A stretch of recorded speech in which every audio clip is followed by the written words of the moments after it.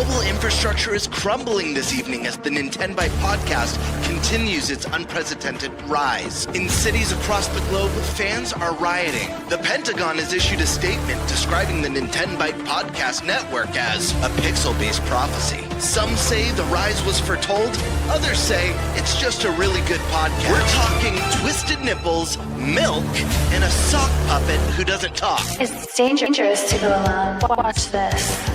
Welcome to the Nintenbyte Podcast, bitch. That's right, ladies and gentlemen, you're watching the greatest Nintendo podcast ever! Yeah! Is that a Joy-Con in your pants, or are you just happy to see us?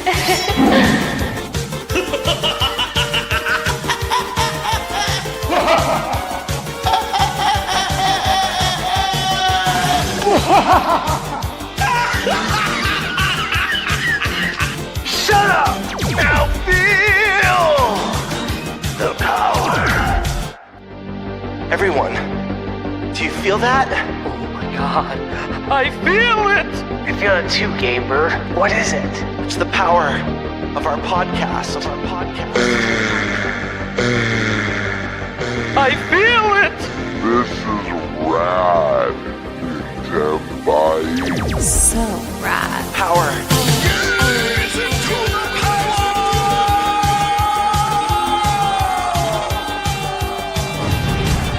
Now bask in their glory. I'm Nintendo Brian. Oh baby.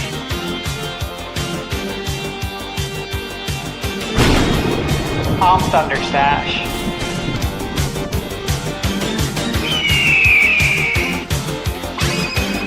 I'm Gamebird Classic.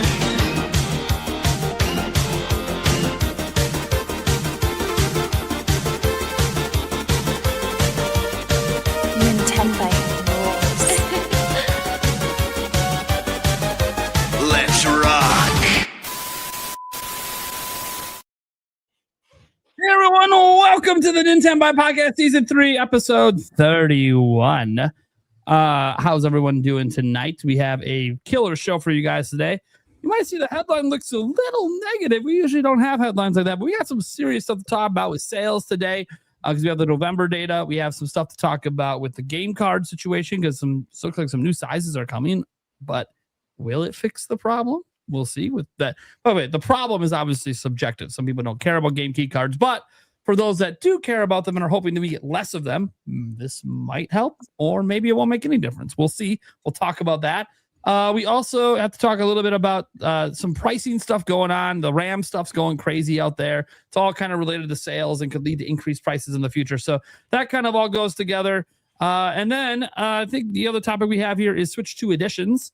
Just talking about, new ones that are coming 2026, ones we want to happen, why, what changes we might want because of them. Like, I'm a bad person to introduce this topic because I'm one of the few people in the world that I don't really care about Switch 2 editions.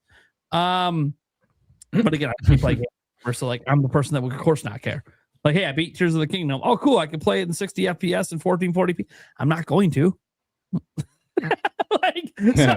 So I'm like the worst person for this combo, but I know there's a certain person on our panel that loves Switch 2 editions and really wants to talk about it. So, it can't just be what I'm interested in. We got a team here.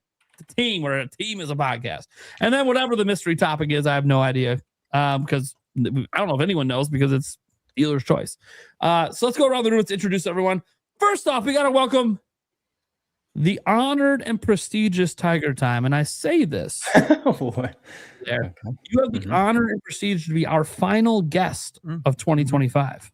Wow. What an honor.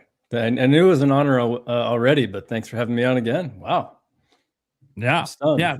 Our last two episodes are just the core four as we wrap out the year. People can imagine what sort of topics we might be talking about. A lot of gaming podcast topics towards the end of the year. One of them we kind of did last month, but maybe we'll revisit. We'll see. We haven't really decided what the final topics will be. We got holidays coming up here. We'll figure it out. Definitely New Year's resolution gaming wise. That's obviously got to be a thing. Besides that, my resolution for gaming is to just keep being awesome like I always am. But no. Let's see here. I know for sure. I was talking about this with Eric earlier. I want Stash Man to like, because he kind of tracks all the games coming out. Like we need a bunch to talk about every single confirmed game coming out next year for Switch 2, because there's already a lot. It's a huge list. Yeah. Like not just Nintendo guys. Like it's like 9 stuff from Nintendo published, 2 of them being Switch 2 editions that we know about right now. The third parties. They're ramping up like crazy on Switch 2. And if the way the stories are going, it's only going to get even crazier. That said, Eric, how you doing, man? Good. All right, I see. Here's charging his Switch 2. Right, guys, I saw Eric gaming in the wild. Look at that. Nice. Wait, what are you playing, Eric? Oh, Imprisonment. Nice. Yeah. You can just enter chapter 4? Mm-hmm. Yeah, he's in chapter 4. There we go. Getting in the home stretch. He's in the second half of the game. Mm-hmm. There we go. Then we got the Gamebird Classic. How we doing, people? It's a glorious day. It's podcast night. Favorite day of the week. I talk about this on the show. Picked up some new comic books today. It was comic book day. Got this cool Absolute Joker issue from Absolute Batman. He's literally like a demon monster in this rendition. That's sick. Wow. And then a couple OG comic books. I got an old Superman comic, Death of Supergirl. I just like the cover art. And issue 2 of the Ninja Turtle Adventures from back in the. That's a good one. This one is I think this is from the late 80s. This comic. Anyways, yeah, I had that favorite day of the week. So just happy to be here. Excited to talk about all the terrible news in gaming. I had that one. It did not survive. I've read it so many times. It never survived. Okay, and then Thunderstash Gaming. Yeah. Hey, happy to be here. It's been action packed lately. I literally right before the podcast, I'm sure you saw, I jumped on at like 6:58, 2 minutes before. Yeah. They recorded 3 reviews back to back to back. Wow. I can't talk about recording 3 reviews back to back to back. But this week, between the sponsors and my normal videos, I have recorded literally 18 videos. Ooh. Damn. Yeah, it's heavy duty. And I'm not done yet. Crazy, dude. Because I have a wedding this coming weekend and I have a sponsor that needs to go out on Saturday. So I have to actually make a video for the sponsor to go in. Yep. But I'm not going to be here. So I got to like double work hard on Friday. It's going to suck. But hey, at least I know I'm taking most of the weekend off after that. So that'll be a little bit of a relief. I say that as like, most of the weekend. I have to drive 3.5 hours one direction to get to the wedding. So Wow. I'm hoping that by the time I get there, I can enjoy it. But I think I'm going to want to nap and not go. Are you in the wedding? I am not, but my fiance is. She's in it. So. Nice. Anyways, her best friend getting married. Oh, wow. All right. That being said, I'm Nintendo Prime, guys. How you guys doing? Before we dive in and do our little topic roulette and pick what we're going to be talking about, I think I think we could just make this official. It's already practically official, but the votes have been counted. Everything's been double and triple checked. Gamebird Classic, congratulations. You are the Game Awards 2025 Betting Special Champion. Congrats. Wow. Congratulations. Listen, who said dreams don't come true? Not me. I've been waiting for this moment my whole life. I rarely win anything, so it feels really good. That's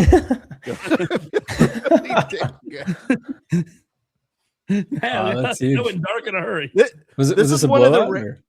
This is one of the rare categories that I'm like, oh, I could be really competitive in this because, like, I figured worst case scenario this year, it'll be close. I didn't think there would be a thrashing. I think everyone did really well. I was actually scared of Eric because I was there. I was kind of trying to check while I was watching, but I was so focused on the show. In the beginning, Eric, I was like, oh shit. Eric's dude, Eric was like that first right hour. In the second hour, you started doing good, but he was still doing okay. And I was just telling my dude, you guys are tied. What's happening?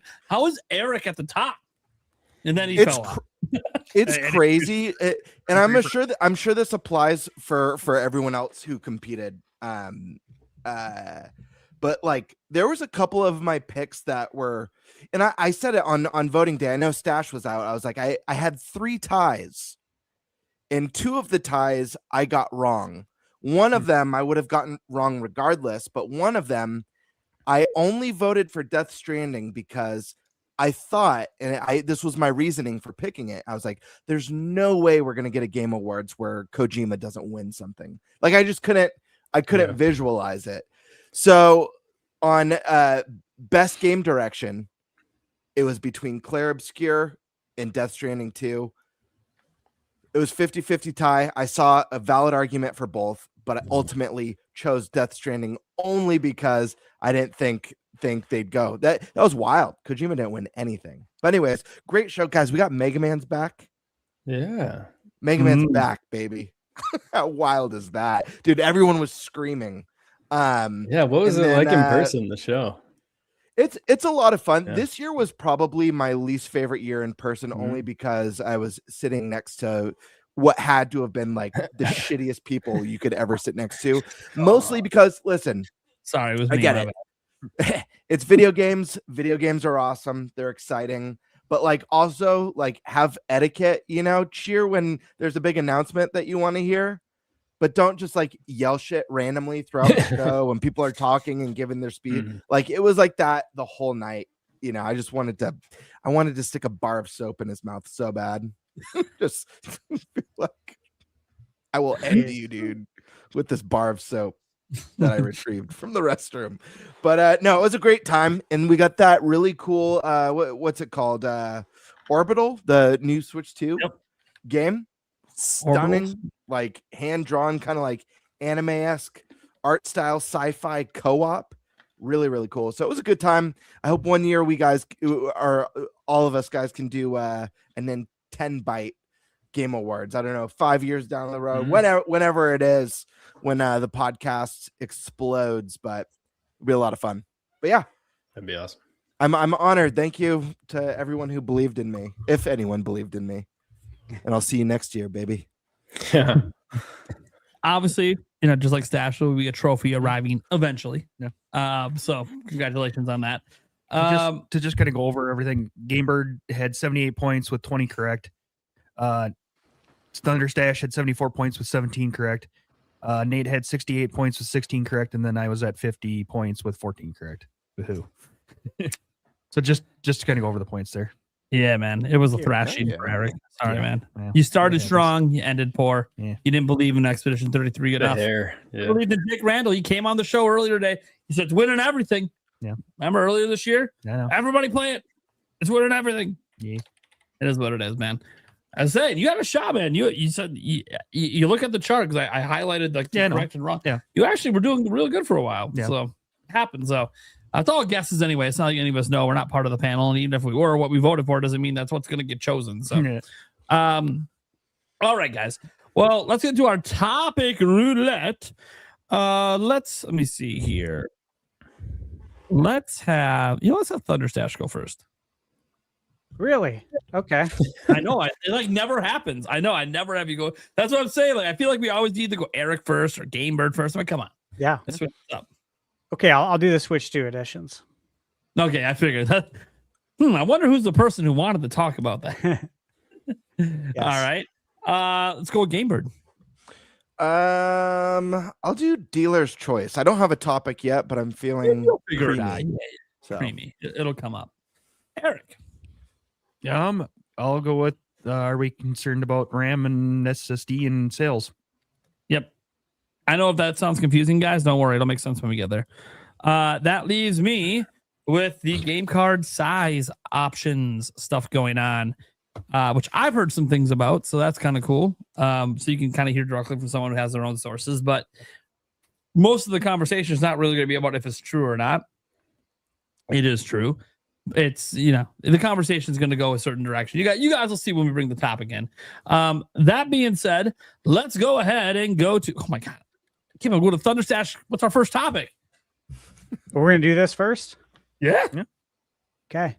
All right. So he's like, I wasn't quite ready. I was still making a giant list of 50 things. yeah, I'll pull that. I'll let you guys go first, though. Okay. Switch 2 editions. This is for our wants, God, I need a hopes, list. desires for 2026 and beyond. And for it to be a Switch 2 edition, right? Just to be clear, I'm talking Switch 1 games that are going to get Switch 2 edition. It's going to get that Switch 2 edition label, right? And so there's already been a lot of these games. A lot have been announced in the last week or two. There's been a handful. There's been kind of a lot to keep up with, especially because these are all shadow drops. You can't really plan to cover them. You have to plan to cover them after they're announced. So it's been kind of tough. But thinking about it, I think there's going to be a lot more. I know earlier this year when we did our bingo cards going into all the Switch 2 predictions before it was even shown, we talked about this a lot. Switch 2 editions. This was on my bingo card, for instance, that we're going to get a ton of Switch 2 editions. That's been the theme. And this is a really good way to fill out the calendar. I think keep people glued to their Nintendo Switch 2 consoles. Now, as far as what we're going to get in 2026, I mean, with each new year, the sky's the limit. We can get, everything's on the table. You don't know. I mean, we only know what up to, I believe it's probably Yoshi and Mario Wonder Switch 2 edition. Outside of that, we really don't know what's coming first party. So, anything's possible when a new year comes, which is what makes all of this exciting to talk about right now here on December 17th, is because we don't know what's going to happen. So let's talk about what we'd actually like to see happen. Who would like to kick us off for this with their list? I will go last. I'll play cleanup. If you guys want, I can actually, if you want a second, I can go over some of the games that have just come out. Oh, you mean the ones just announced? Yeah, because there's been a lot. Sure. Yeah. And I'm gonna step away for once. My keyboard died. I'm gonna go grab my little cable so I can look up some stuff. I'll be right back, but I'm listening. All right. Okay, so recent ones, right? And you guys can probably fill in the gaps on a few of these for me. High on Life. That's got a Switch 2 edition that doesn't get talked about a ton. Of course, we have Mario Wonder coming. We have Animal Crossing Switch 2 edition, January 15th. One of the games I'm reviewing which should probably be out tomorrow, Teenage Mutant Ninja Turtles Splintered Fate Switch 2 edition, which came out yesterday. Divinity Original Sin 2 Switch 2 edition. Of course, that just came out. Yesterday, Batman Arkham Knight got sort of like a pseudo Switch 2 edition. It's not quite. It received a patch, though, to perform better on Nintendo Switch 2. So this is not like a red label Nintendo Switch 2 edition. You won't see it like that in the eShop. However, WB is making strides, it seems, to get this running better on Switch 2, which is good. Dispatch was just announced. Now, Dispatch hasn't come to Nintendo yet. So I don't know that I would really count this, right, as a Switch 2 edition. This is more like probably another topic with categories of games that are coming as ports, right? Yeah, well, but it was presented that way. Well, Nintendo does it too, though. Switch 2 edition of Metroid Prime 4. It's just a label to... I think, in my opinion, I kind of think the way that obviously Nintendo is implying it is it's a game that's made for Switch 1. So it's a Switch 1 game that they just improved for Switch 2, whether it's day and date or, comes later down the road. So I kind of feel like that's how Nintendo's using that label. Yeah, and I agree with that. That makes sense to me. That's why I saw Dispatch Switch 2 edition. I'm like, well, it's not on Switch 1. So this isn't a Switch 1 to Switch 2 thing. It will be. Okay. It will be. Yeah, it comes out the same day. Yeah. Another one. So this is one that, again, for everyone in chat. I don't know if you'll remember several months ago, probably around May or June, I was saying you should buy Kingdom Come Deliverance because it's going to get a Switch 2 edition. I just know it's going to. Sure enough, it's now officially out there in the rumor mill, and I believe it was it Nash Weedle today? Weedle? Yeah. Yep. And he said the Kingdom Come Deliverance 2 is coming as well. We didn't make my news later today because he posted it after I was working on it, but you guys can imagine that'll be in my news tomorrow. And so I talked about picking up Kingdom Come Deliverance Switch 1 edition that you should because it's going to get a Switch 2 edition. And I mentioned also that I didn't buy Kingdom Come Deliverance 2 to review earlier this year because 100% expect it to come to Switch 2. And I'd rather play it there because that's the more interesting review as well, right? You know how it's going to perform on PS5. We don't know how it's going to perform on Switch 2. And that's what, of course, makes it more interesting. So both of those games they're not officially confirmed, but again, I mentioned it in May, I believe. And now Nash Weedle is actually reporting on it today. That's going to be coming. So that's exciting. So those are some of the highlights, I guess, of some of the games that have been announced recently. Of course, we got like Tomb Raider, but again, that came to Switch 1 the same day as Switch 2. So there's a lot coming. Those parameters. Yeah, exactly. The Rogue Prince of Persia, definitely. right? I just reviewed that yesterday, and same thing, right? That's a Switch 1 and Switch 2 edition. We got Skyrim. Skyrim just got the Switch 2 edition. Literally, I got to the airport and it got announced. I'm like, shit, wish I had that game card on me. That's one of those times I wish that I was digital for a game because then I could have updated it and checked it out on the plane. So there's a handful of games, right? What do we want to see in 2026 as a Switch 2 edition? Now, with the foundation laid, who would like to go first? I'll go first. Okay. Start off by noting, guys, that I don't care that much about Switch 2 editions. I think this should be pretty well understood by my audience, but for the extended Nintenbyte family audience, I don't really replay games. So like games getting updates like higher resolution, better frame rates, which is what a lot of it is. Maybe a couple new features and tweaks here and there, mouse support. It's just not, I just don't care because if I already beat the game, I'm probably not going to replay it. Now I realize on this show, I'm the weird one. I'm like the only person that doesn't replay games. So that doesn't mean though, I don't think that Switch 2, there could be some neat Switch 2 editions for, especially for those that replay or those looking for a first time experience. Witcher 3 Switch 2 edition. This needs to be a thing, especially if we're going to get Witcher 4. I think you really got to get Witcher 3 Switch 2 edition. Besides that, though, a lot of the Switch 2 editions are like things that like the ones that I think could use it are things that were either 30 FPS or just running really poorly. It would be nice if all of those games eventually got Switch 2 editions, but it's also like I think Nintendo and even some of these third-party companies also have to worry about the balance. Like we don't want there to be like March comes and there's 17 Switch 2 editions and no new games. Like it can get really overwhelming really fast because of how many games are actually on Switch 1. But that said, if I look at any Nintendo game that I might want a Switch 2 edition for, they kind of got most of the big ones covered. I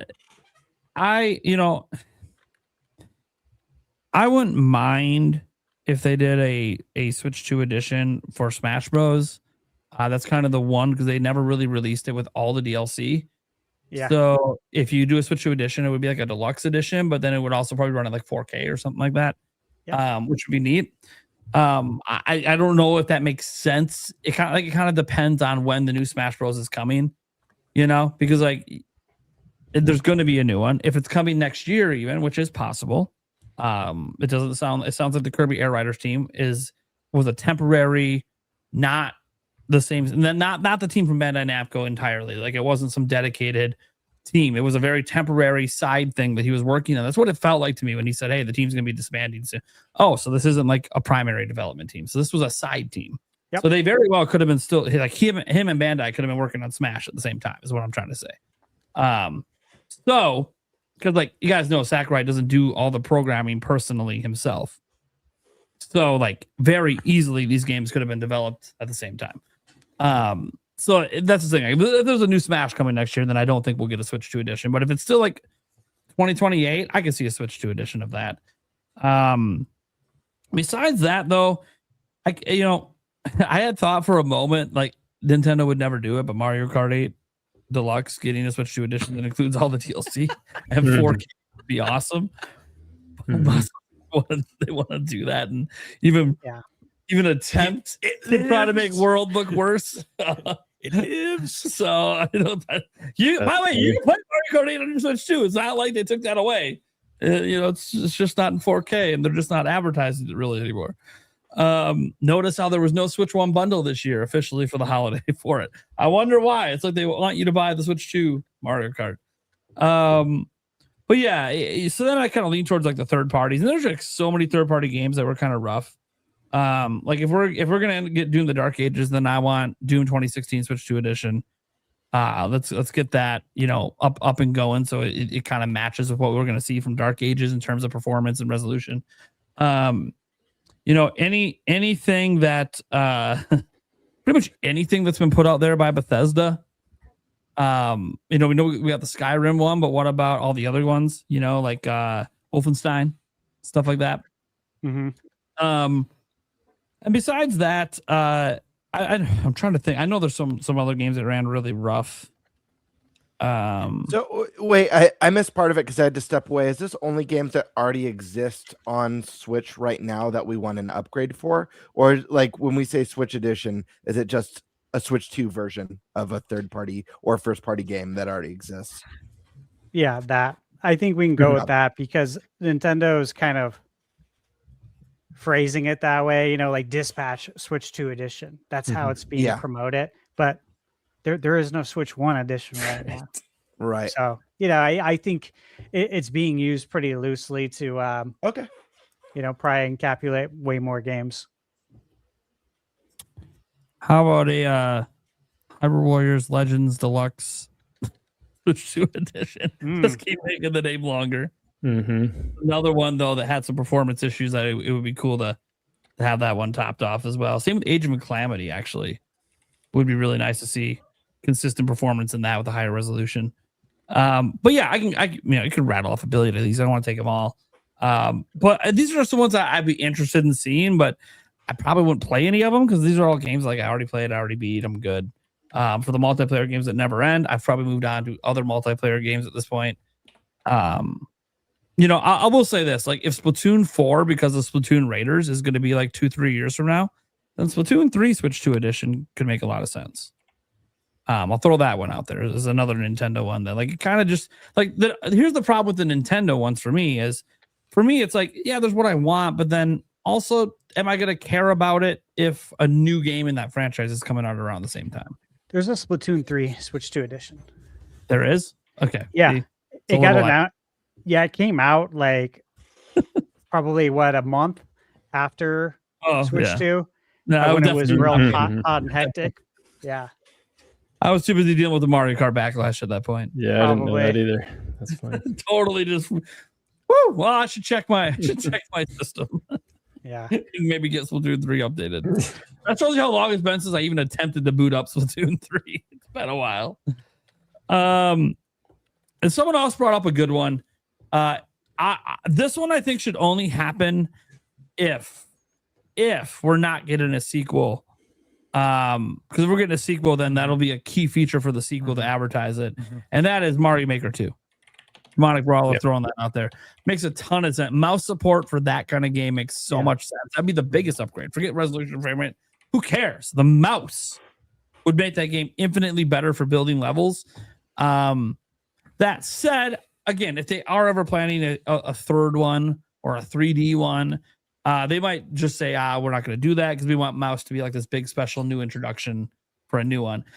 But 2 didn't sell extremely well, so that's why you could see them maybe just bringing that one back as a Switch 2 edition on the cheap, but we'll see. And the last thing I will note is no more $80 Switch 2 editions, please.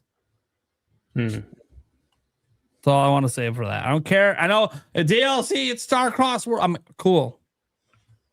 Well, guess what? Kirby and the Forgotten Land's not a new game. We can just sell that at 70. We can just sell that at, well, I mean, probably because on Switch 2 70. So you just knock it down to 70. It's not that big a deal. Nintendo, I love you. And I know you need money, right? You're desperate. You're a $100 billion company. They're going to fold in the next 20 minutes. Exactly. You might be trying to buy Square Enix, for Christ's sake. You got to make more money. I saw that. Yeah. By the way, guys, the Square Enix story, the reason we're not really talking about it tonight is because, like, if you actually read the article, which I did in my video, they're not actually for sale. But there is an investment group involved that does push for that sometimes. And it did seem, based on reading the article, there are certain investors that would like that group to push for a sale. God, just for the love of God, keep Square away from Embracer and Tencent, please. For the I don't love think of Embracer's God. buying anything anymore. Yeah. That all backfired for them. So I think they're done. But guys, Oh, good. They could take all those great IPs with them too. But if it's like a year, 2 years out, and it is for sale, well, okay, you kind of know where this conversation started, and it started with this company getting involved with investing with them.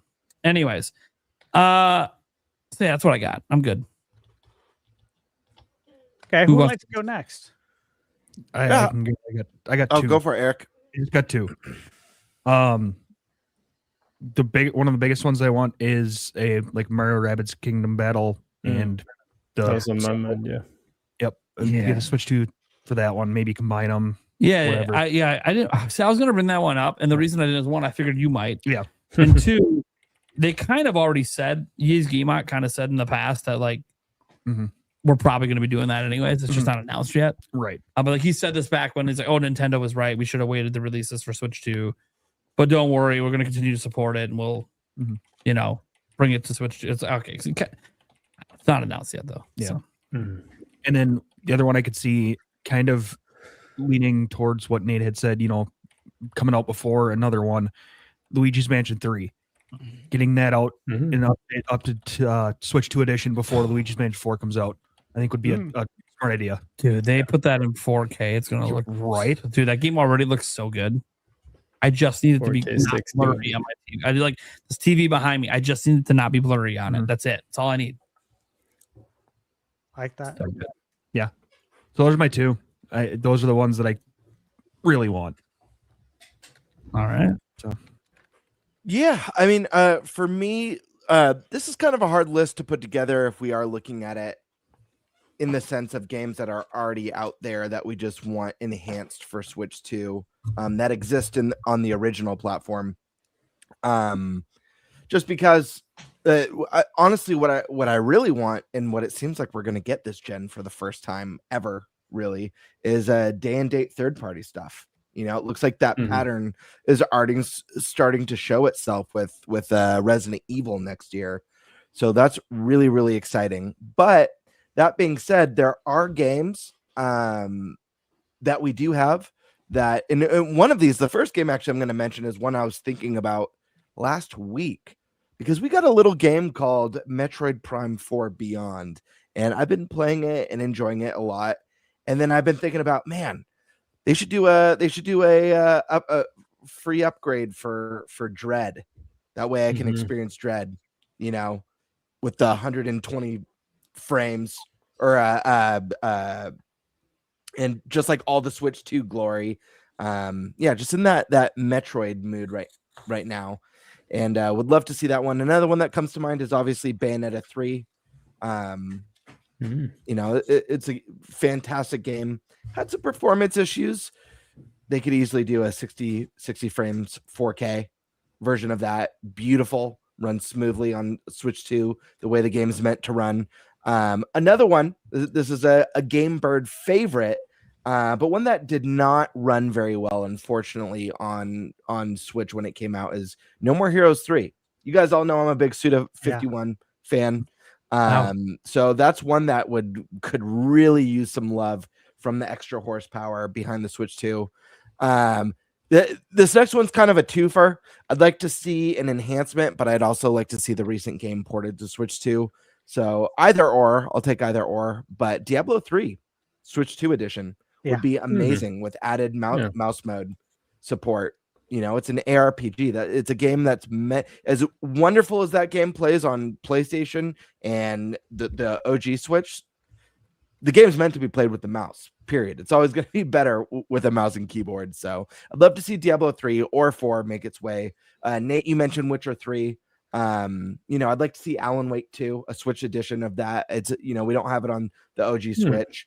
But again, returning to OG Switch games that I would really like to see on the console. Xenoblade Chronicles X. I've been waiting. I have the Wii U version. Played a little bit of it back in the day, and then I got carried away with something else. I got the Switch version, but I've been holding off on that Switch 2 a lot of people are update.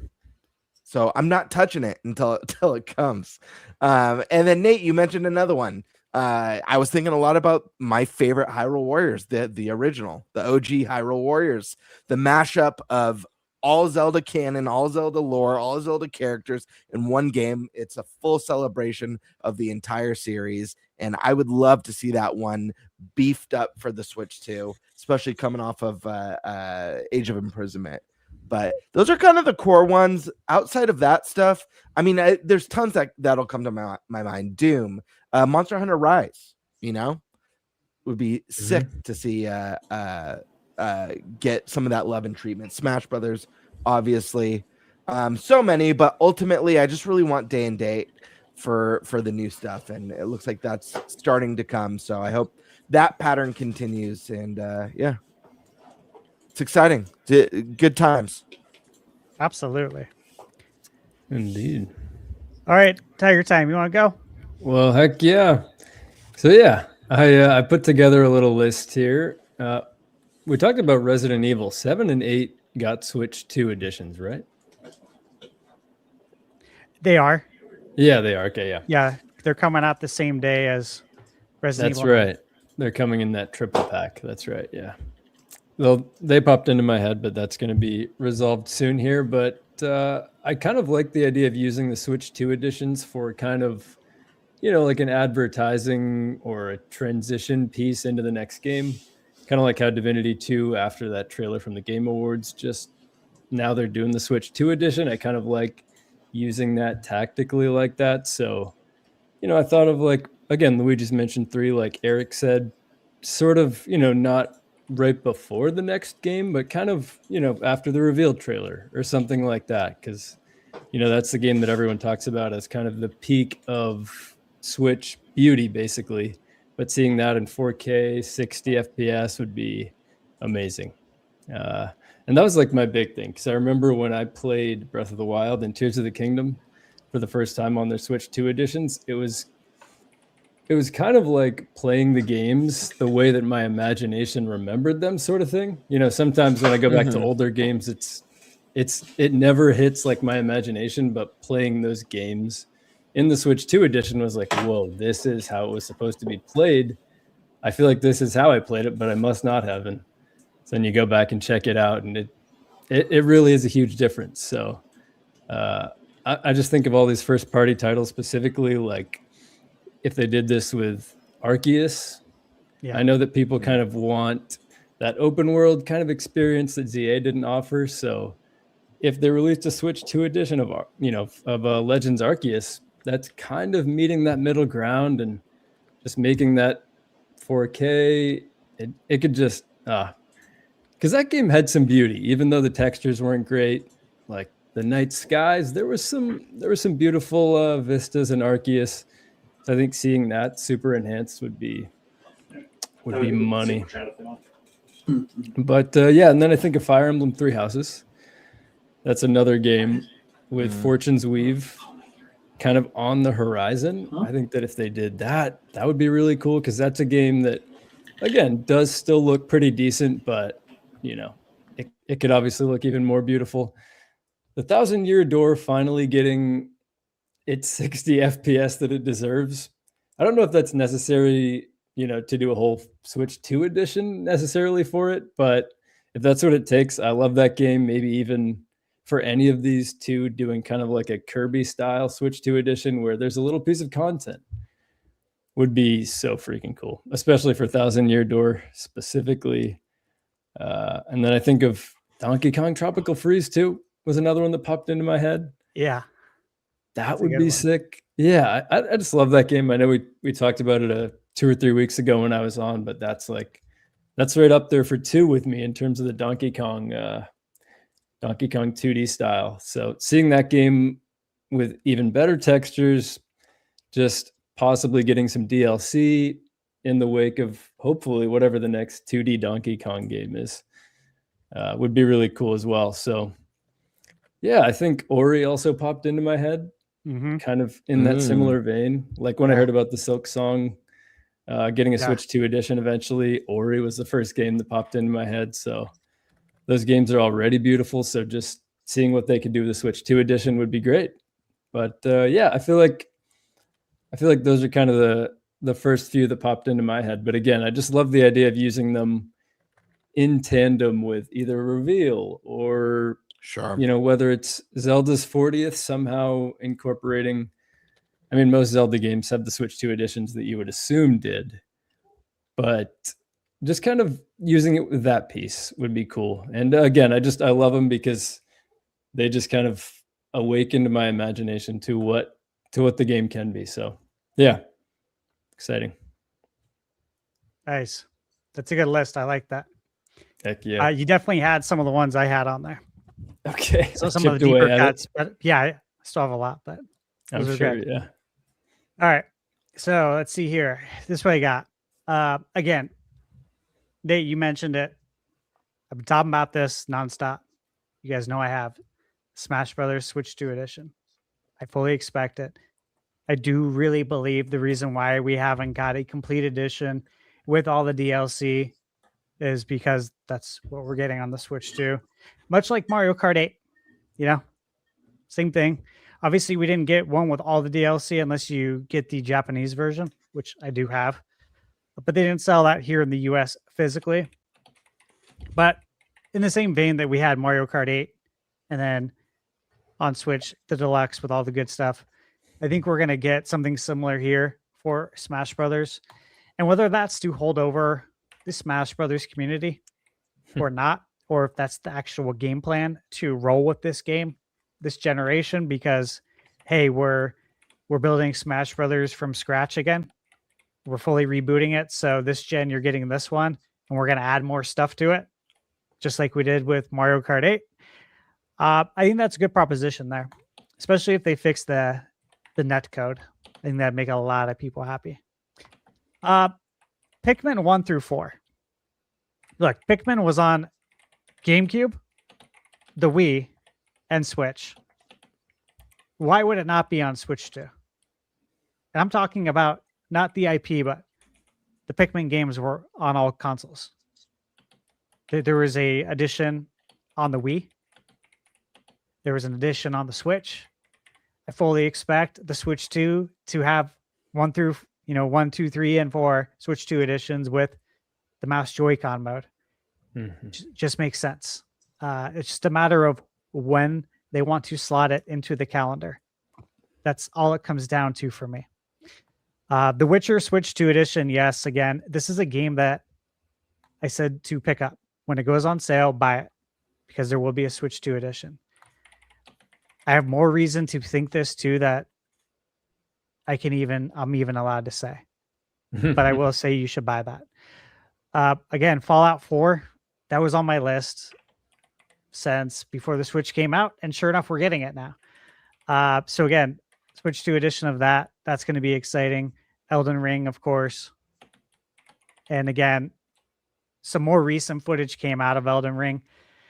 It's just crazy. Like when we played this at PAX, this is a in development version. Made it crystal clear that it's in development, right? And all of these major outlets go with the full-on sensationalism that this game is horrible and it's this and that. It's like, bro, This is in development. It's going to be better. And sure enough, footage came out, I think 3-4 weeks ago, of an updated build, and it's looking great. And it's not out yet, which means they're still working on it. It's only going to get better. Metaphor ReFantazio, I do expect a Switch 2 edition. Again, it's not on Switch 1, but, you know, under the framing that they're using, I do expect Switch 2 edition of that. That's a great call. Yeah, it's perfect. Perfect home. I actually mentioned this in my review of Metaphor about, I think, a year ago, that I fully expected to come to Switch 2. And again, before we even saw Switch 2. It's just once you play, it's easy to see that this game would do numbers in the Nintendo community. Being able to play that mobile would be awesome. Yeah, it'd be huge. Yeah. Again, you mentioned Hollow Knight.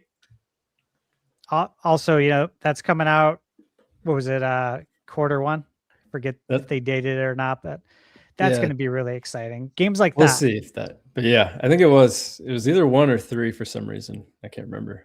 But no, it was, I think it was 1. That's exciting, right? Because it's games like that. It's games like Ori, like you said too. That was on my list. That they could really benefit from a FPF boost, and you could probably get it running in 4K because it's not a demanding game. But because it was on Switch 1, it just wasn't able to hit those technical markers. But on Switch 2, they could do it easy, which leads me to another one. I expect Hades 1 to get a Switch 2 edition. I think that's perfect candidate. You got Hades 2 running at 120 frames, 1080, or you can do 4K 60. Surely you can go back and fix up, give a little patch to Hades 1. I bet you get a big sales boost from that. The Doom games as well. Nate, you mentioned those. Wolfenstein, yes, and yes. One thing I could really see, I could see Night Dive Studios releasing their entire Switch 1 lineup of games as Switch 2 editions. So the Turok games, Star Wars Dark Forces Remaster, Quake, Heretic, Hexen, System Shock 2, Killing Time Resurrected, The Thing Remastered, Rise of the Triad, etc. I see those coming over. Moving into, the cloud stuff, right? I still expect Kingdom Hearts to get actual Switch 2 editions, not cloud editions, games that we can actually buy. Again, said this for decades, literally decades, just not on YouTube. The Kingdom Hearts would do numbers on Nintendo. I never understood why, outside of the fact that, there's an exclusivity deal probably in place. The Assassin's Creed games, there's a handful on Switch 1. I think those could all be patched up for Switch 2 editions. On top of that, I do expect Origins and was it Valhalla and what is the other one? Odyssey's the other one. Odyssey. I platinumed that game. That was a good one. Game's so good. Yeah. So good. And just seeing what they've been able to do with AC Shadows, which I believe it got another patch today. And that's going to, fix a little bit of the performance, even though it's already good. But seeing what they've done with a next-gen Assassin's Creed game on Switch 2, I think there's good reason to believe that we would have performance options for the PS4 games on Switch 2. Like the Origins and the Valhalla and the Odyssey. Again, still fully expect Metroid Prime 1, 2, and 3. I expect Prime 1 to, get the... I think 1 through 3 get the 4K 60, 1080, 120, Switch 2 Joy-Con controls. It's just a matter of when. It's not if for me. The Ninja Gaiden trilogy. Again, these games would really benefit from the Switch 2 hardware to get them up to 60. You really need that too with Ninja Gaiden. Here's one. So I just reviewed this game, Octopath Traveler 0. And I had to boot up Octopath Traveler 1 again to grab my save. Because if you have save data from 1 or 2, and it's recognized on Octo Zero, you get some extra stuff, right? And yeah, as I boot it up, like just having 0 in for like 10 minutes, then being like, oh shoot, I need to grab my save from the cloud. Let me go back to Octo 1 and grab that. Seeing that and then seeing 0. So playing Octo Path Traveler 1 on Switch 2 versus 0 is like night and day. You know, as far as fidelity and performance. It's like, man, these games could really use 60 FPS. Get them running the same as Octo Zero. And again, you're going to sell way more units of this game. So why not do this? And I think they are. I think they will. I think it's part of the agenda. Let's say that. Xenoblade, again, all of them. So I don't see why we wouldn't get all of them running better. Monster Hunter Stories 1 and 2, especially with 3 coming, they're already performing better on Switch 2 without a patch, which means it's almost there. All you got to do is put a small team on there to get it patched up, and then you get to slap on that Switch 2 edition red label, and it'll automatically boost sales. And then you could even sell all 3 of them as a bundle in the eShop. Easy money. Here's one that we're pretty sure is coming, guys. That's the Lego games. Because remember, they were shown. I think they were shown in Germany at one of the game shows. It was like the Skywalker trilogy, the Marvel superheroes. They were all there being advertised as Switch 2 edition. So I don't see why we wouldn't get that. And again, I actually bought all of these digitally when they went on sale, because you know when the Switch 2 edition comes out, they're going to be asking for some more money. So get them when they go on sale. I think I got them for like $5 each, which is, you know, absolute steal. And like the Marvel game too. Again, Marvel, I was looking at their slate of TV and film stuff for 2026. They got a lot cooking. And being able to advertise a Lego Marvel game on Switch 2 as if it's new to coincide with some of their film and TV announcements is easy money. You're already marketing Marvel stuff. You can market it alongside it, which is why I think the new Marvel fighting game, right, will get more DLC. Let's see, the Ease games. That's a good pick. Yeah, dude. That's a great pick. They do numbers on Nintendo. They do a really good job on Nintendo. Yeah, so Switch 2 edition right there. I mean, there should be a Switch 2 edition of every RPG. Pretty much, because yeah, dude, like the Switch is home to so many RPG players. RPG, JRPG, we don't care. We love RPGs over here. Like Dragon Quest 11. Like Dragon Quest 11S it's in my top 5 RPGs of all time. The best version is on Switch. The S stands for Switch. The S version was a Switch exclusive. It was so good that it then got ported to PlayStation 4 and Xbox. So the perfect home to get the Ultimate Edition of it is obviously Switch 2. And there's still more people that need to experience that game. Disco Elysium. Yep. Slap on some mouse Joy-Con controls, up that resolution and FPS. It's one of those games that I think is pretty close to probably being there. It just needs a dedicated patch. I'm a bit disappointed that well, it's 50-50. I think it's awesome that we got a Switch 2 update for Divinity 2 Original Sin. Very disappointing that it doesn't include mouse mode though.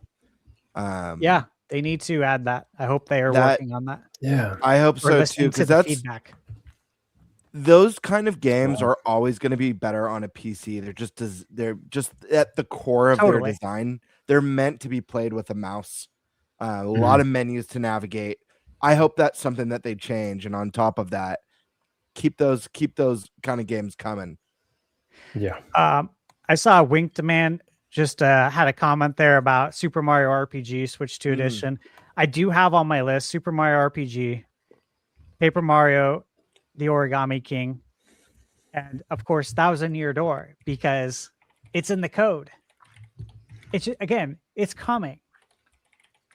I'd bet the house on it. It's coming. It's just a matter of when. Where does Nintendo need to strategically slot this into the calendar? And I am under the impression that Nintendo is very agile when it comes to this, in that they don't need to say today internally when we're going to release this. They'll look at the calendar to see when there are dry spells that coincide with third parties. And when there is, Switch 2 edition. And they'll continue to do that. They're ready. Like, I really believe a bulk of these games are already ready. It's just a matter of when. And we know Nintendo does this already. Final Fantasy 1 through 6 Switch 2 edition. Yeah, I mean, I think you could probably up the resolution to 4K.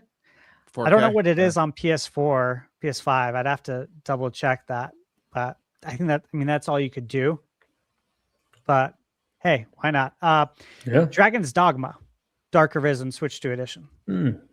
I think Dogma 2 is going to come to Switch 2 because obviously Dogma 1 came and that was a tough one to get. And it runs at 30 frames on PlayStation 5. Okay. So I think bringing it over to Switch 2, it's expected to run at 30 frames where it's already currently running at that. So I think that would be more than acceptable for a lot of people. Unicorn Overlord Switch 2 edition. Again, locking that frame rate. It was very close to 60. They aimed for it. Didn't always hit it, but mouse Joy-Con mode, up the resolution, easy. We're not. We're also not talking about it much. We keep talking about 60 FPS, dude. Switch 2 does 120. Yeah, some of these 120 I mentioned. I know Unicorn Overlord should be like 120. I think they can pull that off. So shoot, you'd think so. Some of these, I hope a lot of these would be just a free patch, like a Switch 2 patch. Oh. But some of the games, like when they do titles like some of these, like, I don't want to say lesser titles because a game like Unicorn Overlord to me is one of the best releases of its time. Phenomenal game, and I know a lot of us sing praises for some of these smaller titles, not necessarily indie, but like the HD 2D, really, really cool games. But I'd love to see a lot of these do free updates or do how some of the games they just charge like $1.99. I love that. And then you get like the Switch 2 update. Like Fantasy Life did that. Yeah. Turtles just did it. Splintered Fate. That was one of the reviews I was just recording. $249 to get the Switch 2 edition. And it's just say it's worth it. I don't want to give away. Silksong will be free. Yeah. They're saying that Silksongs will be free. So yeah. There's a precedent out there for it. Borderlands 1 through 4. Obviously, we're waiting for 4. I think after 4 comes out, they can retroactively probably use that development team that just got to know the Switch 2 very well. Say, hey, let's get these fixed. Maybe we start with 3 first, since we haven't been able to put that on the eShop because of the lighting issues. Because, if your game's not selling, you're losing money if you can't have it on the eShop. Tony Hawk 1 and 2. Again, we got 3 and 4. 1 and 2, easy money. You guys mentioned Resident Evil. Yes. Revelations 1 and 2 is already running better by default. It's running at 60 without a patch. So how much work would you have to do to just up the resolution now with a dedicated patch? And then again, you get to slap on that Switch 2 edition label. You get a special section on the eShop for it, where you can actually go to all the Switch 2 editions. And that's an easy way to boost your sales. Point and click games. Grim Fandango, Thimbleweed Park, right? I really want to see Maniac Mansion come to Switch 2, Day of the Tentacle. It's on PS4. It's on Xbox. I love that game. That would look great on Switch 2 in 4K. No problem. A couple more. What Remains of Edith Finch? I think that's a great candidate for it. Dying Light, Switch 2 edition. That was one of those kind of impossible ports. BioShock 1 through 3. Great games. Get those going. You mentioned Legends Arceus, yes. The Bayonetta games, yes. Here's one we didn't mention, Astral Chain. Especially if we all think Astral Chain 2 is coming, which I do. Get that there. And then again, I mentioned all this stuff with the Marvel, everything on the Marvel slate for 2026. Great time. And Nintendo published this. The great time to bring out Marvel Ultimate Alliance 3, The Black Order, again, as a Switch 2 edition, 60 FPS, up that resolution to maybe 1440p, 4K if you can. But with all the Marvel stuff going on in 2026, like you got to do that. You got to take advantage of the marketing that already exists, right? Like Cosmic Invasion that I reviewed on Switch 2. Awesome game. There's 15 characters on the roster. That's not a lot for Marvel. We all know that. There's so many Marvel characters. But again, there's a reason why. And that's because you can release DLC to coincide with something else you're marketing. Like, what is it? Avengers Doomsday? That's coming out in 2026. You make sure your DLC is ready, which I'm presuming it already is, but it will be ready. Again, I'd put money on that Avengers Doomsday, there will be DLC in or around that time frame for that game as well. So you kind of got to look at that stuff. Like I mentioned earlier this year about Fallout 4. What I had said was season 2. It's coming out, right? We just watched the first episode, I think yesterday, the day before. But I mentioned that Fallout 4 Switch 2 edition, that's why I think it's going to come out, to coincide with the new season. And of course, that's what we're going to get. So you got to look at what's going on in other places, right? Like expect Lego Marvel to get that. Expect the other Marvel games. Anything that coincides where marketing dollars are already spent and you can capitalize on marketing dollars that you didn't have to spend in order to like increase your game sales. Just like with Mario, the Mario movie, same thing. Mario plus Rabbids, Ubisoft doesn't have to spend money to market the movie, but they can benefit from the movie's marketing and sell more copies without spending any money on marketing. That's how you do it, right? That's the list, guys. And obviously I could have kept going, but I did think of one more real quick. Not that I necessarily want it, but Starlink Battle for Atlas.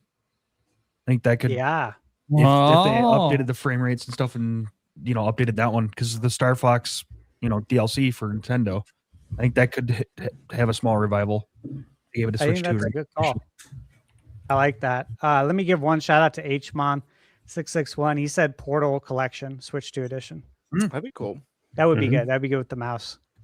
Yeah, I've been trying to think of the mouse that's in my head, like CRPGs. It would be good. Like mouse controls have a ton of potential. Well, some of the games that I just am working on the review that are going to be out in the next day or two, I was using mouse Joy-Con mode on these games. That's awesome. And yeah, I'm just like, dude, I love my Pro controller. Who doesn't? It's an amazing controller. But the type of precision you can get with the mouse Joy-Con when it comes to aiming, it's unparalleled, which again is why PC players always have had an advantage, right? And shooters because of that. So yeah, I think there's a lot. Obviously The Sims is something I talked about last year again. this time last year, actually like November, when I bought the Sims game for Michaela, the My Sims. And fully expect that to come to Switch 2, the actual the Sims 4. Because have you guys seen how much DLC they have? Or how much things you can buy? Yeah, it's endless. Dude, someone put out a post and it was about how much money you'd have to spend to buy all the extra stuff. We need to look this up. It is insane. For what game? For The Sims 4. Oh, dude. I have a feeling it was six figures, like over 100,000. I remember even back in the day, like Sims 2 or 1 on CD, they even had a ton of CD expansion packs, like Halloween Party, Christmas, pets, and there's so many. What do they call it?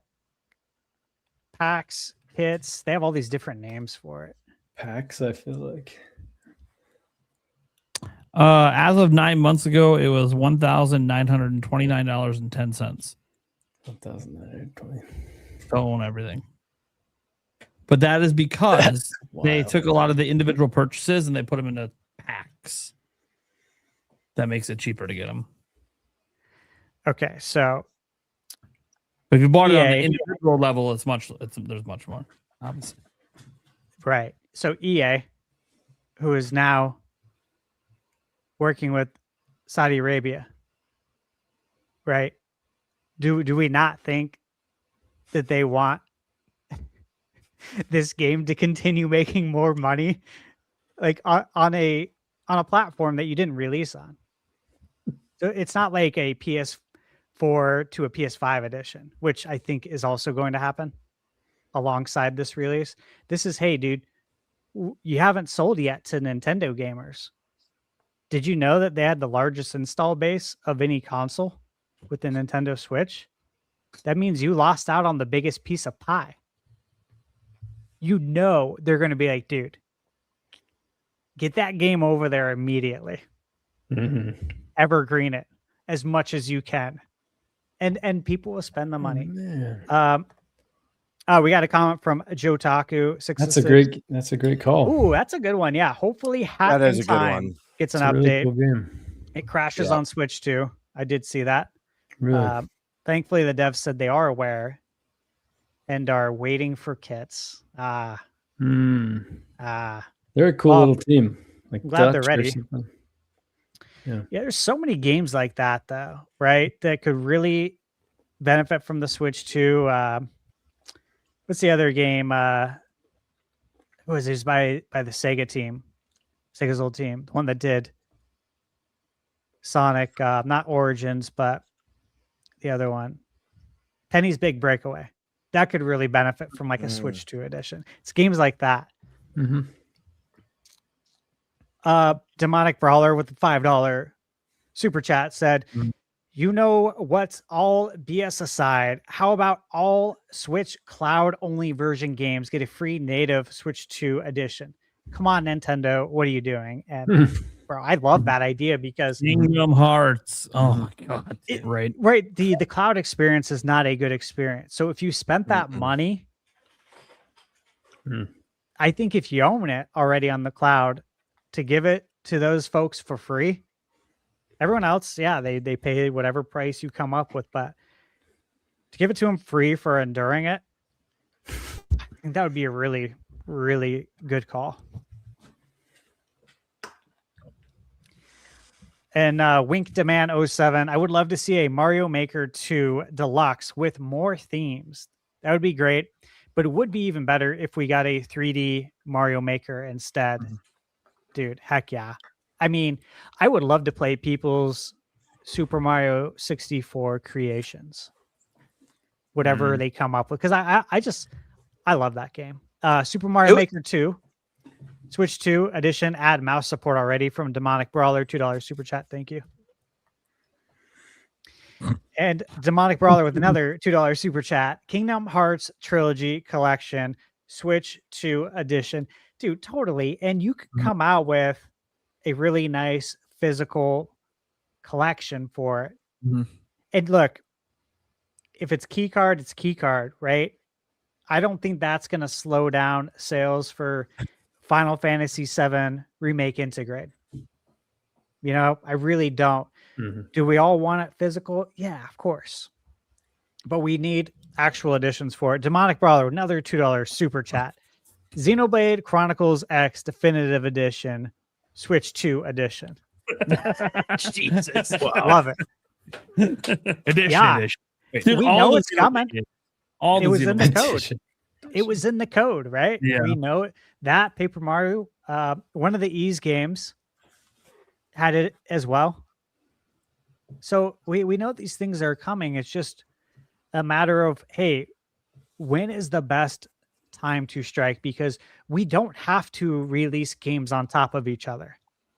That won't benefit anyone. I think Nintendo and third parties are working together on that. The Legend of Zelda Wind Waker HD and Twilight Princess HD bundle Switch 2 edition from Demonic Brawler, $5 super Also, chat. this implies they would also release it on Switch 1, of course, because it can't be a Switch Yeah. 2 edition if it's not. That's true. The long rumored Wind Waker Twilight Princess bundle. Have you guys given up hope on that? I haven't, but have you? I have not. No. There's a I don't flame know. still flickering. You guys know I've been weird on this one because I mean I've said it 100 times. I think even Nate and I argued about it on one episode. Just that it'll be an inferior version not having the dual screen.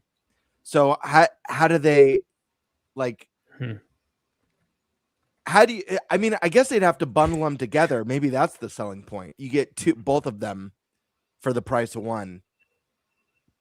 What if they allowed you to use your cell phones? The selling point is literally the selling point is you can't play the HD versions unless you owned one of 13.5 million consoles. Most people cannot play these games in HD. Period. Yeah. On official hardware. That's the selling. It's the same selling point. There's just now a bigger audience. Same as Metroid would be. Right, but you could play Wind Waker Tears of the in Kingdom? high definition right now on Switch 2 or Switch 1 if you have it, or Switch 2 if you have NSO. Yeah, but that's not the same. You know, Wind Waker HD on Wii U, it's not the same. You don't think they dropped Twilight Princess on NSO on the GameCube? They could. It still won't be the same. Yeah, I'm not saying it'll be the same. These games are enhanced. They've been enhanced. You know, it's not just the dual screen inventory management stuff. Forget about that. The games originally didn't have that. It's really the visuals. The visuals were enhanced. It wasn't just HDing old GameCube textures. It was like new textures, new lighting systems. You know. So, I mean, I'm not here's saying the it's thing. not coming. I've just been kind of like on the fence with it because of some of the core features missing. I understand what you're saying, Brian. I've just been kind of on the fence with it. I don't Yeah, know. well, because here's my thing. Bundle present it in a way that's Yeah, like we talk about like the NSO stuff, but like that's not widescreen, true 1080p. That's not, you know, the rock solid 60 FPS. But plus the NSO GameCube has a little bit of latency problems. sure. Like bringing these games back natively, because I'm not completely out on it. I do think it's actually going to be a while before they do it. At this point, but I think it's just like they never got a fair shake the first time around that they brought them back because unfortunately the console they came on bombed. So, you know, bringing them back again, it really is just the same selling point, except I don't know, we're on Switch 2 now. Put them in 4K.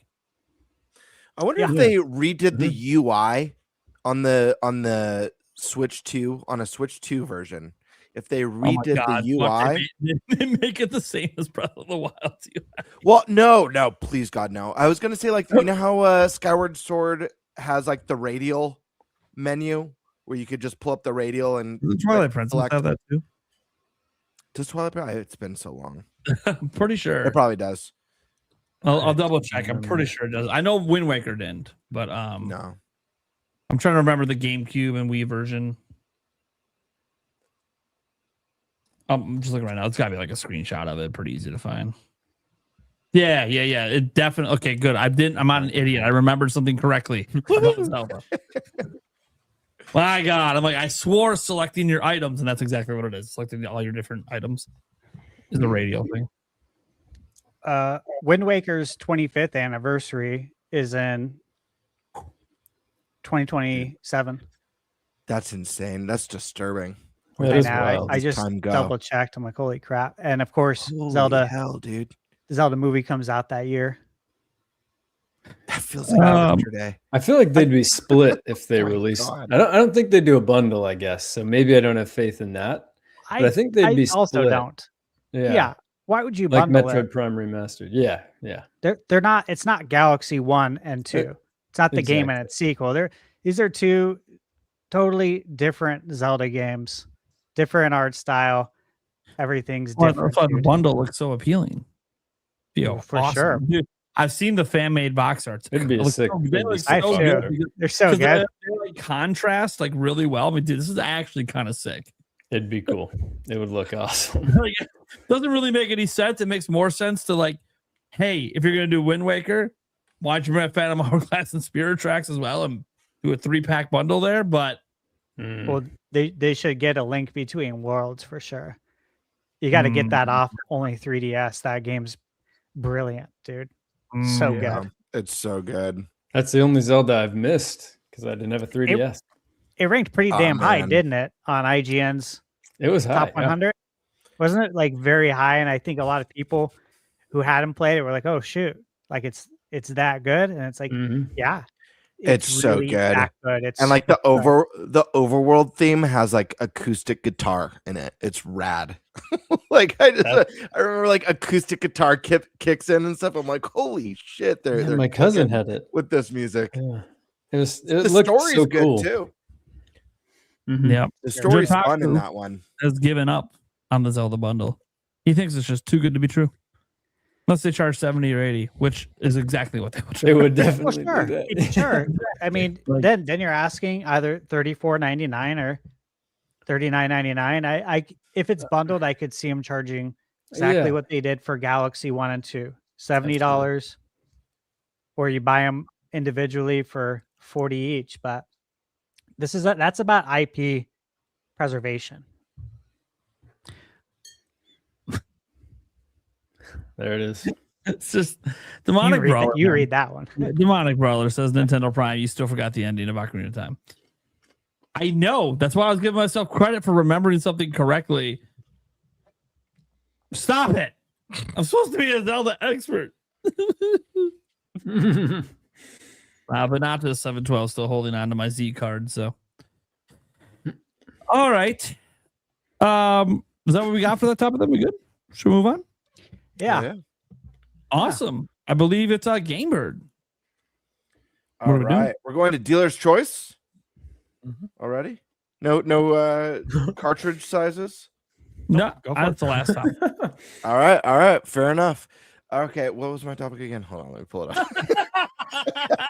I get like panicking. I know your topic. So, you see why he was trying to usher me to go first? He's like, I'm not ready. Hold on. All right. So my topic is gonna be about the NSO. We have Virtual Boy coming to the NSO in February, beginning of 2026.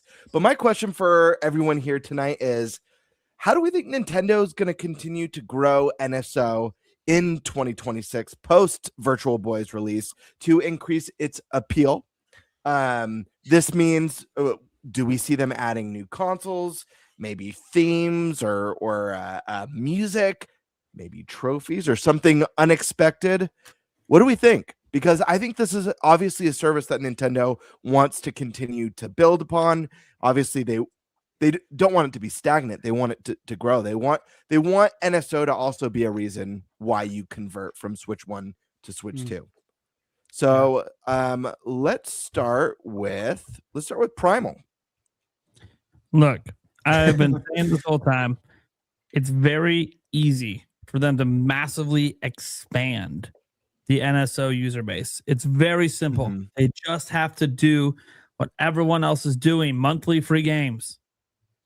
Simple. But here's the thing, Prime, and this is great saying what they need to do, but I also want to hear what you think they will do, if anything. Maybe you think they're not going to do jack shit after Virtual Boy comes out this year. Because here's the thing. They need to do that if they want to actually expand it beyond what it currently is. But the thing is, like, they're probably not going to do that, obviously. At least I don't think they will. Maybe I'm wrong. Maybe they do start to do it, and they're not just their games, they're working with third parties as well to try to come up with some packages. Absolutely possible.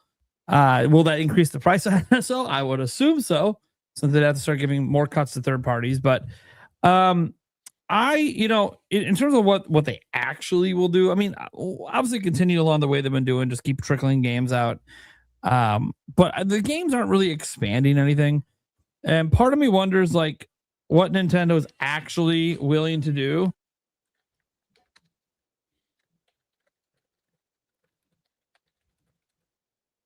My fiance is walking in. You're playing copyrighted music full blast during a podcast. My God. I'm like, can you like calm down? Wait till I'm not talking. Anyway, sorry guys. That's why I went dead silent for a moment. I'm like, hold on. We don't want to get copyrighted over here. I'll go talk to her in a moment. Let me get through what I was going to say. No, so I think what Nintendo will do is keep trickling out games, and I do think an achievement system is coming. I think they've been working on something. We've seen patents already that already suggest they've thought about it and tried things, and we do see that they've had like some achievements in individual games, and we've seen, like, even on Switch 2, a couple games using the same terminology for their achievements from Nintendo. Like, almost like Nintendo might be trying to universalize the terminology, but not every game has them. Even new games that have come out don't have them. Kirby doesn't call them the same things as the other games do. Same with Metroid Prime 4. So I think that's something that they will do. I don't think they're going to do it next year. I think it's more like a middle of the gen, like 3 years from now, 4 years from now is when they'll finally get it out there. Because I think the problem they're going to run into right now is they're going to want to retroactively add achievements to a lot of their Switch 1 games. It's just going to take a long time to kind of, because some of their games already have their own achievement systems, right? So like they got to do a lot of work to like merge in their individual game achievements into this system. So I think it just takes a while. Like, we already know they technically sort of have one. Like when you go to My Nintendo, you'll see achievements for like the mobile games and stuff. So it's just, I think they're working on it. I think they know people want it. The problem is it's not really going to expand NSO, because achievements should be there regardless of if you're subscribed to NSO. That shouldn't matter. So I just don't know if there's, I'm going to be honest. I think outside of giving away free games every month, there's nothing they can do to make NSO get more popular, because nothing else you do, like, even if you're like, oh, if you're subscribed to NSO, you get themes. Okay, well, the people that are likely interested in that are probably already subscribed to NSO. Music, they're probably already subscribed to NSO because you have to be for Nintendo Music. Like, it just, nothing feels like a bigger value add than they're already doing. And you could argue, well, oh, they just need to add like Wii to the system. They need to add DS and 3. Okay, well, they keep adding new systems, but the numbers aren't going up. So I think they've kind of hit the limit at what they can appeal with their classic games in terms of growing. Now you just got to keep releasing games so people stay subscribed and don't get off. And obviously you tied online behind it, and you've kind of maximized what you can do there. The amount of people that care about playing your games online, those also are subscribers. So with you need some other value add that is undeniable. So free games. I just don't know if Nintendo will go that far, but I think they should. And you know what? I honestly think there's a way they can do this where they don't have to change the price. You go with Nintendo's lowest tier games. So not like the Mario Odysseys of the world, right? But what about a Cadence of Hyrule? And then you start going the indie game route. You can't tell me they can't find tons of indie studios to work with that are totally cool with giving their game away for free for 1 month via NSO. They already do this on like every other platform. PC, all the time. They could find some really good gems in there. You start to do that. You could add a welcome tour eventually. say like a year from now and no one's buying it anymore. Hey, instead of us doing a Nintendo Select line, what if we just gave that to you for a month? And by the way, how it works in the other system, you keep it after that as long as you're subscribed. You just had to claim it during the month. As long as you claimed it and you stay subscribed, you maintain access to that for as long as you're a member. So that's what I think they need to do. I just don't know if they will, but I know that it would push numbers up. It's one of the reasons that PlayStation maintains such high subscription numbers. People don't want to lose access to all these games they've claimed over all these years. You know. So one other thing they could do, and this would really only impact people who buy digital only, they could offer a digital discount. Like, hey, 10% off all digital games. And Nintendo can do that because they take a 30% cut of every game. So they can literally offer that without hurting any of the developers. So something like that would also probably increase because people would be like, oh, I'll take an extra 10% off every time. You know, for how cheap this is. You know, it's a $20 a year. It's probably part of the expansion pass, to be clear. It's $50 a year. Yeah. That's also, it's got to be something like that. That's like a big value add. Sure. With that, I better go see what the hell's going on. Came in here dancing. Is that Jake Randall? Literally, play copyrighted music and be like, I'm like, dude, I'm not gonna tell you it's Jake Randall or not. I don't know. He's he's probably dancing somewhere, working his bakery. Yeah. Shout out to the Sunflower Bakery and Jake Randall. Glad you guys are having success out there. Congrats on your grand opening coming up. All right, I will be right back. Kick it over to somebody else. Yeah. Oh, that's right. I don't have to lead it. All right. Cheers, man. Some great points from Primal. But let's go over to Tiger Time, man. What do you think? What do you think Nintendo could do? What do you expect them to do, if anything? All right.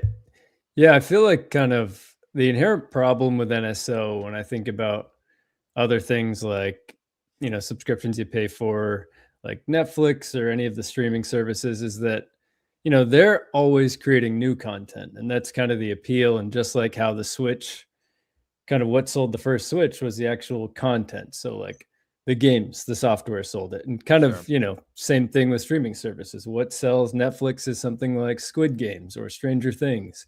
HBO's like Game of Thrones. And NSO, because it's relying on the past, you know, that's not really something that they can lean on. And so, you know, when I think about what makes those grow, what keeps people on those services is paying for the new stuff or, you know, paying for stuff like that. So I feel like my first completely most unrealistic idea would be having some teams dedicated to making, you know, I wouldn't say they'd be the highest quality games, but making some new games in the style of these older consoles. So like, you know, you'd have a GameCube team that would make kind of a GameCube style game. And again, I say maybe not the highest quality because I don't know that they'd want to get them out fast. And I don't think they'd want to dedicate so much time to that. But I think it'd be interesting if they had like, you know, a somewhat new Game Boy Advance style game.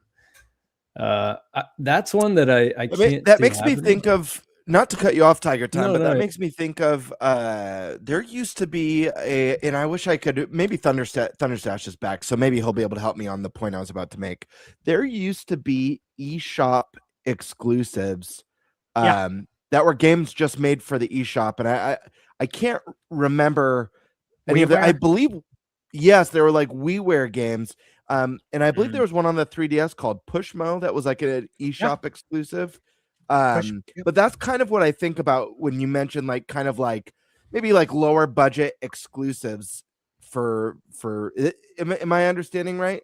Yeah, no, totally. Because what I was kind of saying, Thunderstash, was I feel like they need to offer something new, and that's kind of how streaming services keep people in, is with new shows, new great stuff. So if they could offer something like that in NSO, even though it's reliant so much on the past, that could kind of keep people interested and keep them subscribed, because they'd wonder what's coming next. And the fact that it's something that they have never played before, even though it's kind of reliant on nostalgia, if there was that element, I think that would be kind of a nice next step. So yeah, that's exactly what I was talking about. That's That's a good point. So, there's a bit of a precedent for it. So maybe they would dedicate the time to that. That'd be cool. Obviously I do think about achievements. I think that they have the profile picture kind of set up already. So they could do a similar style thing with themes as well. You could unlock those in a similar fashion. It seems like it'd be an easy fit in there. I also thought, because NSO is so reliant on nostalgia for so many people.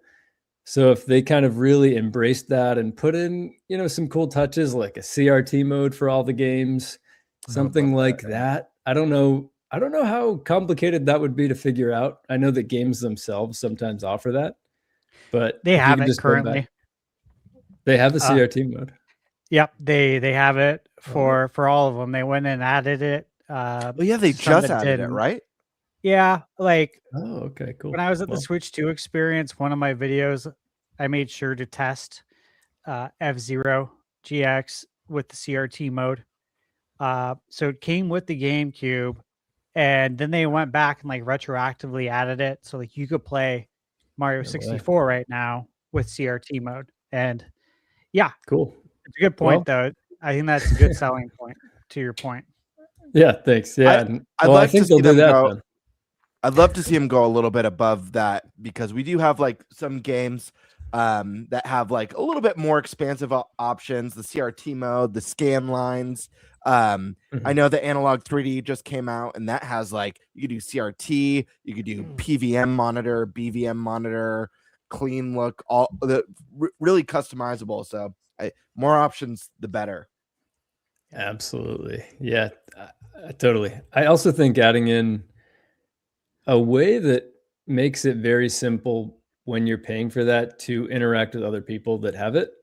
It was kind of something on my wish list was, getting rid of the friend codes, making it easier to just hop into a party with someone like you might do on PlayStation or Xbox, and just creating more of that community. And I think that if people were able to pay for NSO and guarantee that they could easily play with their friends and talk with their friends, it would incentivize more people to kind of commit to that as their system, especially now with all the third parties coming day and date.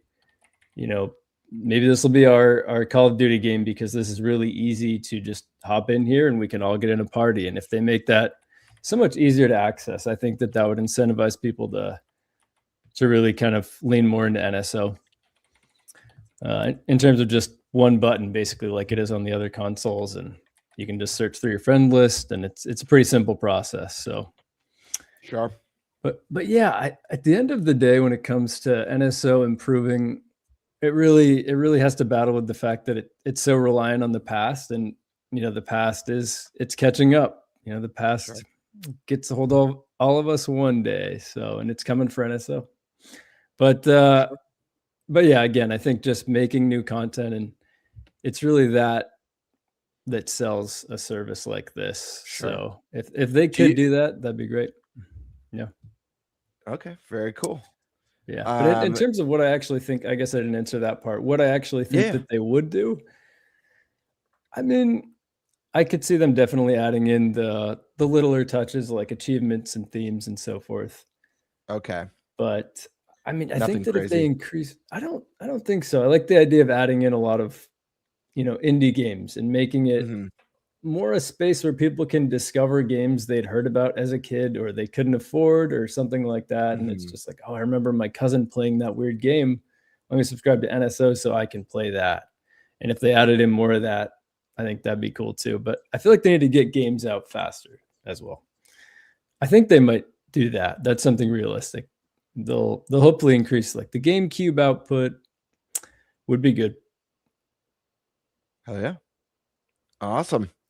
All right, let's go on over to Eric. And I apologize, I got to run to the restroom.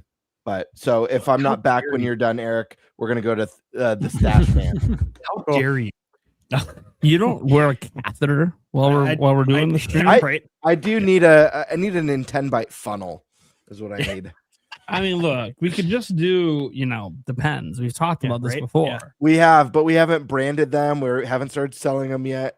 So Right. I refuse to wear. Tariffs have also increased the price, so we got to find a way to reduce it. Right. I refuse if to wear a guests get a diaper discount, unless it I has definitely- all of our faces on it. So. Get a discount. Yeah, guess you got to buy it from us. We don't Yeah, provide right, it for yeah. free, but Yeah. Yeah, maybe I 5% understand. off. You got to make your money. I get it. Yeah. So yeah, no, what I think they will do is, bring out.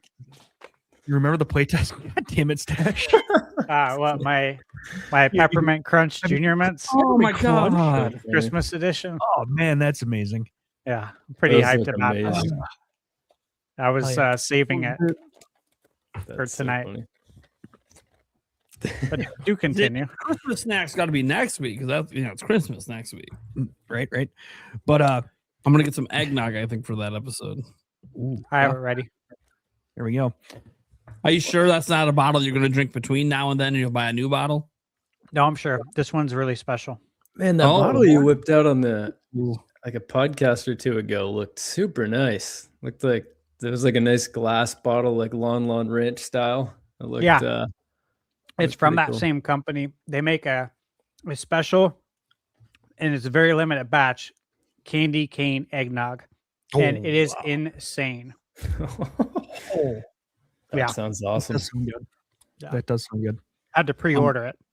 Yeah. You gotta let me know. I gotta pre-order this shit next year. That's Holy crazy. Right. Yeah. So what I could see them doing is adding in. Remember this thing they did not too long ago with the playtesting? Mm-hmm. They could actually release a game on NSO that involves concepts from the playtest. Yeah. Um, I think you're So like right. Tiger Time Eric. suggested, like a NSO specific game, Mhm. only available on NSO. They sort of did that for a moment. Mario 35 was obviously a temporary one, but even like Tetris 99, that was originally like on NSO. the other that kind of leads me into my other thing is I can kind of see them bringing in their mobile games and stuff like that. Their old like Mario 35, Tetris 99, things like that into a collection where you can cross play between your phone and your Switch. I don't think those games are on a phone. Well, those ones aren't, but like the mobile games like your Mario Kart Tour Oh, sure. and Pocket Camp and Mario Fire World. Emblem, whatever. Bloom. Yeah. Bloom. Yep. And Fire Emblem Heroes, but where you could cross play and pick up your save on the Switch and then jump back to your mobile if you wanted to. I could see that happening. That'd be I'll actually really take kind that. of cool. Mhm. That would be cool. I wonder if it'll double my step count in Bloom if I have my phone on me and Right, go on a right. walk Yeah, right. with the Switch. There Yeah. it goes.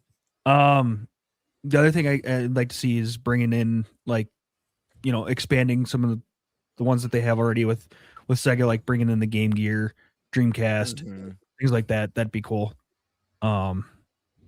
Yeah, that's kind of pretty much what I got. I mean, besides expanding massively, or eventually adding in a movie tier where you could watch all the movies, Yeah. Yeah, or get that's a discount on tickets or something. interesting. They'll It have an is. app for that. It'll be a separate app Right. to add to the app collection. I could see in like 15 years Nintendo having TV shows and movies and having their own experience. Yeah. Yeah, that's what I Yeah. got. It's just All right. called Nintendo Video. Yeah, pretty much. Thunder mean, Stash. Nintendo Music. No video. They're very What are we direct. thinking about? What are we thinking about NSO in 2026? How can Nintendo improve it? And what do we think that they'll do, if anything, in 2026 to improve it and grow it? Okay. So I've already said this before, but for anyone who has not heard, I'm standing by this. And I have even more reason to believe now that it's going to happen. Okay. Like when this was announced, I celebrated for two reasons. Not just because I was very excited to own my own Virtual Boy, but because that told me 100% that my prediction that I had already given was more than possible, more gosh. plausible than it ever was. feel And like- that's to get the what? I feel like we have the same thing. I want to hear what you have to say, but I feel like we have the same thing. It's Go the ahead. DS. We're getting a second screen attachment. Yep. And I said this probably a year ago. I remember, I think Super Metal Dave was on that episode and he scoffed at the idea. And I'm like, yeah, it's going to happen. the Just only like- thing me and Dave just like agree on. everything else I predicted has happened. Dude, we got Virtual Boy. Okay. There's a million reasons why that should not come out. One of them could be your eyesight going bad from it, but it's still coming out, dude. Like, we're totally getting DS. They probably fixed the things that make your eyesight go bad with it. They probably have, but there will probably be fools that try to take advantage of it. And then we'll get their ass owned in court by Nintendo because there's always someone who's going to try that. But that right there told me, guys, that it's without a doubt coming. Again, it's just when do you want to do this? I also think the Wii's coming. And there are reasons, a lot of reasons behind this. One, the mouse Joy-Con mode is really a natural fit. It's a natural extension for the Wiimote. You could sell a Wiimote. You could sell an attachment that goes over your Joy-Con as a Wiimote if you want, because all the technology is in there. You could sell a shell. There's things you could do to make this work in ways that we probably wouldn't think right off the bat. But as far as how these games actually work, they line up really well. I mean, you think about it, like Pikmin. That's a game that we expect to get a Switch 2 edition. Metroid Prime games. Again, when I played Prime 4, the Switch 2 experience, the first thing I said to Michaela was, all the Prime games are coming. I turned around while I was playing to tell her this. I said, after playing this, I know all of them are coming to Switch 2. This is the way to play. So it's very natural for Wii games.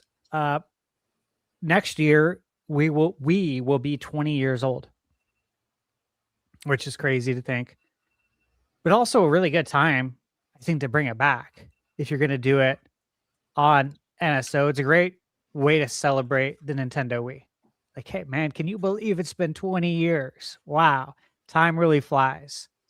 20 years of, like, think about all the people born in 2006 have never even played Wii. Didn't start playing video games till maybe the Switch era, right?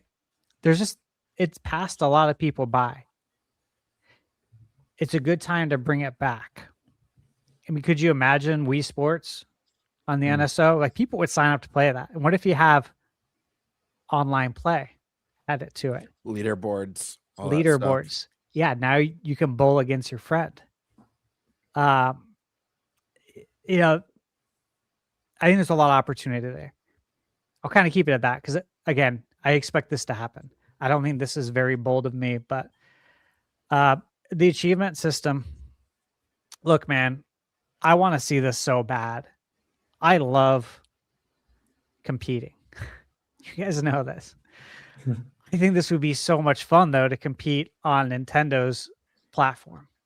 Like, I would much rather compete to get, like special badges. Like, for instance, if you go to like my profile on PlayStation, you can see the trophies I have for each game. You can see the platinums. They all look the same, though. Platinum trophy is the platinum trophy, man. That's the personality. It's the platinum trophy. What I'd like to see is a badge for it. Like a specific badge. Like, if you, again, use this example a few times. And obviously they don't have Mike Tyson's Punch Out. They have Punch Out. But if they had Mike Tyson's Punch Out, give me a badge with Mike Tyson with his 8-bit face on it from Punch Out. And let me proudly display on my profile that, yeah, I beat Tyson. That commands respect. You can't even last 10 seconds. I beat him. But you know what I mean? Like, I think that's what you got to explore as Nintendo, is bring out that competitiveness. Because I think right now it's it's very null. It's dormant in a lot of people that are playing on Nintendo, to the point that some folks have said, "Oh, if they do it, I'm just going to turn it off. Like, I don't want any part of it." It's like, why? What's wrong with what's wrong with this? And again, like, that is to each their own, but allow it to be turned on or off. I think that's fine. You can do the same thing on PlayStation 2. This isn't anything new. If you don't like it, you don't have to have it. Turn off. If you're okay with it, but you don't like the notifications, you don't have to have the notifications. You know, you can turn those off on PlayStation as well. It doesn't matter. Like, you do whatever you want. The options are there. The accessibility options will always be there. So that's not a sticking point.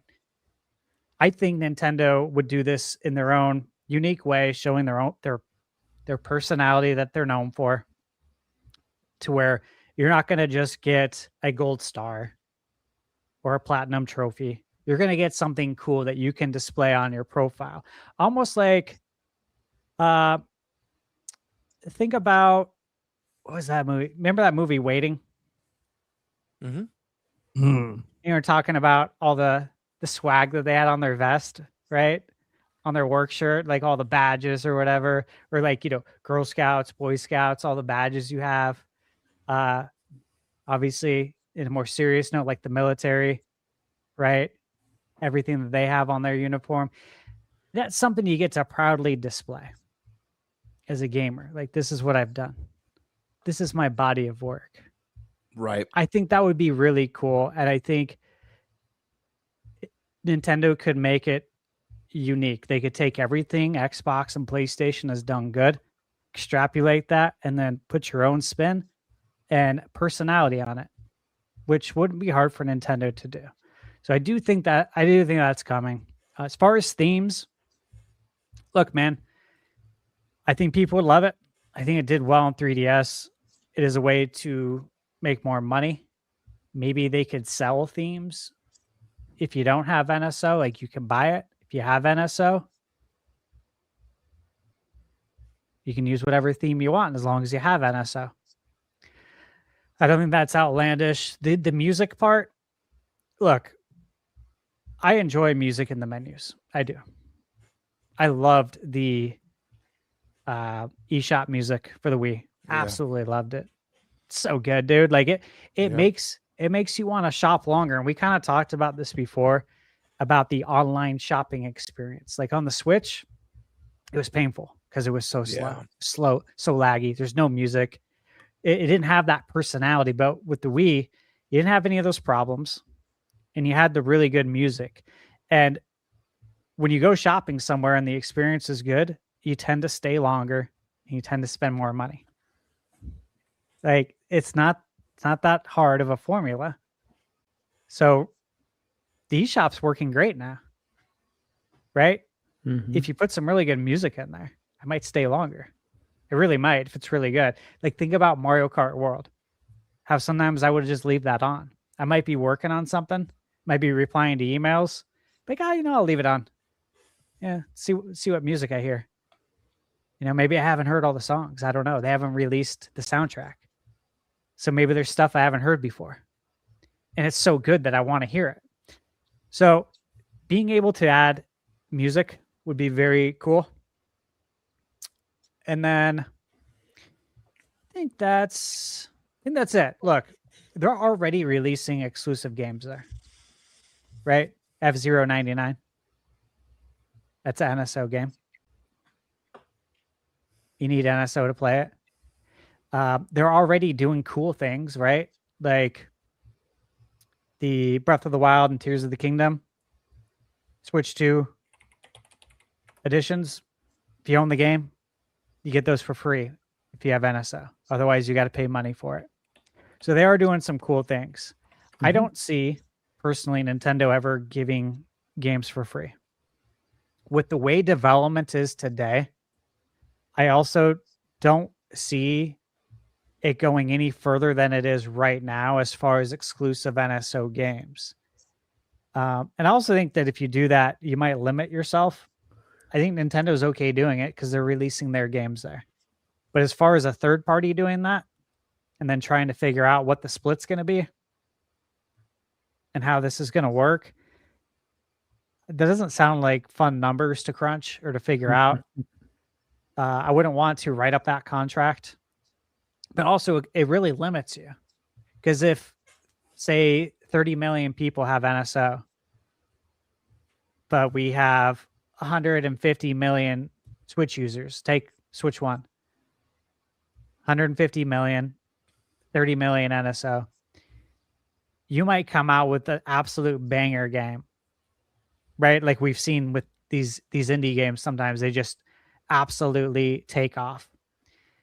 And then what happens if, well, the only way you can play this is here, and then it doesn't take off because it wasn't exposed to 150 million people, it was exposed to 30 million. So I look at stuff like that too. I think Nintendo is going to steer clear of the we give you a free game thing. I think they value their IP differently. And that's why, like I said, we saw Galaxy 1 and 2 on store shelves for $70 and not, $40 or $50. Because to the average consumer, it makes it look lesser. Why is this game less than the other one? It must not be as good, right? I mean, there's 2 games. If they have to give us 2 games and the price is less, these games must not be good. Look, to us as gamers, it's dumb, right? It's illogical. But to the casual people who don't know any better, that's how they're going to think. And so if you start doing stuff like that, I think it kind of devalues things as well. And I don't think Nintendo wants to do that because, look, they're pumping a ton of money and resources into expanding their IP with the movies, the parks. So that's where I'm at. I think you do all that. Look, the price is right, dude. Like that is to me a huge selling point. $50 and I get all of this. I get 64 games. I get GameCube, right? I get Nintendo. I can play Mario Kart 64 online now, which I couldn't do back then. I think there's a lot of selling points I truly already do. And Yeah, the price, it's a great deal. Yeah, the price keeps going up on Game Pass and on PlayStation.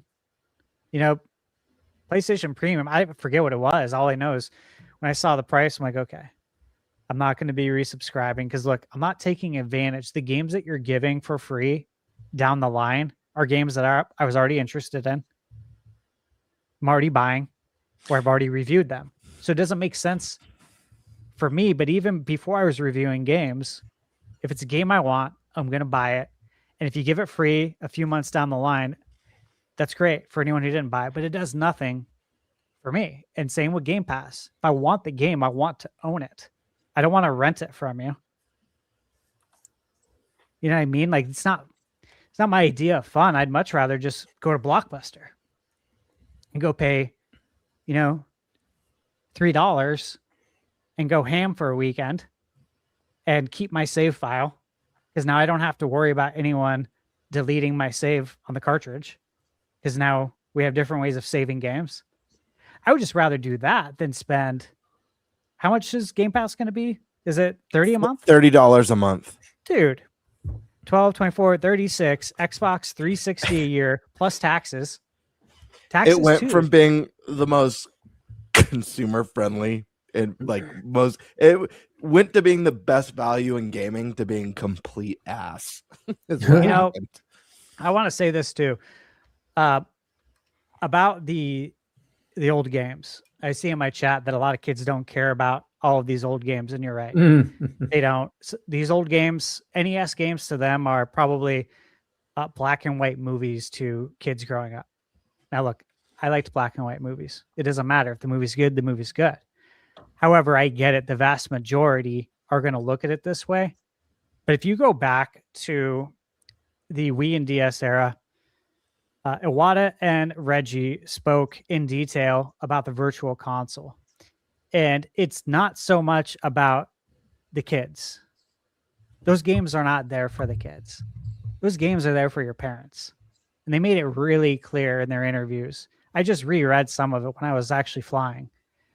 I had a really good article I was reading about it, an old one, I think from planetgamecube.com, that it came up in my search results. I'm like, what? let me read this when I get on the plane. It was a pretty lengthy one, but it was going over those details again. And they made it very clear that these games aren't for the kids. They're for your parents. They're for us. They're for the people who grew up playing them. And if by chance the parent wants to show this game to their kid, like, hey, this is what I grew up with. And then they also made the point that it was about selling it to the moms. This was a big point they made. Moms hate clutter. They hate having all of these wires and all of these consoles set up under the TV or on the floor, right? With the controllers unwound. The parents hated that, but moms especially hated that. They want one box, one thing that can be hidden. It's not huge, and it can play all the stuff. And it can even play the games your mom might have played growing up, like the original Mario Brothers, original Zelda. And of course, they extrapolated on that a bit, but just reading that again, these are things that I read back in the day, but you forget about it over time. It's like, God, dude, so brilliant. Just absolutely brilliant. Iwata and Reggie working together. Miyamoto was part of that discussion too. Even Hiroshi Yamauchi was part of that as well. That idea to get the parents playing. So, I think part of that goes into selling your parents on it, right? Like all these old games, are they going to sell? Like Nate, are all these old games going to sell your kid? Nope.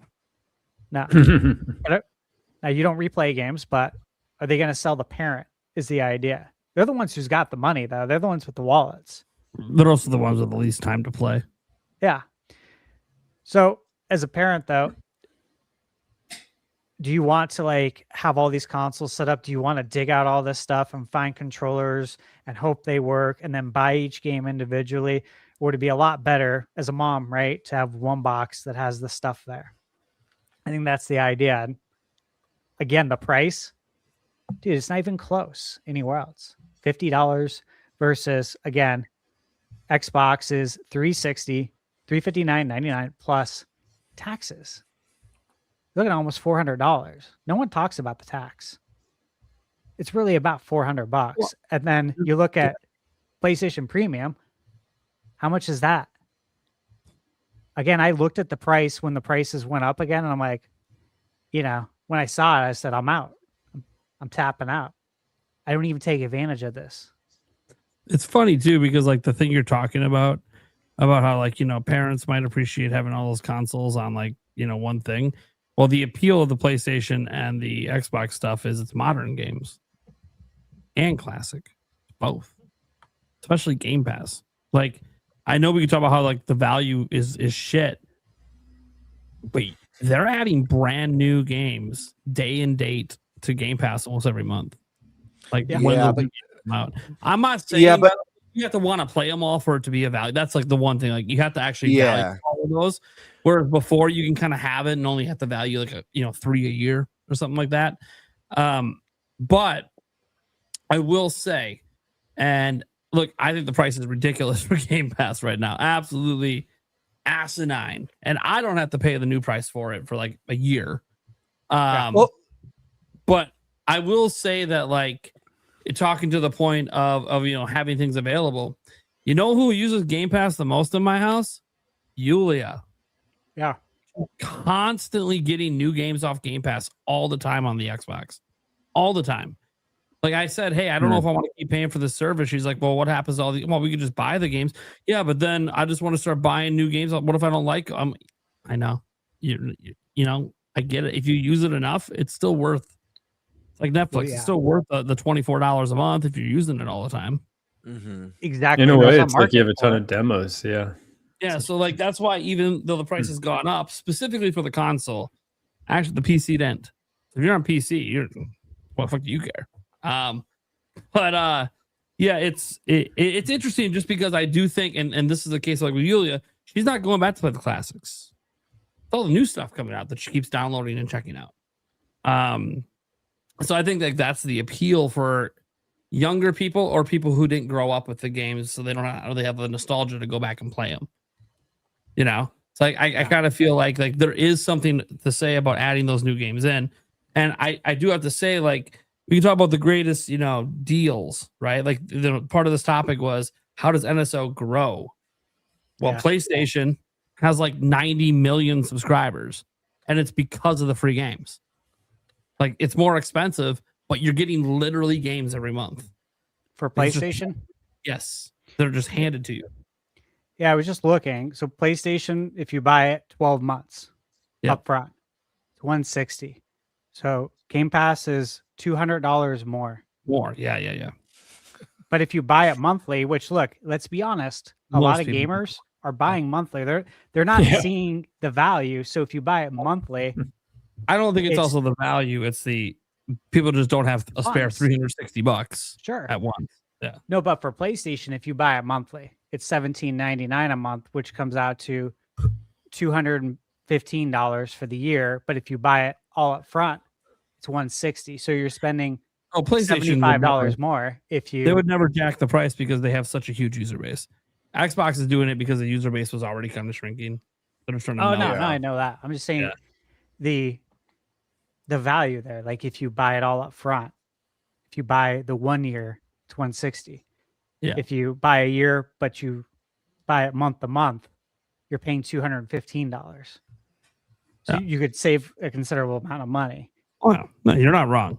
Eric and I talked about we were looking at it with StreamYard today. We reviewed StreamYard for the show, and it's like, well, we do save 22% if we pay for a year.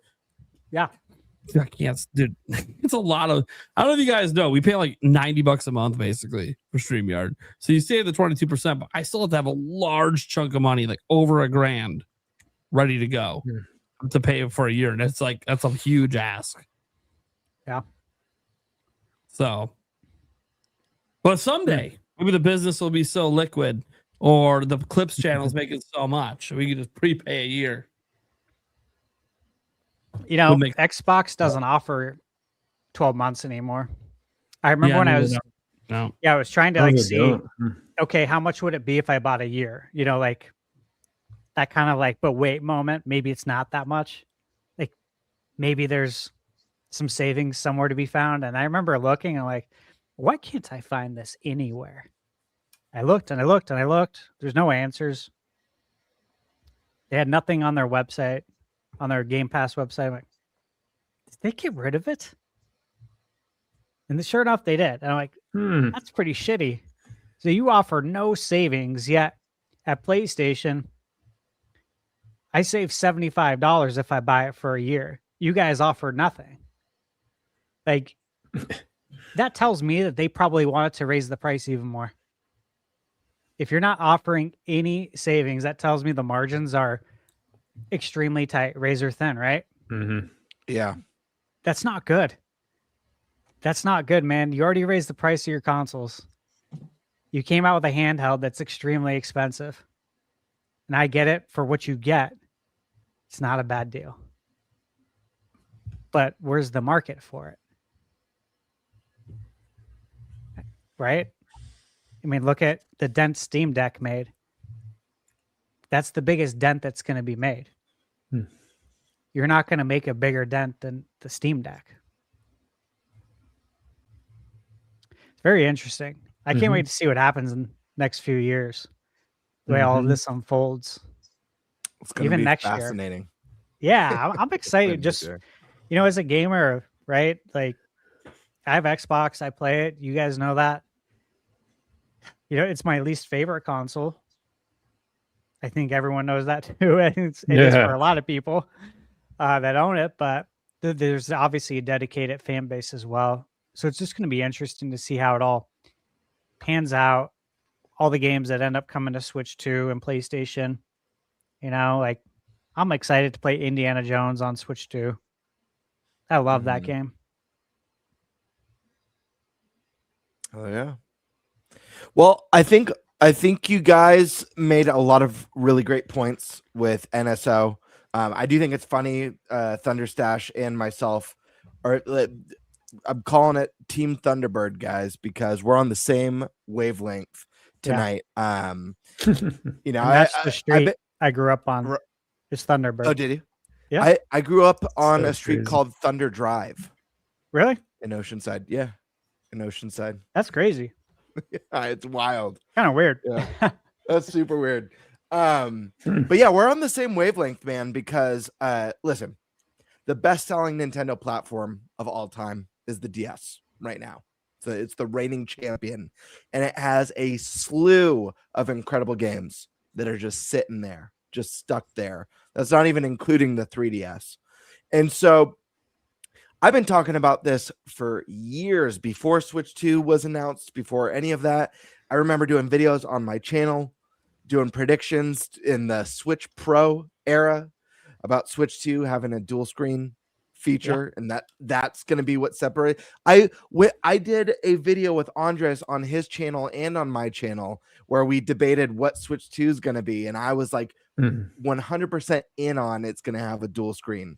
And I was like joking about they could call it the Switch Duo, they could call it the Dual Switch, so it's like an NDS play on words, kind of like the Nintendo DS. I talked about calling it the Switch Flip or the Nintendo Flip. But I was sold on the idea that it was going to have dual screen technology because I knew Nintendo was going to want to grow and expand and carry over NSO. And it just made sense. Like, why would you leave behind what made the Wii U great, what made the DS and the 3DS great when you have this idea that you could kind of reinvent and have it work better than it ever has. The Switch already has motion controls. The Switch 2 now has mouse mode. So this is a match made in heaven. All you need is that second screen. And like Stash said, I was surprised when we didn't, obviously as we got closer to Switch 2's announcement, as we started to hear more rumblings, my hopes for the console launching with dual screen would dwindle until I no longer believed that was going to be the case. But like Stash said, once we saw that Virtual Boy peripheral, everything changed because this was back in the game again. And if they could sell a plastic Virtual Boy headset for $100 for $99.99, you bet your ass they could send you a $99.99 screen. Yeah. And they can even offer an option like they do for Virtual Boy. Virtual Boy has the cardboard one, that like the kind of fake one. They could offer a dongle that lets you set up your phone on top of your Switch too, if you want to. There could be a cheap alternative, but this has to happen because it is one of the biggest and best Nintendo libraries out there. I'm combining the DS and the 3DS, and like Sash said earlier, you got games like A Link Between Worlds stuck on this system. It just makes too much sense. And with that comes the Wii. And again, we go back to their third greatest selling, before Switch, it was their best home console of all time in the sales department. So many great games. Motion controls have improved on Switch 2 over Switch 1. It's just a match made in heaven. And I feel like there's such a wide appeal between the DS and the Wii and the 3DS that is a huge incentive for anyone who's been on the fence. For anyone's like, I like the N64, I like the GameCube. These are consoles that weren't massive successes. These are known as consoles that Nintendo didn't do as great on. The NES was obviously huge. It saved the industry. Super Nintendo, a little bit of diminishing returns. N64, huge diminishing returns. GameCube, massive diminishing returns. We all love these games. They're all nostalgic, all these consoles.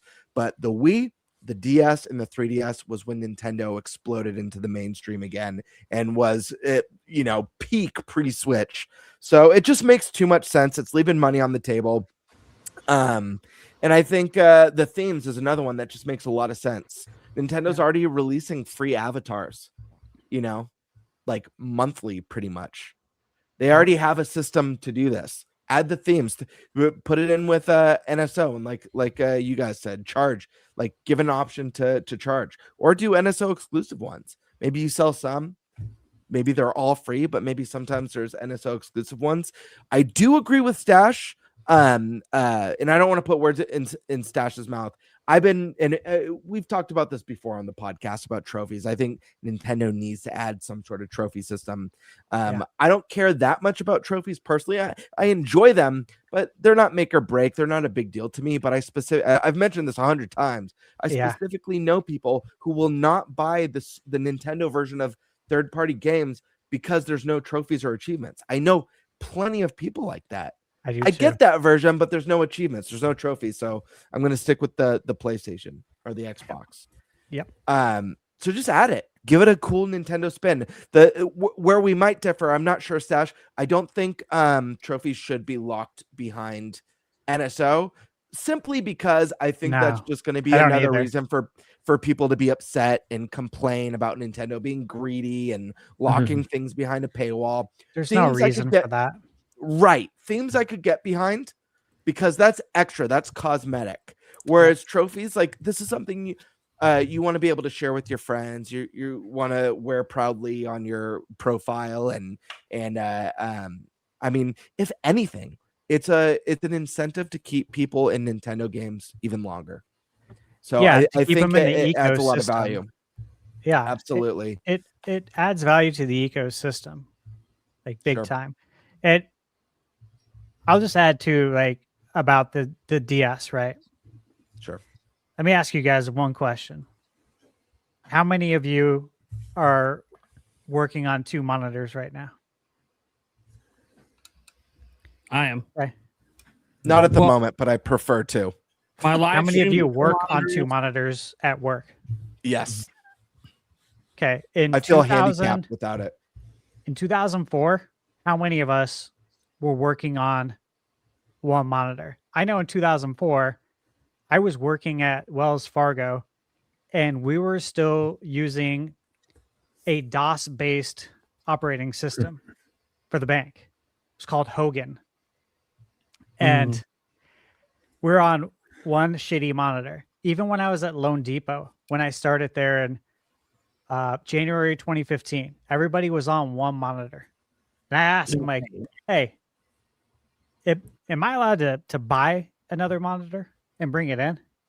Because I think if I could work on 2 monitors, I could do twice the amount of production. I can close twice as many loans. And like, it was kind of a joke, but I'm like, I actually think I could probably come really close to closing twice as many if I had more real estate. I need screen real estate. Way less productive with only 1 monitor. Unless, I will say this, when I'm editing and stuff, I do only have 1. But dude, it's an ultra wide 49-inch. It's like 3 monitors in 1. Like I need the real estate. Yeah. Point is that in 2004, when the DS came out, this was new. People were still trying to wrap their heads around 2 screens on anything. Nobody was doing it. And even in 2015, one of the most, they consider themselves Loan Depot, the most like high tech for the mortgage and banking industry. They had 1 screen until obviously I asked, and then they said yes.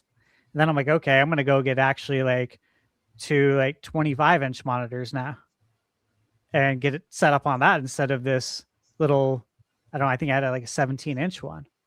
That's crap. Right. You know what I mean? Like, so today we're all used to it. This is the best time to bring back a second screen.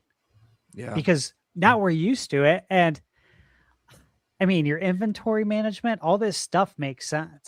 It literally enhances the experience in every way. And I think Nintendo's, I hope it's a problem that they solve. I mean, they've already solved it. They solved it with the Wii U. They solved it with the DS and the 3DS.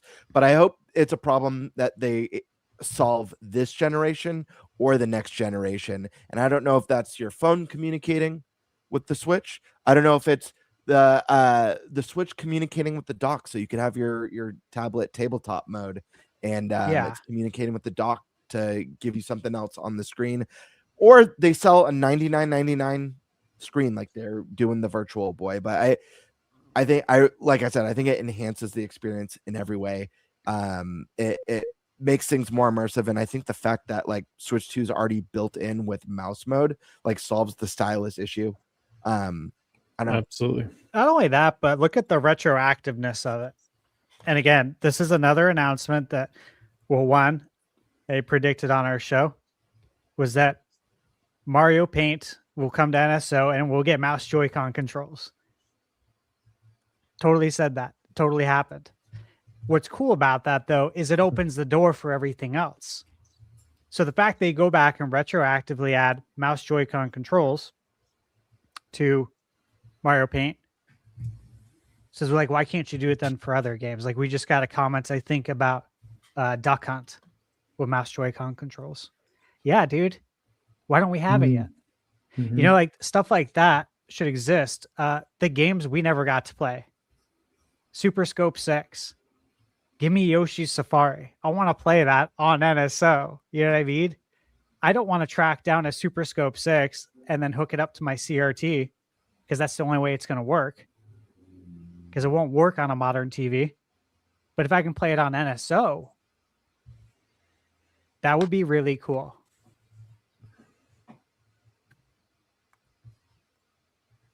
Yeah. All right. I think it's possible. At the very least, can we get Game Gear on the NSO this year? Right. We got Virtual This Boy year. before Game Gear. Wild. Right.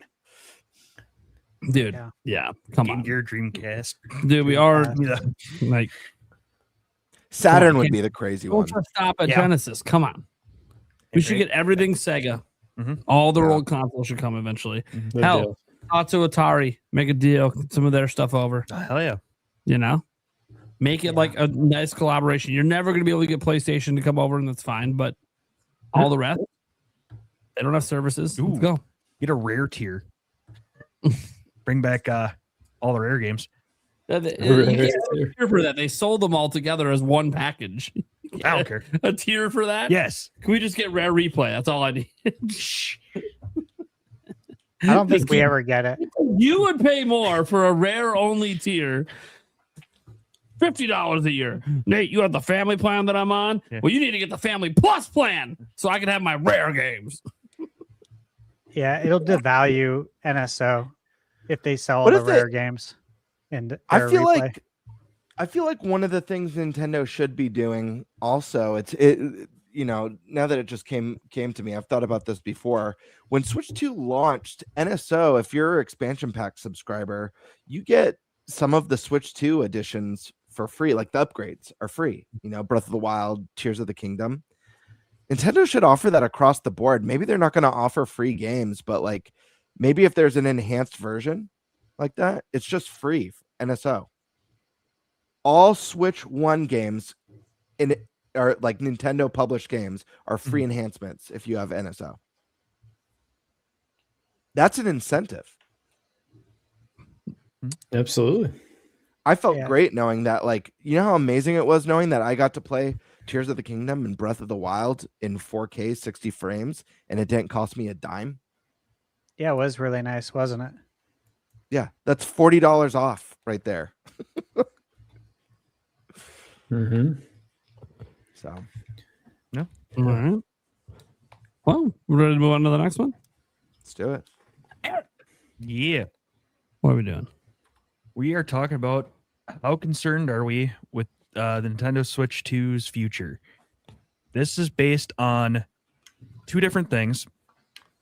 The sales data for November came out, and it is at a 20-year low.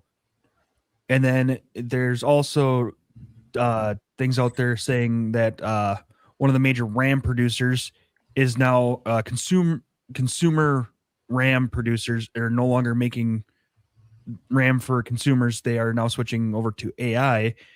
And then there was also a rumor out there that Samsung was going to stop producing their SATA SSDs. How concerned are we, you know, based on those two things, you know, price wise, you know, going forward, you know, the sales data for the Nintendo Switch 2? Yeah, I'll go first on this one. Just to also add some more context for the sales data, because I didn't put a lot of like fine notes in there. Obviously, the Circana data came out. When he talks about the 20-year low, it's cumulative hardware. So all physical hardware. So this includes PlayStation 5, Switch 2, that next console you guys have seen pop up on lists, Xbox. It also includes, by the way, PC handhelds. So this is literally all hardware that's like that. Does not include, by the way, individual PC and laptop sales because those aren't gaming specific necessarily. So like they don't count those. They will count the gaming handhelds because those are obviously made to game on the go. So all-time low for the last 20 years. Only 1.6 million total hardware period, combining everything together, sold during the month of November. It's the lowest since 1995, which was 1.4 million. So a 20-year low. And yes, PlayStation did outsell Nintendo Switch 2. The rough estimates people have out there, they're able to kind of extrapolate based on percentages that were handed out by Matt Piscatella earlier, and then extrapolated from prior data because we got further information such as PlayStation 5, even though it was the best seller, it's actually down 40% on sales year over year when it comes to the month of November. Xbox down 70%. Which is, I mean, I don't think we're really surprised. We've seen the Xbox sales rapidly declining. Obviously, for Switch 2, it's the first holiday, so there's no real decline. Switch 1 had a massive decline as well. I forgot what the percent was, but it was huge. Anyways, they were able to, because we know those percentages, able to figure out roughly what was being sold. And like PlayStation's like right around like 770,000 they sold, and Switch 2's around 531,000. If you think about that, you combine those together. Switch 2 and PlayStation 5 out of that 1.6 make up like 1.2, 1.3 million of the 1.6 sales. So like you want to talk about two companies kind of carrying the hardware industry right now. They're the only ones carrying the hardware industry. Actually, clarification, it was 95, so it's a 30 year. Yep. Yeah. What's interesting to me is you consider that, you consider obviously the RAM problems. Besides what Eric stated, there's also reports out there that like Nintendo's RAM prices are already going up, which suggests that Nintendo may have already burned through all of their resources they had heading into the launch. There's been reports out there about in the past how Nintendo was stockpiling raw resources before Switch 2 came out because they knew some stuff were coming, probably the tariffs. They probably didn't know about all the RAM stuff going on. Well, they've apparently burned through all that. And so now the RAM they're getting for their current systems, we're talking about the literal RAM, that 12 gigabytes we're talking about, is now gone up like 41% in cost to Nintendo. Yeah. In cost to Nintendo. So Nintendo is factually losing money selling Switch 2s. It just is what it is. They are losing money. There is no ifs, ands, or buts about it. Per unit. I'm not saying in total you buy a game. Obviously, it's probably profitable for them. So I do think it's really, really interesting because obviously, you know, this probably isn't the way any place. I'm sure PlayStation 5 is not happy with these sales numbers this holiday. Now, to be fair, when PS5 was probably having their first internal projections, they thought GTA 6 was coming out this year. So like that would have been I think that would have been a huge boost regardless, but it didn't. It's delayed. And now delayed like a full year from when it was supposed to come out this year. So and then obviously Switch 2. I don't know obviously what Nintendo's projections are. We know their fiscal year projections are 19 million shipped. We, according to Paul Gale, have data that Nintendo has already hit 15 million shipped as of December 5th. But Paul Gale actually gave a really great breakdown earlier on X, and I just want to shout him out because that's where I'm getting some of these numbers from. Nintendo sold like almost 1 million units in the first week of December worldwide. It's worldwide numbers. That's insane. So, and they sold about 1.89 million in November worldwide, and that is actually their second highest selling month besides launch month. So it was still a good month for Nintendo, to be clear. But like if you look at the monthly breakdowns, it wasn't like crazy above non-holiday months. Now December looks like it's definitely going to be trending ahead. We haven't even gotten to the big sale period in Japan, which is like the last week of December, right after Christmas. Is like when they have their like Cyber Week, Black Friday stuff, and they just go nuts with video game sales at that time. So you know that's going to play a factor in December as well. But setting all that aside, I think that there is, I think less, I'm less concerned about Switch 2. It's more so a general industry concern. We see multiple price hikes already due to tariffs, increased cost of things. Now RAM's going up. Hey, guys, it ain't just Nintendo the RAM went up for. It's up for Sony and Xbox as well. Meaning you can see further price increases for them next year. I don't think they'll do it now, obviously, while we're during the holidays, but it's a really bad look to increase the price during the holidays. But I can see more price increases coming next year. We hear rumors about like the PlayStation 6, right? Like, they're supposed to have this hybrid handheld to compete with Switch 2, and it's supposed to be, the most recent rumor is, it's going to be cheaper than what? What, the base PS6 that at this point might be $1,000? Yeah, I hope it's cheaper than that. I hope it's a lot cheaper than that. Hope it's priced around $500 like Switch 2. But like more and more the signs keep happening that things are just going to get more and more expensive moving forward. And so I do think there's a general industry problem, and I think it's a consumer problem, and it's not a problem for the consumer. It's a problem of the economy. People worldwide don't have the spare money we did during COVID or even before COVID. Rapid inflation, rapid changing economies. I see this with my bills. I spent less on games this year, despite Switch 2 coming out. I spent less than I did the year before because it's just I don't have the same kind of money. Because even though it's my biggest revenue year ever as a channel, well, how about my bills doubling in price? How about that? How about my cell phone bill out of nowhere is now $100 more because of fees and taxes that I didn't have last year? Fucking bullshit. I'm sorry, it's fucking bullshit. But it's everything. Grocery prices going up. Everything. It's just it eats away and chips away at you, and then you start thinking, "Hey, man, oh look, I need to go buy some socks, and I don't like having like the super dirt cheap dollar store." That it's like putting fucking cling wrap on your feet. There's no padding. There's no layer. And I get why people buy them. Like you have to have those available. But I'm sorry, man. I'm 39. I'm ready to have a little bit nicer feeling sock. I don't need to be premium. I don't need the Gucci sock. But Costco brand socks at least. You know what I mean? Like so. Those are solid. Yeah, and those are even twice as expensive as they were a year ago. Yeah. When I went to buy some more last month, I'm like, Jesus, why are these like? Look, I know it's not like a crazy amount of money, but dude, I have my receipt from last year. They were not this much. So it's like everything's going up. So I think there's just and obviously jobs don't keep up with inflation. They can't. It would actually just make inflation go even quicker and rise even higher. So like we want pay raises that, but like it actually wouldn't fix anything. So in the end, I think there's just a worldwide problem with this. Video game consoles are a luxury item. I think people forget about this. This is not like TV, where technically free TV still exists. So if you could just get your hands on a television, you can use an antenna still and get free TV in the US. So you can argue that like, hey, you have a bit of a right to certain levels of entertainment. Turn on the radio, right? It's still free for now.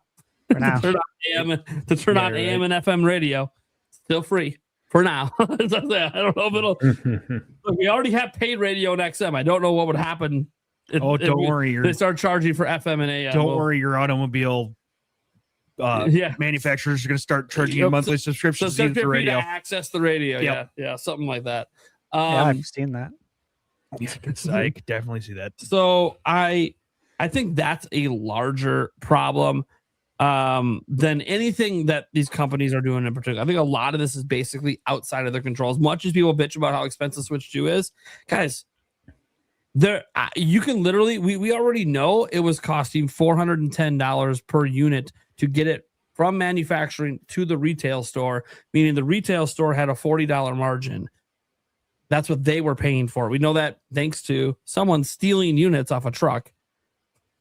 So we found out publicly how much retail's paying. So like Walmart per unit is paying $410 to get a Switch 2 unit to their store. So that's what they're paying Nintendo. Now, obviously, we don't know how much of that 410 is any profit margin for Nintendo. We don't know, but the breakdowns from the shipping manifest. So how much it costs to even get the unit into the U.S. We know this thanks to tariffs. One benefit of the tariffs is, hey, we know what the tariff add is to the price because we know the tariffs are based on how much it costs to ship it in. So we found out that price, and it turns out the margins were already kind of thin for Nintendo, and now they're gone. They're absolutely gone. So Nintendo's losing money per unit sold. I'm kind of tired of hearing about how it's overpriced and everything because it's really not. Not in this economy, it's not. You might talk about how it's cheaper in Japan. Yeah, their economy is even worse. Just give it time. They're going to bounce back. What are you going to say when the yen bounces back and then suddenly it's the same price, you know?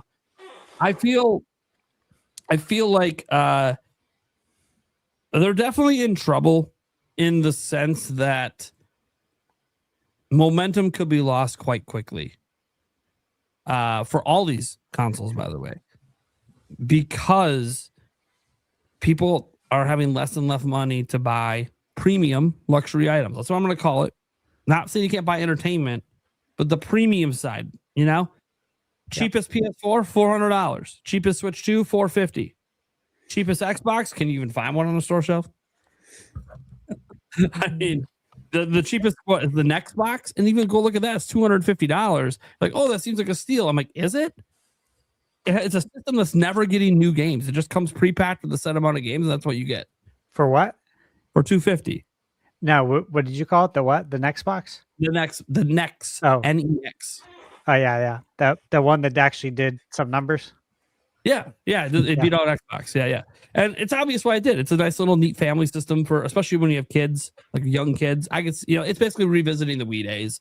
It's really what it is. So it's understandable. Although it's more Kinect style than Wii, but it's fine. That style I always felt like the Kinect was just a little bit ahead of its time. They needed to wait a little bit to have a no controller motion gaming, which by the way is nothing new. PlayStation iToy. Come on. Yeah. What are we doing? We've tried this before. Anyways, I think it's just we're in a bad economic situation that leads to the luxury items finally getting hit.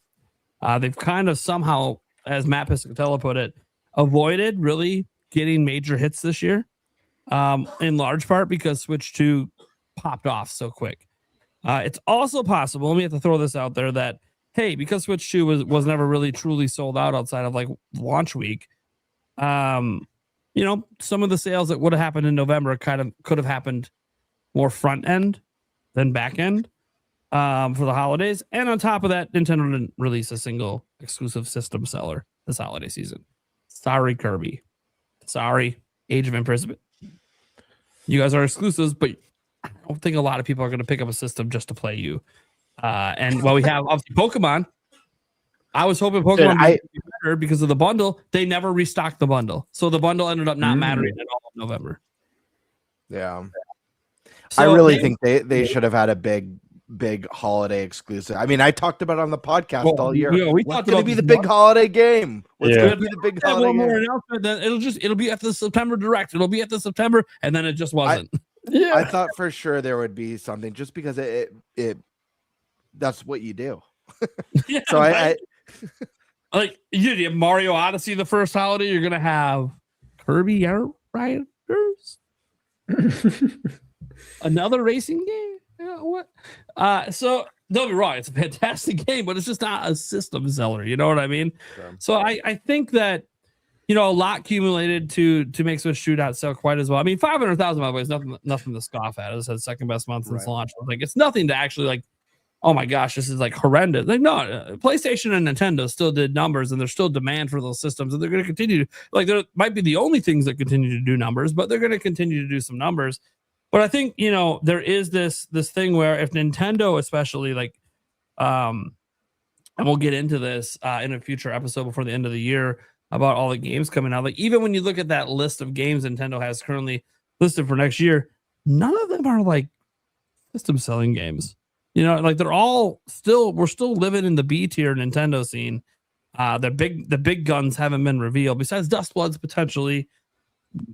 With what Elden Ring did number wise, you have to always be like, oh wait, well it's from Software, so maybe. new IP, so it's sort of hard to rely on a new IP to be a system seller, but maybe that could be the sleeper bang hit that just blows everyone away and gets nominated for a bunch of awards next year out of nowhere. So we do have to consider that potential.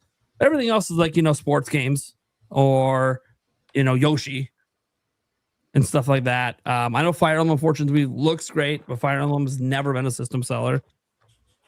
But we'll see. If it's more like Three Houses, maybe this one could be a little different.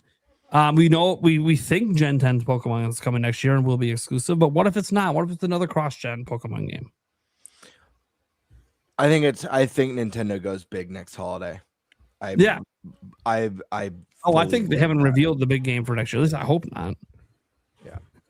But I'm reminded of this year. We kept saying, there has to be another game. They're just never. So what if there'll be more games next year, but what if it's Pokemon and then that's it? They don't have anything like big.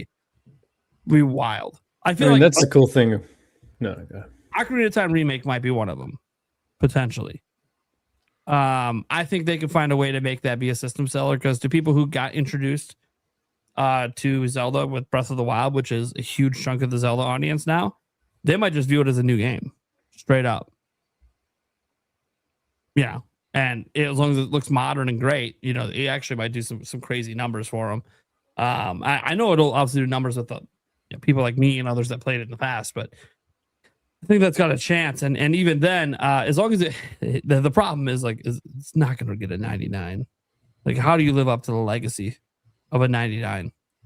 It might objectively be better and still not. It's not getting a 99. It's just that'll never happen again. There's just too many critics that get counted in all these scores now compared to back then, so it just won't happen again. People forget that. Like, you go look at the total reviews for Ocarina of Time when it's a 99, it's paltry. Like today, if that was the total number of reviews, we'd be like, there isn't even enough reviews yet to know what this is. But there was less review outlets back then, so. But yeah, and you can see this with like Ocarina of Time. It's been re-released, like the Ocarina of Time 3D. It's not a 99. But I think that could be a system seller, and I really think that we're just in a look. It's a tough situation for all the systems. I feel even worse for Sony. I don't think things are going to suddenly be better in 2027 when they're probably looking to launch PS6. I think it's going to be even worse.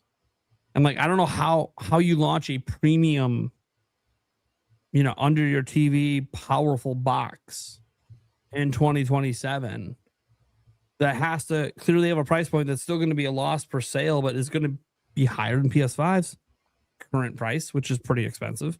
Why even be higher than PS5 Pros? That's $750. So it's a very difficult marketplace that we exist in. And I guess maybe the only hope would be, what if the AI bubble bursts next year? Then prices will come crashing down as they rapidly try to find any home for this RAM. That is a hope some people have, that it'll eventually pop. I don't think it's gonna pop next year. Because all you guys remember, for AI, the reason there's such a high demand is you gotta make data centers of this shit. Massive mega billion-dollar data centers of this shit. So that takes a while to build out that infrastructure. So I don't think the bubble's coming yet. I think the bubble burst maybe in 5 years, where they realize maybe they went a little too hard and there's too many data centers. We didn't need quite as many. I don't know. People are starting to push back against the data centers. So sure. Yeah, I wonder why. Yeah, right. when all their electric bills triple. Yeah, right. Yeah. But go ahead. Sorry. Yeah. No. Yeah. There's pushback. But you know what there's more of? AI being put into everything. Oh, I know. And guess what? As I walk around and I'm in public, I'm literally watching people glancing at their phones. Sorry, I know it's creepy. They're using AI. The general populace is using it all the time. All the time. So as much pushback as there is, it doesn't matter because people are using it. And I mean that's the and I don't even want to say it's a bad thing. Yeah, AI is a tool. I don't care the tool exists. I just having it in everyone's hands. I just don't know if that's a smart idea, but it's there. We're here. This is our reality. OpenAI, ChatGPT, I'm just scratching the surface. There's so many other AIs. That's just one of the more people know what that one is, especially because there's Apple integration with ChatGPT. But yeah, I think we're at a point where for the first time since launch, there's a smidge of concern. I'm not too worried about this fiscal year. I think Nintendo will get close to their 19 million they're projecting, I think. But it dropping $50 during Cyber Week could have been highly likely due to these lower than expected sales the week before for Black Friday. Walmart's the one that started it. Walmart might have saw weak sales for Switch 2 compared to what they expected. So they figured we got to move units. Let's chop $50 off the bundle. We got a million of these bundles sitting in a warehouse. Let's chop the price. So that's also a little concerning. But I think in the end, as long as Nintendo finally brings out the big guns, things will be all right. I think that's really the pause right now. Like, you gotta have gotta have games. They gotta have it. And I don't think they've. I love Donkey Kong Bonanza. You can pass and had a fantastic time with games this year. There's so many great games. I will not say it's a gotta have a game. Breath of the Wild in 2017 felt like you gotta have it. Everyone was talking about it. No one could shut up. It was unlike anything people had seen in a long time, sometimes ever. The way that game was structured at that time. Much more common now. We've seen a lot more games inspired by it, but back then it combined a bunch of things together that other games had done, but they've never done it like this at the same time all together in one game. So it felt like you got to play this thing. It's a 97. You know what a 97 is? Top 5 game of all time. All time. Like, period. All time. Throughout all of gaming history. That's a gotta have it game. Gotta play it. Gotta be there. Gotta be part of it. I want to be part of the memory of one of the greatest games to ever release. Nintendo doesn't have anything like that announced yet. I don't think even anything they have announced for next year, besides maybe Dustbloods, and even then, we don't know yet with that game. It could also go the other direction. I trust Miyazaki that it won't go the other direction, but maybe he finally has his first miss. First time for everything. So, yeah, I have concern, but I would say if you want to like rank my concern levels, like, if you're going to red alerts, like, oh my God, emergency, we're screwed. Or if you're just kind of like at a yellow where it's like, hey, little mild, little worried, but it could go back to a green light and be good. That's where I'm kind of at. I think it's fine to have a little bit of concern for the health of the industry and for Switch 2 possibly finding a cliff at some point here.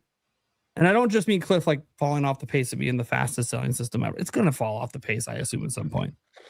Like that, it's only natural. But that's not what matters. What matters is being able to maintain a consistent sales pace for Nintendo and a consistent software sales pace, which is just as important. So we'll see. I know I'm going to keep buying games.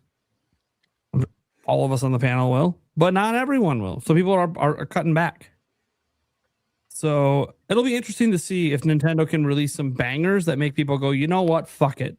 Wasn't planning to buy a system, but dude, I was watching the trailer of that new 3D Mario. Holy fucking shit. Like, I can't wait to play that. I have to play that day one. I'm going to go get a Switch 2 right now. So I can get my account set up and everything transferred over and play around with it and see what I like and don't like. And if I need accessories, and make sure I'm set up for when that new Mario game's here. Like that's what I feel like they kind of need. And I think they kind of need it sometimes for the narrative too. Because I do think that the low sales and the RAM stuff going on has kind of also added to, remember that negative narrative we've been having all year about some of the decisions Nintendo's made and how they get criticized for all this stuff. This kind of adds to that. Hey, it's culminating in a kind of a disappointing holiday so far, which is exactly what some of those negative people were saying was going to happen. So maybe they were right. And that's something that has to be considered as well. But right now, I think we're just in like a yellow alert situation that could go to red alert. But I won't be there until, if we get to a month where there's a cumulative worldwide sales of like less than 300,000 units. Yeah, that's fucking red alert time for a brand new system. So that's where I'm at. Tiger, what are you thinking, man? Yeah, so am I scared? Sorry. I was scared for you. Yeah, no, that's a good sound. That's pretty similar to the sound I make, really, to be honest. But I'm not going to make that sound, though, right now, because I'm not scared.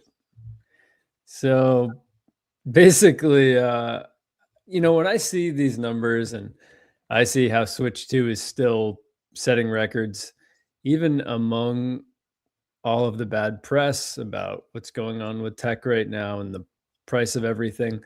I mean, if anything, that's an encouraging sign to me that Switch 2 is still doing this on top of, like you said, Nate, not really having, a real banger to sell the system. The fact that this is still happening, even though, I think about all the people that are making like 40 to 45K a year and are paying over 2,000 in rent, or a 2-bedroom home that has, 1 bathroom and a basement, if you're lucky, is like $500,000. And still the Switch 2 is, it's still moving units. If anything, that's an encouraging sign to me. It's just crazy. Switch 2's competition. The PS5 costs more than it did when it launched. So, and on top of that, the PS5, again, they're not releasing first-party games that are actually like Naughty Dog. The last game they had was The Last of Us Part 2. It's just crazy. These other systems aren't releasing real bangers either, and the PS5 is even moving still decently well. And again, I think that, even though that's competition, and this is specifically my word about the Switch 2, the fact that those two consoles, even though they're both not releasing banger software, they're both pretty darn expensive relative to what people's expectations are and their paychecks are, they're still moving. It does give me more of an optimistic spin on this. I think the AI angle, AI is wild. I dabble in the stock market, and AI is just, it's a wild ride. It's everything in AI is up 300, 400, 500% year to date. And what's that? Sorry, it's just insane. It's insane. Yeah, it's insane. And yes, AI is applicable. Like you said, also, Nate, people are using ChatGPT, Perplexity, whatever it is, they're using it. It's helping people out.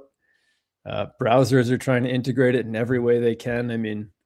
I know that every time I use Google now, the AI response is what I'm reading rather than digging through, or it's summarizing my Reddit search, whatever it is. It's certainly useful and applicable, but so much of it still feels like an idea. It sounds really nice, and there's so much money going into it. And it's, that's kind of the bubble aspect of it. And it really does feel like, even though it is definitely coming for people's jobs, there are these real concerns, and we're losing some genuine aspects of art, actual human art we're losing out on from generative AI art. So, these things are definitely real. This isn't to discount that, but, at the end of the day, AI, so much of it is still an idea. It's so hyped. There's so much money going into it, and so much of these companies are overvalued. These tickers on the stock market, they're just, it's insane. It's just not sustainable. So in terms of the AI aspect, I'm concerned in terms of the prices increasing because of, again, those data centers and what they require in terms of resources. And those price increases are very real. When we're talking about PC parts, it's like 4 or 5x what it might be for a potential console increase. So that's also crazy. I know that people who are buying or building PCs have really been struggling with that. So, those things are all real too. That is, yeah, that's definitely unsettling. But again, this AI stuff to me is not sustainable. I don't know what the time frame will be there. I think that the resources that are being devoted to those will soon exhaust what they're actually going to be useful for, and maybe they already have, even at this point, because there will be a point, absolutely. But yeah, it's just wild. But I don't know. I'm not particularly worried about the Switch 2. I think that obviously the best software is still to come in terms of these price increases. I think the numbers that we're seeing now there's an optimistic spin to take on it. So yeah, and I mean, at the end of the day, things are very expensive. And whenever I see this, or whenever I'm considering whether I'm going to buy this game, or I'm not necessarily a console really, but if I'm going to buy this game, it's good to remember the indie games, the backlogs in terms of what we can do right now, sort of thing. If you are struggling, that's something I always think about. Go support an indie game, buy like a $20 game, and that's a nice way to settle and kind of allow yourself to build up funds. And so, yeah, I mean, I think that it could definitely hurt for the next year or two, but I do think that at least the AI aspect of it that is definitely a part of the energy devotion and why Switch is potentially going to have an increase. I think that aspect is not sustainable. I also don't understand necessarily the aspects of, I'm assuming that they sign contracts. I know that in other areas with manufacturing, they sign contracts and there are certain fixed prices on manufacturing. And so I don't know if that's necessarily going to be applicable to RAM, SSDs, in terms of what the Switch 2, what kind of contracts Nintendo has entered with manufacturers. I don't necessarily know, but I know that in other areas, yeah, there can be contracts that at least keep the price within a certain range so it won't be so overinflated, so that it will be fixed to some stance. But I don't know if that applies to this situation, but that's something that popped into my head too when I saw this headline. But yeah. All right, man. Let's throw it over. He goes last. Let's throw it to the stash. What are your thoughts on this? Okay. You guys have all touched on a lot of great things. I think there's a lot of ramifications here. Very nice. Very nice. Thank you. I was saving that for a while. Why? I was like, I gotta use that. I didn't see that coming. It sat there in my brain for like 2 seconds. I had to think. I'm like, oh my god. Yeah. Okay. Now, but in all seriousness, right? Nate, you said that this affects everyone. That is 100% the case. So this isn't just targeting Nintendo. This targets so many different companies, right? In the field of what we do, video games, technology. So it's going to hurt a lot of people. Bigger picture is that, prices continue to go up. Some things have went down, but on the whole, the things we are talking about, they're going up. Insurance costs going up, doctor visits, dentist visits, car repairs, you name it, right? All the things that are really just unavoidable. They got to be paid for, and those are all going up. So it is what it is. RAM, yes, RAM being one of them. Do I think the Switch 2 is going to go up in price? I don't. I think Nintendo priced it. And now I know Nintendo says some things to the outlets,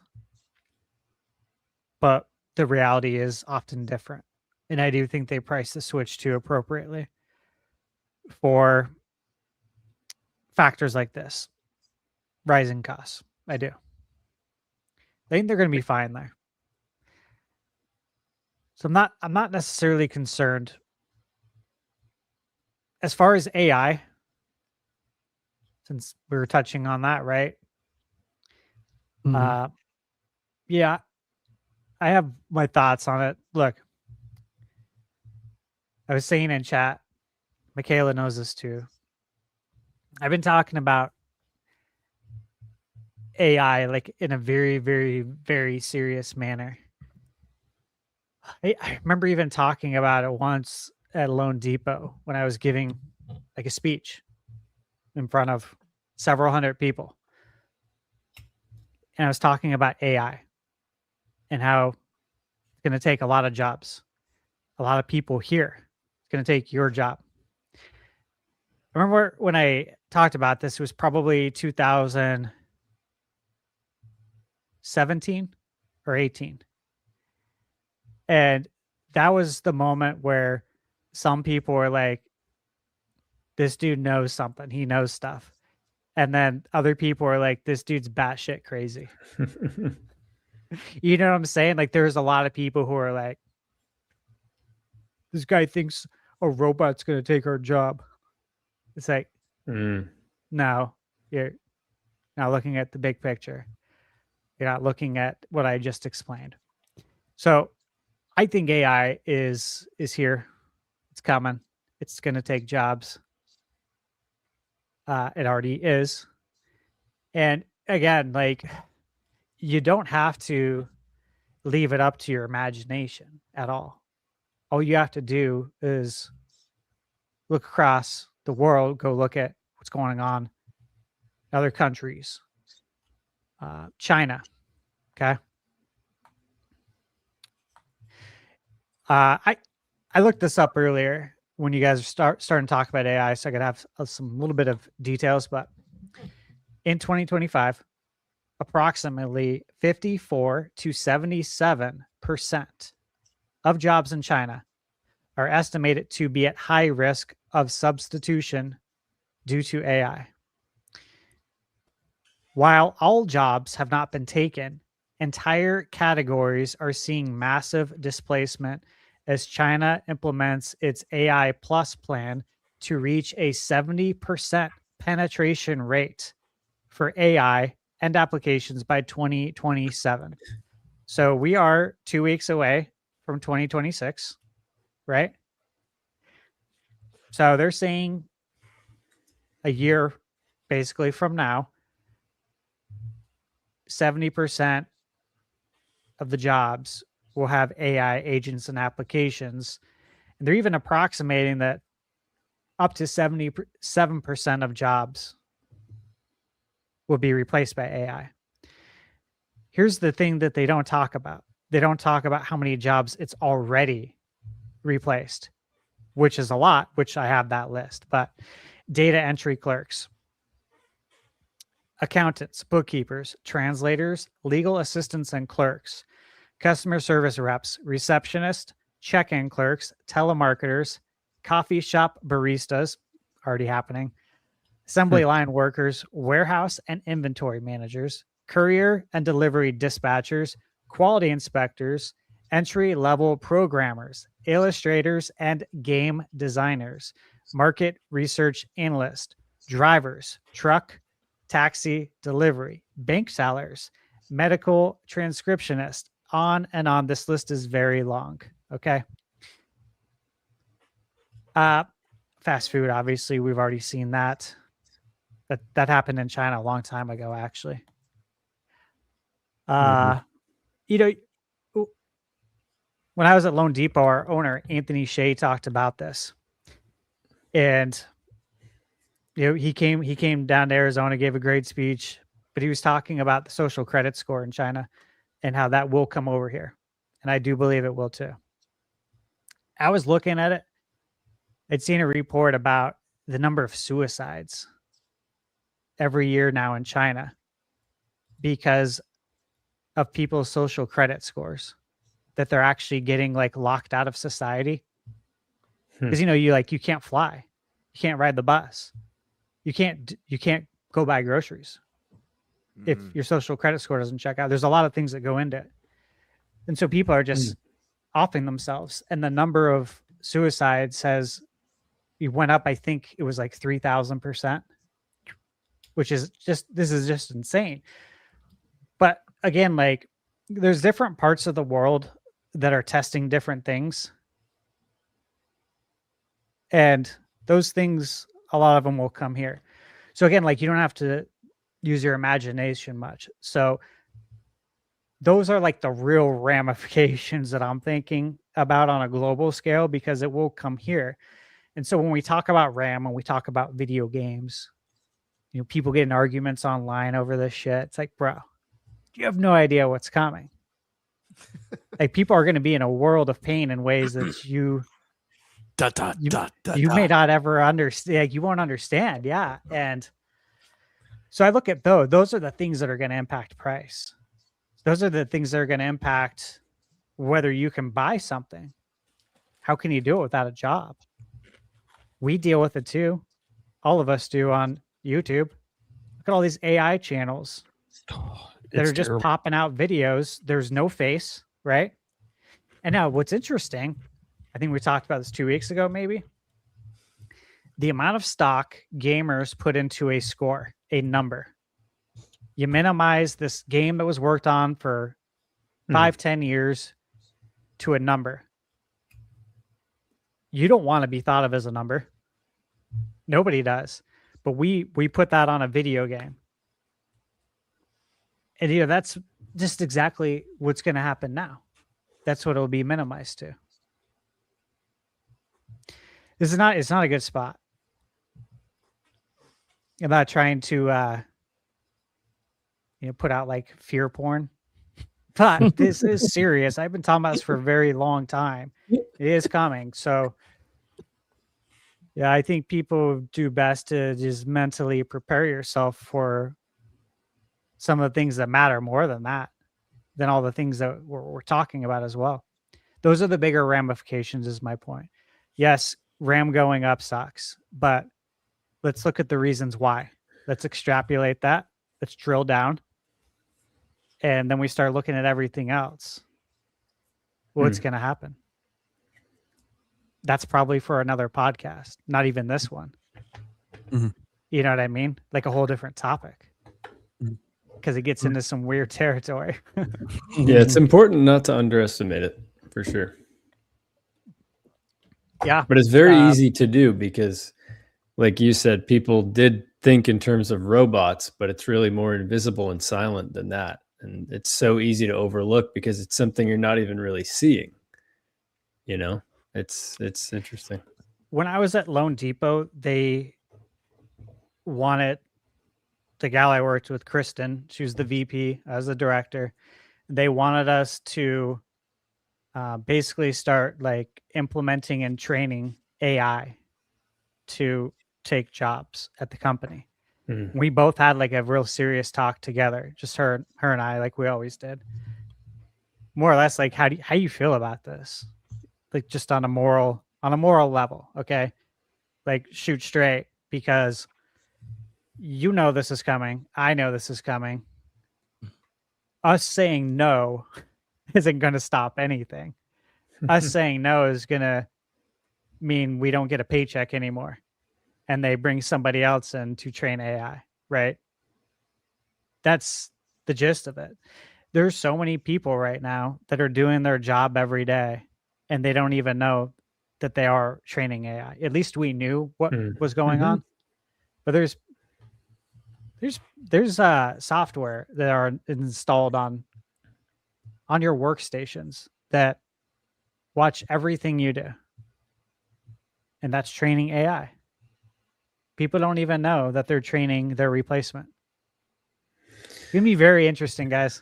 Yeah, that's interesting. Even, my workplace, there have been times when someone said, hey, why don't we integrate AI into your workflow? It'll improve things. And they're so excited about it. In the back of my head, it is unsettling how excited they are. it's strange. And just like you were saying, it is weird because they're excited. They see it as a tool, but also there's something underneath there too. It's yeah. Yeah. A lot of people I know are getting this. They're talking about it in chat too. About their workplace saying, hey, all the emails now need to use AI. Michaela's mom, she works in title and escrow for homes, right? For properties. It's a pretty labor intensive job, and there's a lot of tribal knowledge in this position that you accrue over decades of doing it. They want her to use AI on everything now. Everything. Mm-hmm. It's gonna be interesting. All I gotta say. Even like including like customer names and account numbers and things like that. Because if that's a recipe for some sort of loan numbers, socials. People give all that information to plugging that into AI day too. Oof. You know. Yeah. Well, absolutely. AI has access to all of that because I mean your credit report is pulled. It's your social, it's all your account numbers, your credit card numbers. We have your bank statements.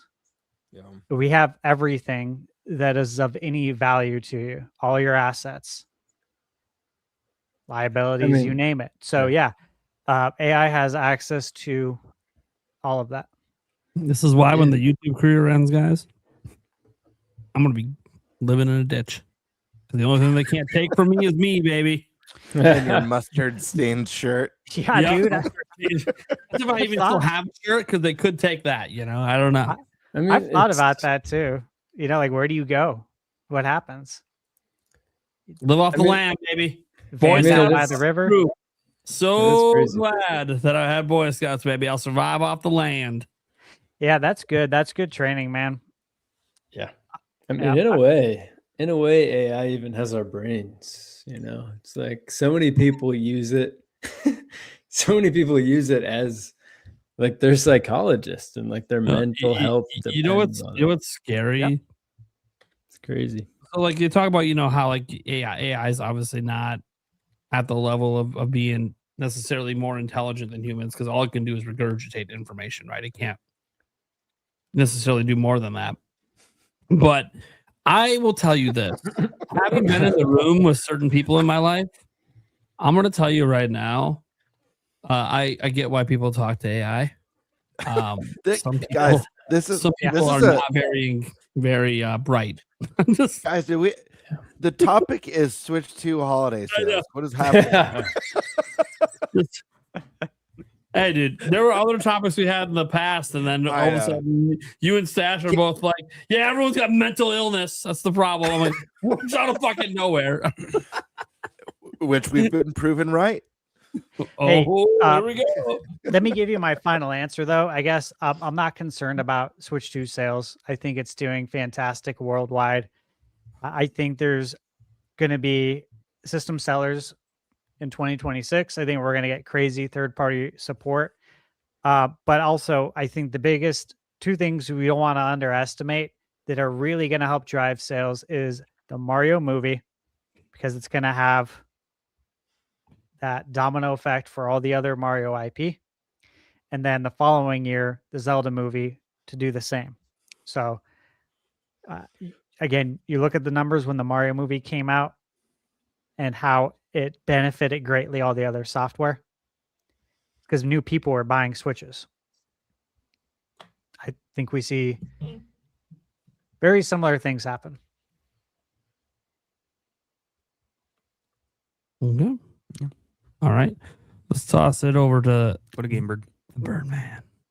All right. Yeah, I mean, you know, it's anytime you see sales that the numbers aren't what you were hoping, it's disappointing. Obviously, I wish the story for Switch 2 was that the sales were just insane throughout the holiday. I wish the same for PlayStation 5. I wish the same for Xbox. Hearing that Xbox's sales are down 70% is devastating. It's just bad for the industry. You want these companies succeeding. You want them kicking butt. You want healthy competition and to feel the sense of. Hold on, sorry guys. Whoa. Yeah. Whoa. Okay. Whoa now. Buddy, the time for that is after the show. What is going on back there? Are we about to hear a little? No, he's got it muted. Sorry, guys. What I was saying was, you want to hear amazing things, basically, and so anything short of that is always going to be disappointing. And I mean, my experience going out on Black Friday, going to Best Buy was a sad state. There was like two, maybe three people in the store other than myself, which was super. I hadn't seen anything like it personally on Black Friday. We know that the cost of living has skyrocketed. We know that there is a jobs crisis right now. Like people can't find jobs right now. Mass layoffs across not just the gaming industry, all industries. I know the company I work for has had major layoffs over the years. We have AI taking jobs. We have AI breaking into gaming, movies, all sorts of things. And me personally, I think that AI shit is wild. I think it's crazy. I think it's insane that AI is not being regulated. Like there's no regulation at all. It's the Wild West. I also think that AI is overpromising, at least in the near future. I don't see a lot of the huge promises over the next 5 to 10 years. I'll tell you why it's not regulated. Hold on. Have you ever paid attention to like some of the court proceedings that happen at times around the tech industry? No, I haven't. The government is so clueless. They're still trying to figure out what like .org versus .net means. This is like literally a thing that came up in a court case last year. And they are so far behind in the legal system of understanding basic tech. Like by the time they try to get a hold of AI, it will be too late. Yeah, I mean, listen, I think AI is over promised. I don't think it's going to be a thing where in 5-10 years it solves all these problems and runs all these industries better than people can. I think it's going to be interesting to see, like, because AI, obviously, I mean, you know, my company, again, we use AI a ton. I know for a fact it's affected jobs at my company for a fact, but What? AI makes mistakes. We have people cross-checking reports that AI handles every single day, every single line item, because AI makes mistakes. I'm curious to see legal ramifications when some sort of AI mistake. Who do you sue? Do you sue the company using the AI? Do you? That's probably who you sue. Yeah. Probably. So there's going to be interesting ramifications. But the other thing is that AI pulls from what people have already created. So when we think about video games, when we think about art, AI pulls from art that already exists and creates based on that. We saw this with Marathon. Some artists' art got pulled, you know, and used by AI in the game Marathon. It was a huge thing. When we stop using artists, when we stop using like graphic designers and animators, and it's just AI, what happens when AI is pulled from everything? What do we just get the same shit forever then? When there's no new thought, no new ideas, it's just pulling. They've pulled from everything. Then what? So I think there's been an overpromise, unless there's like major, huge developments that happen. I think it's overpromised. I think it's very doom and gloom. I think it's very dystopian. I think it's just the state of the world. You know, it's unfortunate. Nate, you said it. Stash, you said it. Video games, they're a luxury. It's one of the things that's going to be negatively affected by everything that's going on in the world. Not just that, movies as well. Art in general is like pretty cooked. Any art form, music, I mean, it's insane. Again, it's the Wild West, and I'm not worried about Switch 2. I think that despite it not being like this insane, mind-blowing record Black Friday for the company, Its numbers are showing that it's selling very well. It's having a very good first 6 months on the market. We're at about 15 million units sold. We could possibly add a couple, 2, maybe even 3 million to that by the end of the fiscal year. That's nearly 19 million in less than a year. That's really impressive stuff. That's better than the Wii U. That's close Better to than everything surpassing in the GameCube. Yeah. Oh, yeah. No, in I terms just of- mean like as far as like overall and stuff. Like the console's making strides, and I think ultimately what's gonna happen is that the Switch 2's success is gonna live or die on the software. I think I've said this before on the podcast. If Nintendo can maintain a healthy software lineup year after year without droughts, with great AA experiences, great indie experiences, and great AAA experiences, I think they're going to be set up for success. I do think not having a big blockbuster holiday title is a miss. There's a reason why I was hyping it up when I thought there was going to be one, because it just makes sense. I don't think that's going to be the case next year. I think they're going to have probably their biggest blockbuster title to date for Switch 2 next holiday. So we'll have to wait and see. But my hope is that this console continues to sell well. I hope that PS5 continues to sell well. And hopefully, some positive things come Microsoft way. I don't know. It's hard to foresee a positive story with Microsoft right now. There's just been so much bad news with that platform and that company, unfortunately. I'd love to see a future where they're able to pull themselves out of the hole that they're in right now, but we'll have to wait and see on that front. But it is telling. We just had the Game Awards. You guys all saw the nominees. There's some amazing games this year, from indies like Hades 2 and Silksong to some of the lesser known incredible indies like Blueprints or Ball Pit, to huge AAA games like Kingdom Come Deliverance and Claire Obscure is an indie game, but like those more what you imagine as those AAA experiences, Death Stranding 2 and Donkey Kong Bonanza, as well as dozens of other games. There's games that should have been nominated, in my opinion, like Trails in the Sky First Chapter should have been in RPG of the Year. It made no sense to have Monster Hunter there. Trails is the superior game and a better RPG through and through. So games kicked ass last year. This industry should be doing well. It's a sad state, man. It's not video games. It's not Nintendo. It's not a Switch 2 problem. It's a Switch 2 problem when the system's not profitable and failing to meet any sort of expectations.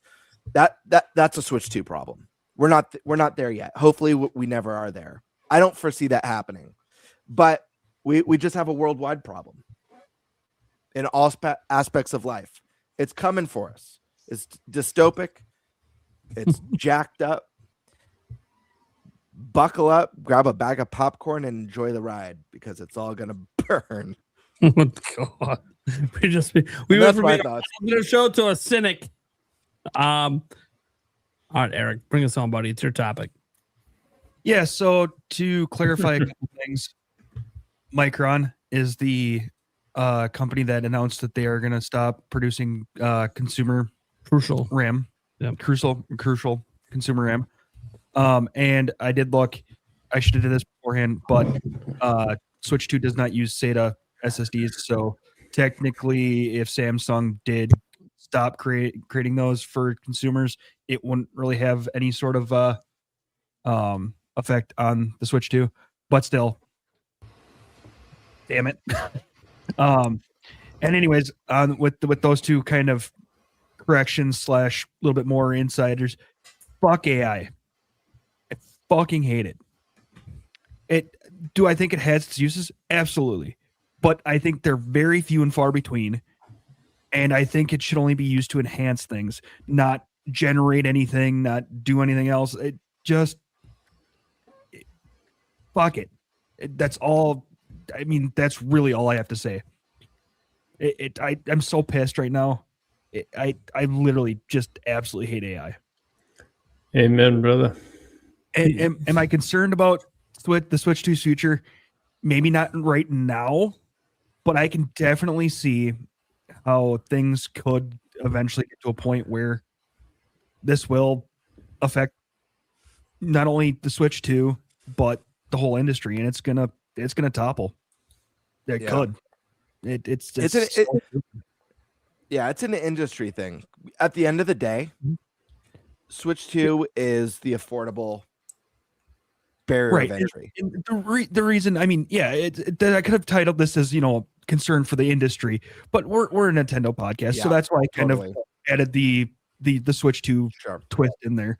Obviously, it's going to affect the whole industry, but like I said, it's more of we're a Nintendo podcast, so it's, obviously, how concerned are you on the Switch 2's future? Which I think we're all still timidly, optimistic, but yet at the same point in time, we could see a point where it could go down the shitter, for lack of a better word. Sure. I'm super optimistic. Yep. Yeah. I have no timidness in me. No. Just for the record. Stats just wanted to clarify. No chance. Zero. None. Yeah. No chance in hell.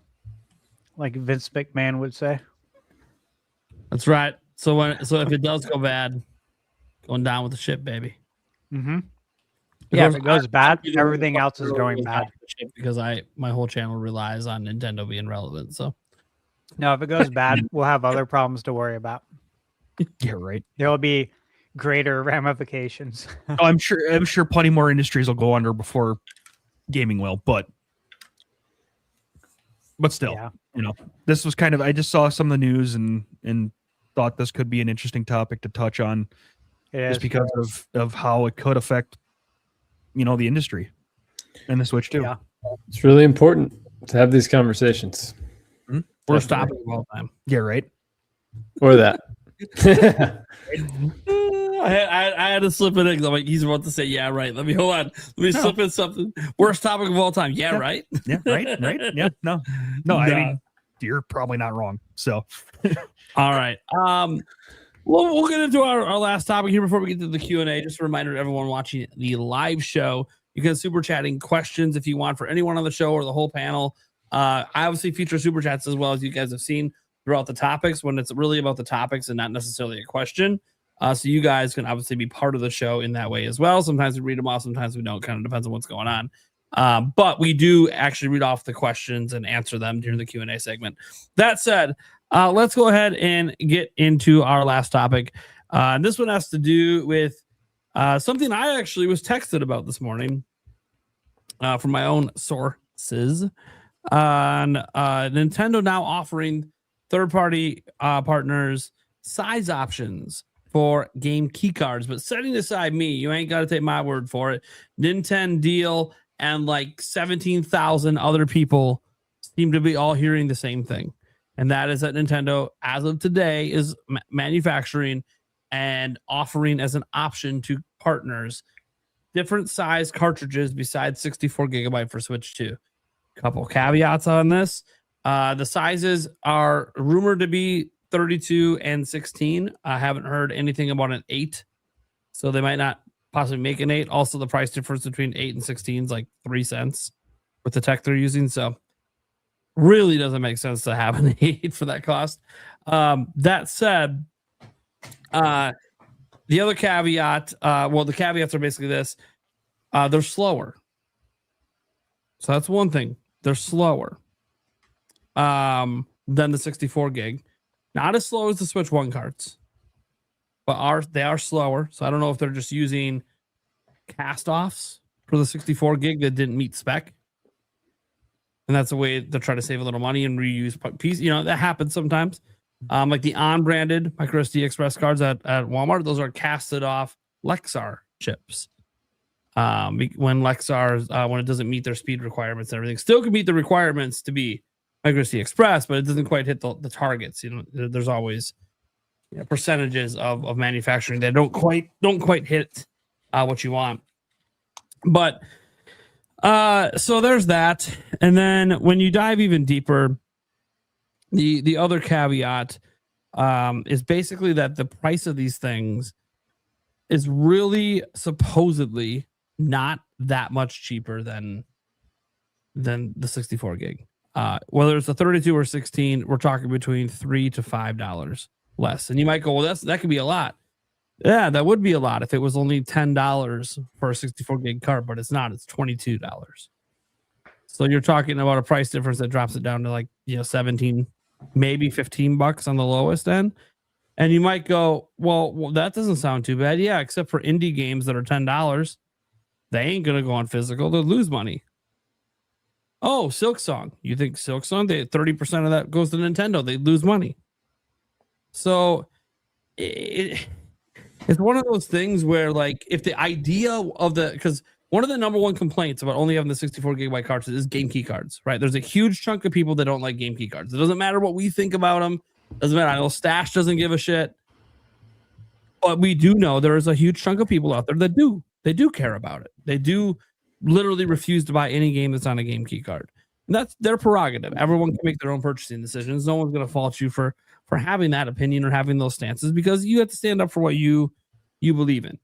But the caveat Nintendo's been getting blasted for is not offering sizes. And now with the new sizes coming out, it kind of shows why Nintendo wasn't offering those sizes. It really isn't that much more cost effective.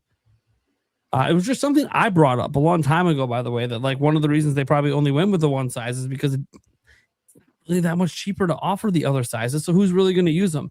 And that's really what I get to with this topic is who's really going to use these damn things?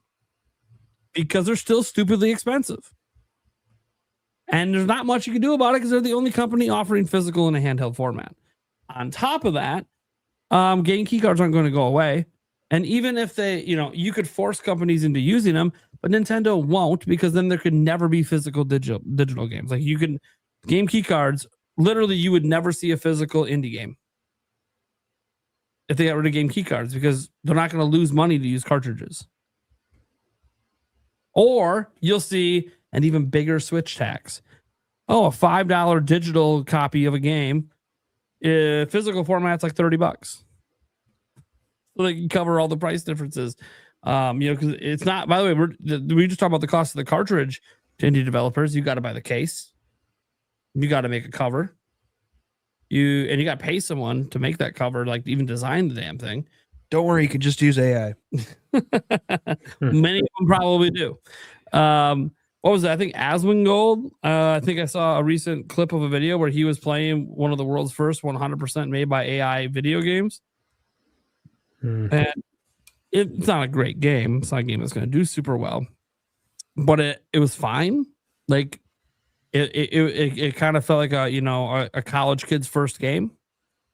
And he noted that he's like, while this game actually isn't like terrible, it's also like a fun note that like this is the worst completely made AI games will ever be. Like it's only going to get better, or for other people scarier that it's getting better from here, to the point where do you even need people to make games at all, or do you just need one person to enter some prompts and an AI and come back in a few days when it's done compiling and using all these mega servers, and boom, here's your new video game. Kind of scary to think about that. But yeah, these indie studios, I don't know that this fixes anything for them. AAA studios, what did we learn throughout the whole Switch generation? Unless it's a company like CD Projekt Red who's like very dedicated to physical, what are they going to do? Go for the cheapest option, right? NBA 2K. Now we're not going to go with this 32 gigabyte cartridge where we could put maybe the single player on there. No. 8 gigs, smallest we can get, cheapest we can get. That's what the companies are going to do. So my thought process is, I don't know these actually help anything or make any dent or difference. But I will say, if even one game decides to use them instead of a key card, that's why they exist. So, what do you guys think about this stuff? Do you think it's going to make any difference with game key card usage? Do you think this is actually good? And who could benefit from these different size cartridges the most? Because look, games are going to cost what games are going to cost us consumers. So what developers, who do you think is going to maybe potentially think about this stuff? Let's throw it over to, let's go with the guy who went last time, Eric. What are you thinking about this stuff? And it's great to see because options are optional. Whether people actually use it or not, it's nice to have them. But yeah, like you said, I just don't know. I mean, if you run it over a huge amount of games, yeah, it could save you some money. But some of these smaller indies and stuff like that are probably not going to print anywhere near as much as some of these AAAs. So the money saved is, not as much. I don't know. It's a tough call. So just to see anybody use it. Yeah. It's nice that they're there. I mean, yeah, options are good. Again, it's one of those things that it's like, if the problem was the cost, well, I just don't know if this really fixes any of that. I will say I would have liked to see Nintendo, and I hope someone at Nintendo has brought this up in a meeting with the top brass. Hey, have you guys ever thought of repurposing Switch 1 cards to be install cards? Because the Switch 1 card prices are much better. So, because they're using an older tech that's not fast enough for modern games, but that doesn't matter if you're just going to use it as an install medium. Or they're going to be doing it off the SSD or off the, it's not SSD, but off the flash memory or off the micro SD Express. And this has been suggested by others online as well. I'm not the first person to think about this, but I hope someone at Nintendo has actually said this out loud in a meeting as a solution.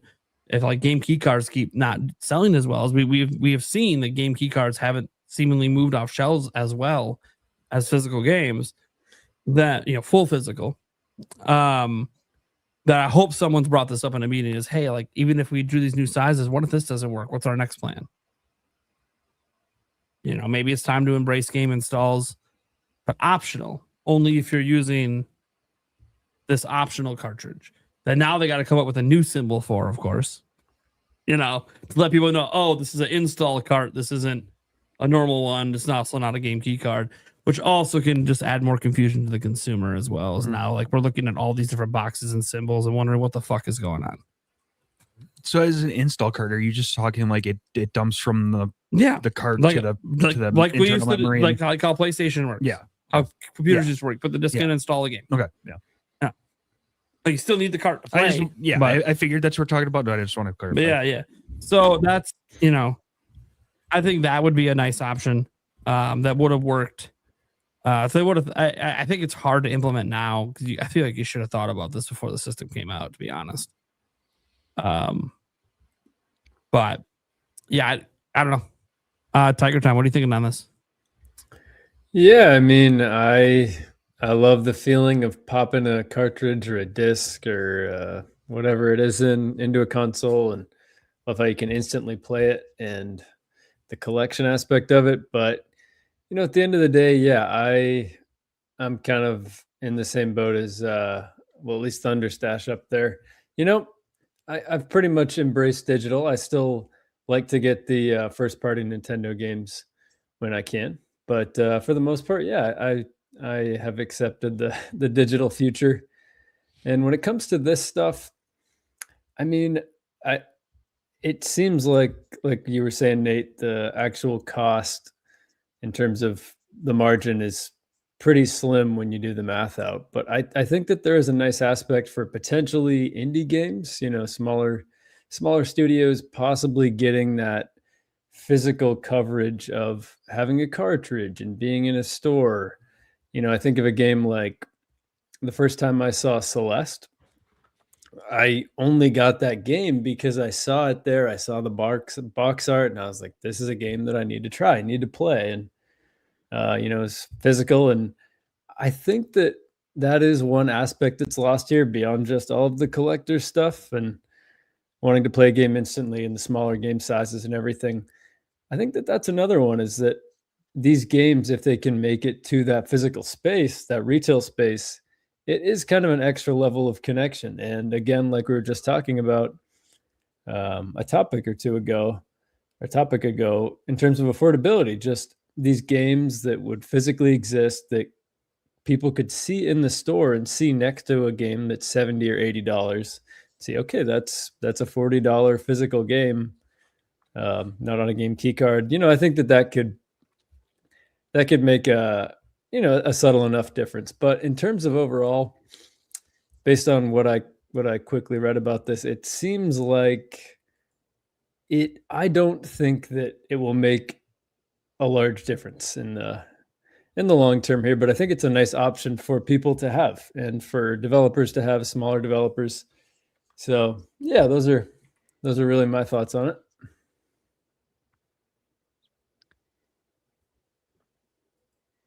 What is this? A mutiny?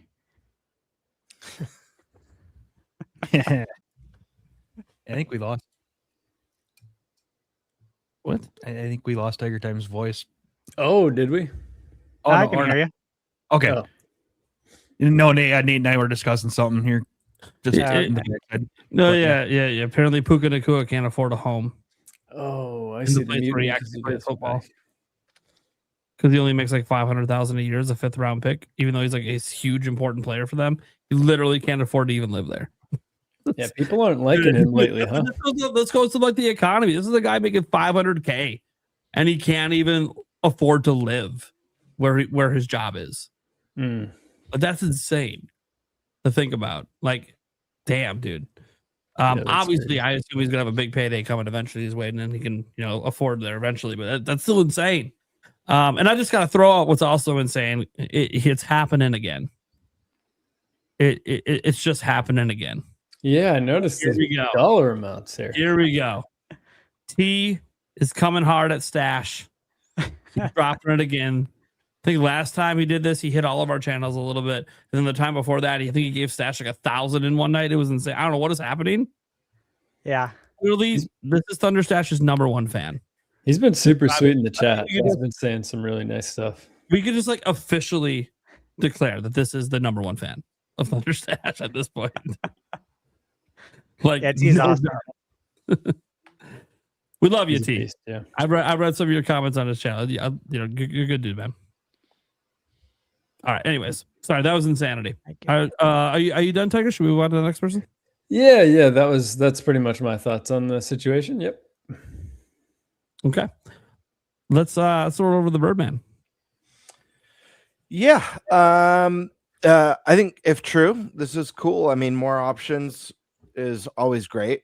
More options for consumers, more options for developers, like Tiger Time said, indie devs with smaller games especially, I think would benefit if they want that physical release. The game key card thing, I mean, we've talked about it. I don't really care about game key cards. It's a non-issue. I don't collect them. I don't buy them, but I also don't have an issue with them. The fact of the matter is physical media is on a death march. It has been. We're going all digital, whether you like it or not, and most people like it. That's the real truth. Is that as much as I love physical and collecting physical, and I know you do, you guys, a lot of you guys do here tonight too. There's not many of us. No. It feels like it sometimes, because we're in a community where. Or a bubble where like-minded people share ideas and thoughts and nostalgia and memories and collection photos and videos and stuff. And I've got some of my collectibles back there. Stash has a ton of his back there, but there's really not many of us. And whether it's young people or people from our generation who already moved on a long time ago when music and movies made the shift, it's coming. So the game key cards, that's a non-issue. It's sad, but it's inevitable. So I don't have anything too deep other than I think more options is great. And if this is a way to get great, games in physical media for the time being, then hell yeah, power to it. I'm here for it. Okay, there we go. Stash man. Yeah, so This is something we've talked about, right, on the podcast. This was rumored a long time ago. Nate, you've brought it up several times. We've discussed it here about different sizes coming. They were being worked on. So yeah, that's what's happening now. Now we're hearing about it. And look, you mentioned between $3 and $5 cheaper. That's very small. I don't know that any developer is going to pass that on to the consumer. Who's to say any of them are going to? They don't have to. Mm-hmm. Right? If you're an indie, you really got to watch your margins. Like going physical could pose to be a huge risk if you're an indie dev. Yeah. And so it's hard enough for indies to make a physical game because they have to first do really, really well digitally. And then that's, of course, when the decision comes. That's why, I review a lot of indie games. I always ask the developer, even though I know the answer, but I always ask, hey, do you have plans right now to go physical, or do you have like hopes for it, ambitions? Is that like the dream kind of thing? Because for a lot of them, it is. It's their dream to have their video game on a store shelf. They're old school, right? That's a big deal. But there's so much that has to happen to get there. And so if you're an indie developer and you do this, do you even pass it on to us? Because that is a risk as well, to pass that on to the consumer. I guess it can also be a risk to not pass it on to us because it's a difference of $29.99 versus $34.99. Will that make anyone think twice? I don't know. I don't know that it would. 24 or 29. It might make the difference for you, though, as a developer, to be able to pocket that and then work on your next game sooner. So,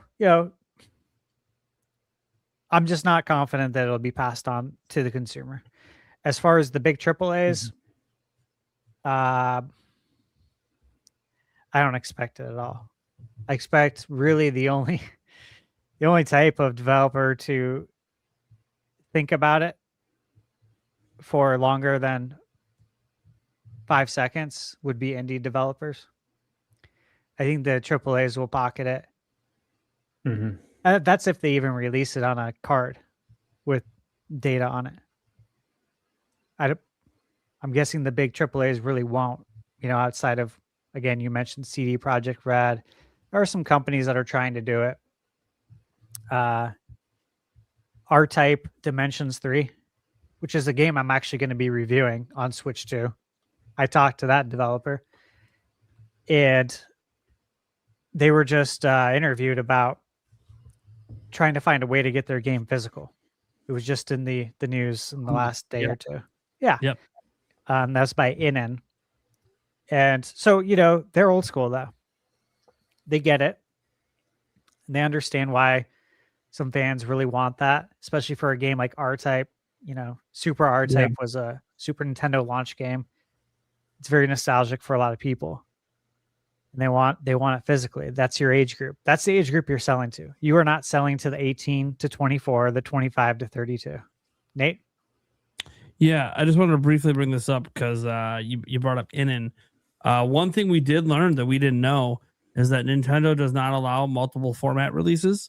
So as an example, what INN wanted to do is because they can't, the cartridges are just unrealistic for them to use for their standard sale price. But they have like collector's editions that are much more expensive that they could eat the cost with. They wanted to offer a physical option for the collector's editions, which is possibly an option for these cards could come into play. But Nintendo doesn't allow that. So I would like to see that policy change at Nintendo to allow them to have a multiple format for collector's editions. Because right now Nintendo's saying, no, you can only buy one format for your game. You can't have two. Okay. That's a good wrinkle. I'm glad you mentioned that. I just read it on their Twitter. Like, this is official. Like, they actually posted this publicly because people were mad at them for how expensive some of their collector's editions are, but it's not physical. It's like, well, we can't. It's not realistic for our standard edition. That's going to make up 90% of our sales. And the 10% that are going to buy this, well, we want you to have physical, and we're going to try to explore options for it. But Nintendo does not allow it. So that, I will say, Nintendo, you are known for some archaic practices. That does seem a little archaic. Well, let me ask you this. They're paying for the cartridges, right? You're getting the money. So why not just let them use them? Is there anyone else doing this? Because here's something that's been perplexing for me. I look at some of the games that Sony has released that are collector's editions. Yeah.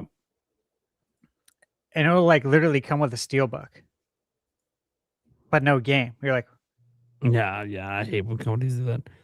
Do the physical copies pennies? What are we doing? Yeah. Or these collector's editions that come with a statue, but there's no game for the game that you just bought. It's a code. It's like, I'm curious if anyone else has any interesting regulations like that, I guess. But yeah, the regulations on this, I think, is probably unique to Nintendo, this specific thing, because one, they have multiple formats, and people will talk about, well, hey, Sony's got that discs that are just install, download off the internet, just like game key cards. Yeah, and that disc is the same disc as the discs that contain the data. Well, then why don't they? Because it's only pennies. These discs are pennies. They don't need multiple formats. It's pennies. It's always been the cartridge, man. That's always been the sticking point. Cartridge is always. It's one reason why third parties love 64. Nintendo. Yeah. They're so expensive. So expensive and could hold less data. And sometimes the audio quality back then wasn't as good. Not such an issue today. And now there's actually benefits to cartridges today, as in no game installs, because they can be fast enough to actually play them off the cart. But it's still the cost. Now the cost for that's significantly more than it used to be. So they were so cool though. When a game sold out back in the day, it was sometimes it took a really long time for it to hit store shelves again, because you don't want to over order cartridges on 64 because you're sitting on a lot of money versus possibly under ordering, being sold out, and then we gotta order more now. This might take a month, 6 weeks to hit store shelves again. And then how much momentum do you lose from the time you sell out to maybe 6 to 8 weeks later when it hits store shelves again? Yeah. Stuff. Bird? Sometimes, yeah. Oh, go ahead. Bird, what were you gonna say? You say something? I was gonna say, how much was it? Was it costly for Nintendo to manufacture the mini discs for GameCube? It was more costly than the DVDs at the time, but it was we're still talking, and it was compared to a cartridge. I know that a DVD is cheaper, but wait, it was cheaper. It was cheaper than a cartridge. Yeah, I'm surprised they never made the return to that, because I always thought back in the day, one day there's going to be a handheld that utilizes these GameCube discs. I'll tell you, dude. Here's the reason. You ever have a portable CD player? Scratches, moving parts, very bad in portable devices. Yeah, that's true. That makes sense. Oh. Unless they put it in didn't the Vita or the PSP have a plastic PSP had protective? The UMD. They call it a UMD. UMDs. Yeah. Those are cool. PSP. Yeah. Now go look at some people's copies of UMDs, and you'll still see disc scratches, all this shit. Yeah. Because again, it's a moving component. You just don't want moving components in handhelds like that. The only moving component's the cooling fan. Well, your Switch 2, if the cooling fan fails, will probably still be okay. Just going to be a little warmer. Yeah. But maybe replace that fan for long-term health of your system. But so it's you usually don't want a lot of moving components in handles, because look, let's just be honest, they get tossed around. Right? Yeah. Toss them in your bag. Kids definitely toss them around, right? Yeah. So it's a tough situation, because for physical to exist in a handheld format, the best format is literally cartridges, but they're stupidly expensive, and they're only get more expensive as games need more speed to keep the convenience of not doing game installs. Which I did say that they should offer a cheaper option, since we're at this junction of key cards, because I don't think key cards are better than offering Switch One cards that can do game installs. I don't think key cards are better than that, because now at least the data's on the physical item. You don't need the internet. So I feel like that is something that they could have went to. Plus, a lot of the industry is used to this now with PlayStation and Xbox. So I don't think there would have been any backlash if they would have offered that for smaller size options, to give that as an option for a cheaper way. But yeah, I think this whole thing is just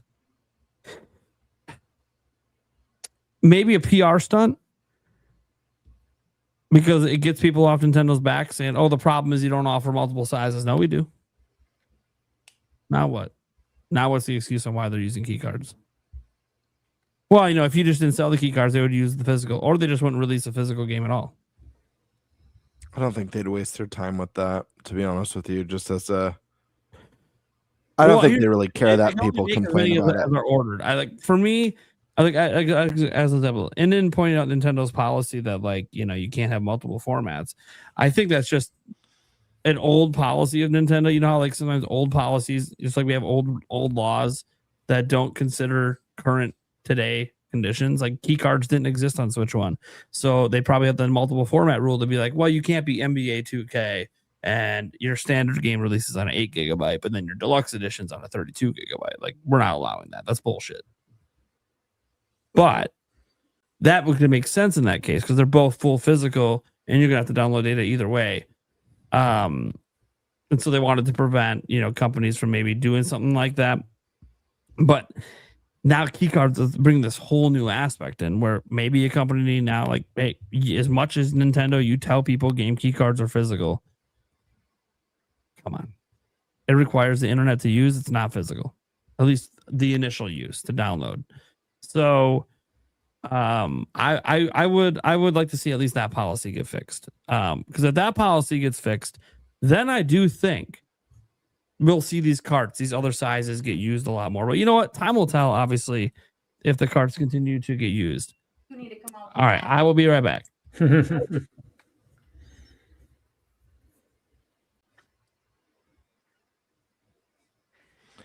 I honestly feel like Nintendo doesn't care about any of the keycard discourse. I feel like when you look at the numbers and you see the percentage so favorable for digital,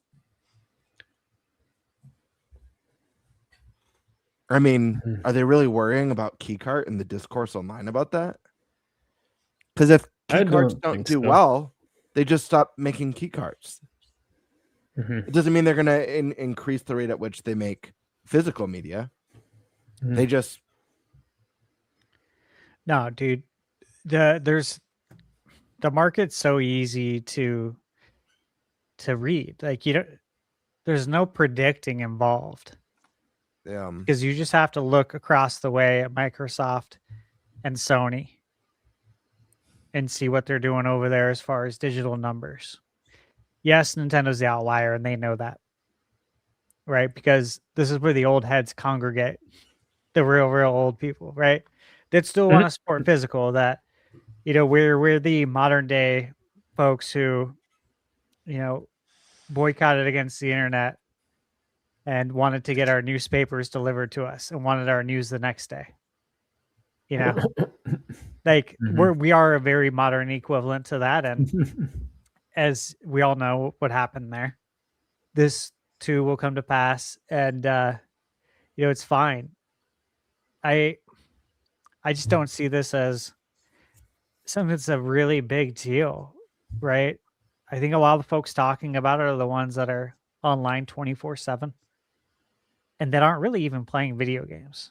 They talk about them all the time, but they're really not playing them all the time. And I don't think you really worry about folks like that. And their numbers already speak for themselves. They know what their numbers are. They know what their splits are. They know what their physical to digital split is. And they know that digital number is rising. Even though it's still pretty good physical on Switch. Switch 2, I think it was 51-49. There was a year that it was 50-50. We've went over it in the numbers.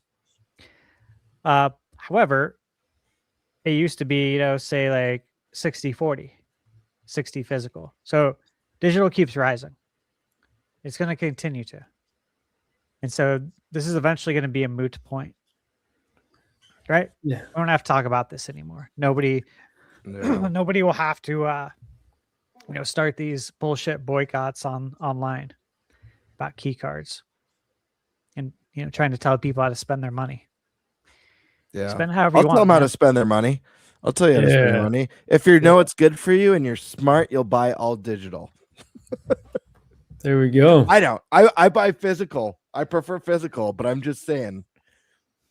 Go digital. It's the smart thing to do. You won't get left behind in future generations. Yeah. That's what all the kids are doing. And listen, the crazy thing is, like, I especially like buying physical on Nintendo platforms, Switch 2 included. But if there's one of the big 3 consoles that makes the most sense to have an all digital collection, it's the Switch or Switch 2, because it's a console wherever you go.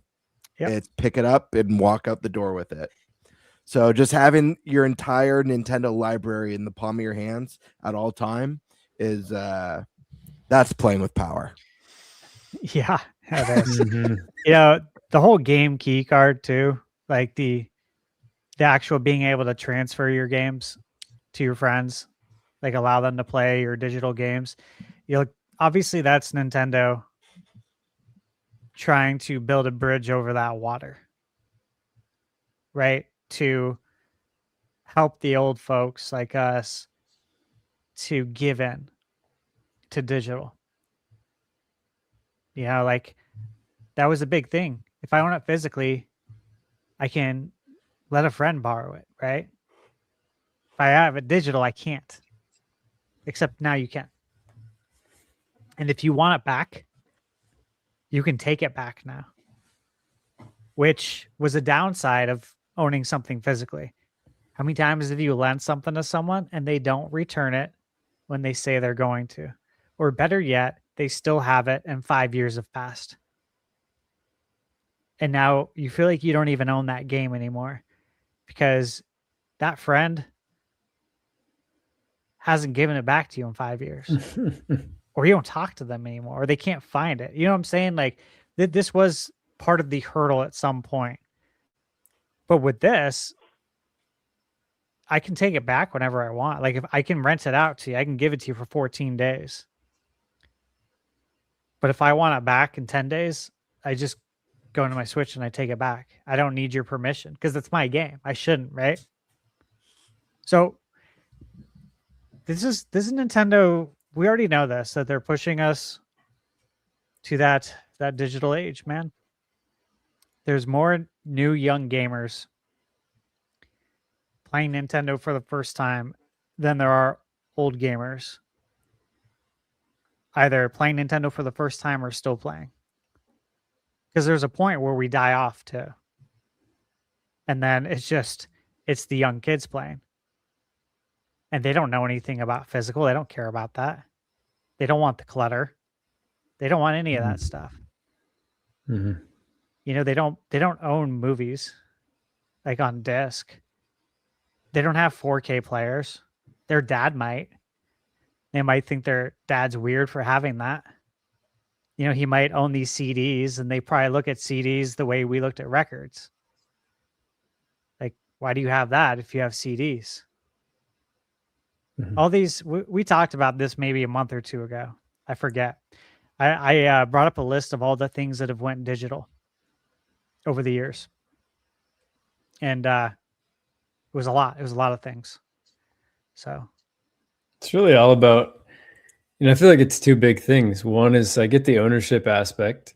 People want to own their games. I totally understand that. And I feel that too. The other thing though, I think is like what you just said, which is it's so dependent on, how people grow up. And I think about that constantly with, me being 29, people around my age didn't play older, NES, SNES games. And so, their brain just doesn't have a tolerance for that. They can't appreciate it because they already played the most beautiful thing, the brightest thing. The first game they played was on the 360 or PS3, whatever it was. So they cannot, their brain literally can't justify how that is an experience worth having when you can have the new shiny thing. And I think it's similar with these, where it's the people that, like you said, Thunderstash, the people that grew up with physical have that attachment, but those nowadays who never had it, their brain can't make that connection because they can appreciate it because it wasn't a part of them at some time, So Yeah, it's like books, right? Mhm. Some Similar people thing. have only held a Kindle. Like that's all they know. They have no attachment to holding a book, to turning the page, like actually turning the page, not Literally. tapping a screen. Yeah, there's a lot of things to factor in there about why you have the attachments, but fact is we have them, and Yeah.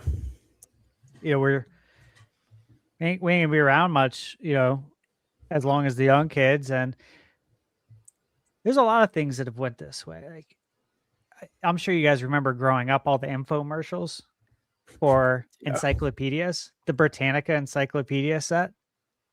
That used to be like a prize on Double Dare.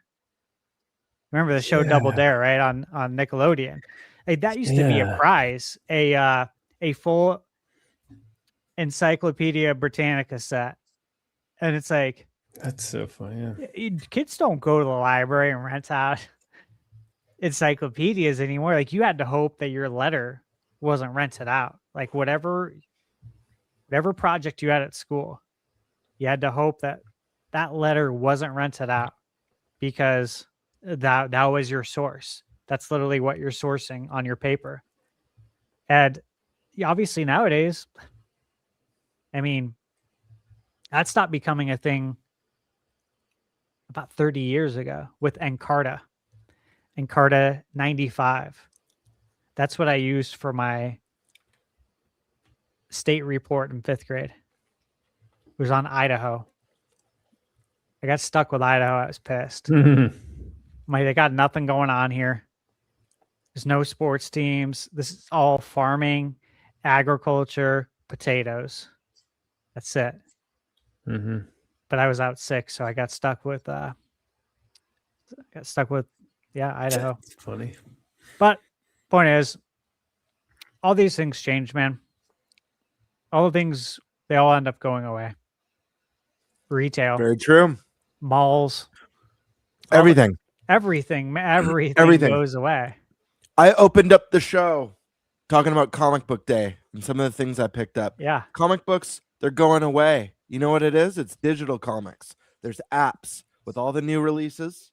And physical is going away. All the shops are struggling. Yeah. And they can market directly to you now in the app. And as someone who loves physical games, again, I've said on the show, you can't see this wall. It's all physical games.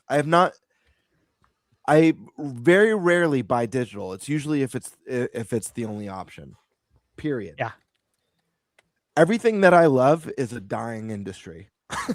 Because I grew up at a time where we love tangible things that we can collect and share with others and stuff. But yeah, go figure. Just another hobby that I found joy in. That's hanging on by an ass hair. Yeah, it's crazy. Well, what should we do? Let's get let's get to the super chats. Yeah, I was gonna say. Do you want me to run it? Yeah. Okay. Thanks, man. Yeah. Let me turn off this here. AJ Rax for 0440. I don't know. I know Ocarina of Time remake is wanted, but let's remake the NES classic Zelda and Zelda 2 with 2D HD. Okay. Zelda 1 and Zelda 2. I mean, look. We have talked about Zelda 1, Zelda 2, and A Link to the Past, and how I would love to see any of these with that art style. Because, look, these are the Zeldas I grew up on. My first one, of course, was Zelda 1. It's the first NES game I bought. I still have it. It's on my shelf, the original. Zelda 2, love it. A lot of people have issues with it. It's a very hard game. I love it for being as hard as it is and because it's different. And A Link to the Past to me is the best 2D Zelda. It is it's beautiful. It's close. It's damn near close to perfect. Maybe might be. So would I love to see those again? Yes. Just like I'd love to see Chrono Trigger in HD 2D. I'm right there with Stash. Yeah, I would any of those two. I think especially at least out of the original and Zelda 2, I think I'd pick Zelda 2 for that one. I think it would benefit the most from a remake.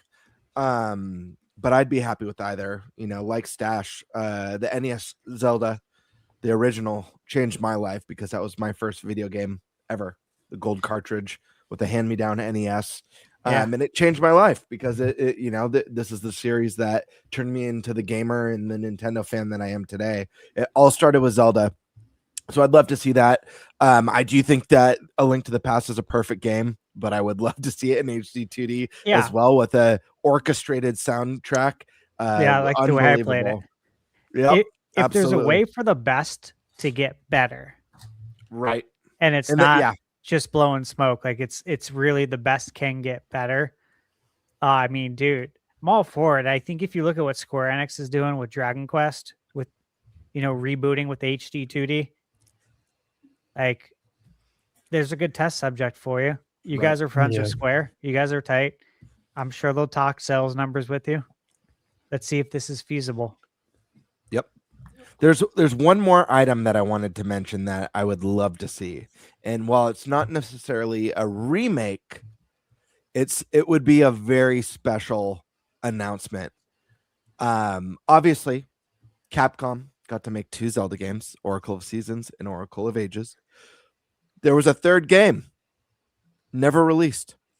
I would love to see a remake or rebuilt, kind of like the Dread story, the infamous Metroid Dread that ended up being real all those years later. I'd love to see a Dread story with that third. I forget what it was supposed to be called.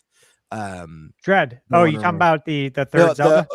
The third Oracle game. I can't recall off the top of my head. Obviously, so it was Oracle, Ages, Seasons. What was the proposed third? I remember really being excited for that idea. The proposed third was the Mystical Seed of Courage. Yeah, big difference there. I don't know if that's right though. Let's see. Yeah, that doesn't sound right. That's not the name I remember. It was Oracle of something. Ages, Seasons, the third Oracle. I just don't know if we ever got an official name, proposed name of what it was going to be. This Zelda wiki's citing 4chan. Come on. Got to be careful with that. All right. I don't know where we are here. Maybe Nate knows it. Maybe Nate knows. Nate. So we had this question come through. We were talking about what we thought, but I mentioned an item that I would love to see that's not on here would be like a Metroid Dread situation where that third Oracle game that was never released finally made its debut in it. But do you recall what it was called? Because I don't remember. Oh my God. It's on the tip of my... I think what I told you is right. Is it really? Mystical Seed of Courage. That's what I'm seeing. That doesn't sound right, but I believe it because I don't know what it was supposed to sound like. I think the thing about remaking these NES, what made them, even if you revisit them now, what makes them fun is how that was it. Gaming has it. Yeah, that was it. Mystical Seed of Courage. Okay. It's a wildly long name. That's what I'd like to see. I'd like to see them pull a Metroid Dread with that title. It's because it was Mystical Seed of Power and in Ages, and the Mystical Seed of Wisdom. So Triforce, Power, Courage. That was the idea. Yep. Mm-hmm. But still want that. Still want it, dude. I know they'd have to retcon the combo ending, but It would be cool. All right. Next up here, we got a gifted over on Gamer's channel, Demonic. Oh yeah. Switch After Dark, aka Zoo, wanted to chime in here. Say, is Switch 2 in trouble? I would say no more trouble than the rest of our late stage economy. In which case, as I have repeatedly stated, it's in trouble. But so is Sony, Microsoft, PC, gaming, all of it. Yeah, we kind of went over that. That if you just talk about like industry trouble, it's an industry that's being hit by all this stuff. Say the name, and he appears. I believe in Gamebird. Why does that feel like it's stashed over there? Like, what is going on? It's Joe Hendry, baby. NXT. Oh, yeah, I know. Joe Hendry. Almost felt like an 80s sitcom theme song. Dude, that's why I like the Joe Hendry thing. It literally feels like something straight out of the 90s. It's great. Yeah. Then you gotta do the spin around though to go with the gamer. You gotta do the right. I just feel like, dude, that'd be if as I was doing that, I would have laughed my ass off. If you fucking did that, I've been sick. That would have been sick. Demonic Brawler, bring back NFL bits, NBA Jam, NFL hits. Yeah, that's the way to go. Zoo coming in again, saying playing Starcross Worlds with Forgotten Land. It's really cool. Also a game at 60 FPS. Yeah. Oh yeah, the DLC is great. It really is. Still wish it was. I wish it was $80 for like buying the full thing. Obviously, if you're just upgrading, it's $20. But yeah. Steak says, "Let's go. You're ready to feel the power." Perfect. That Gamebird changes his to that image. Yeah, right. Right on that. Like he knew what was next. Totally on purpose. The stash is back. That's right. Stash missed an episode.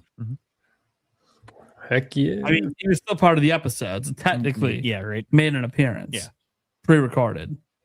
It means you guys got some music during the show. You can put some background music in there. I know the music was great. I was going to ask you guys that because I was honestly like, it was great. I was very busy. There's no way I could have called in, and I was like, I wonder what they thought of the music.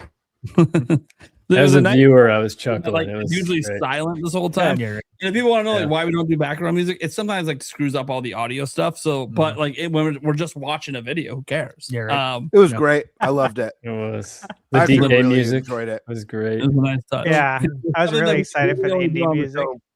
Yeah, we really only do it pre-recorded. So it would have been so great if you had different attire. Obviously, impossible given what you were up to, but different attire for each one in the theme of each game category. Yeah, that would have been fun. I thought of some things I could have done, and I'm like, I just don't have time. Dude, did anyone else here watch I forget the game.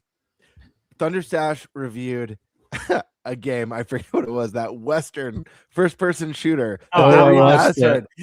The dressed as a cowboy, and he's doing, well, I think this game is like rooting and tooting. And I couldn't believe you kept the accent the whole time. That was impressive. Dedication. Okay.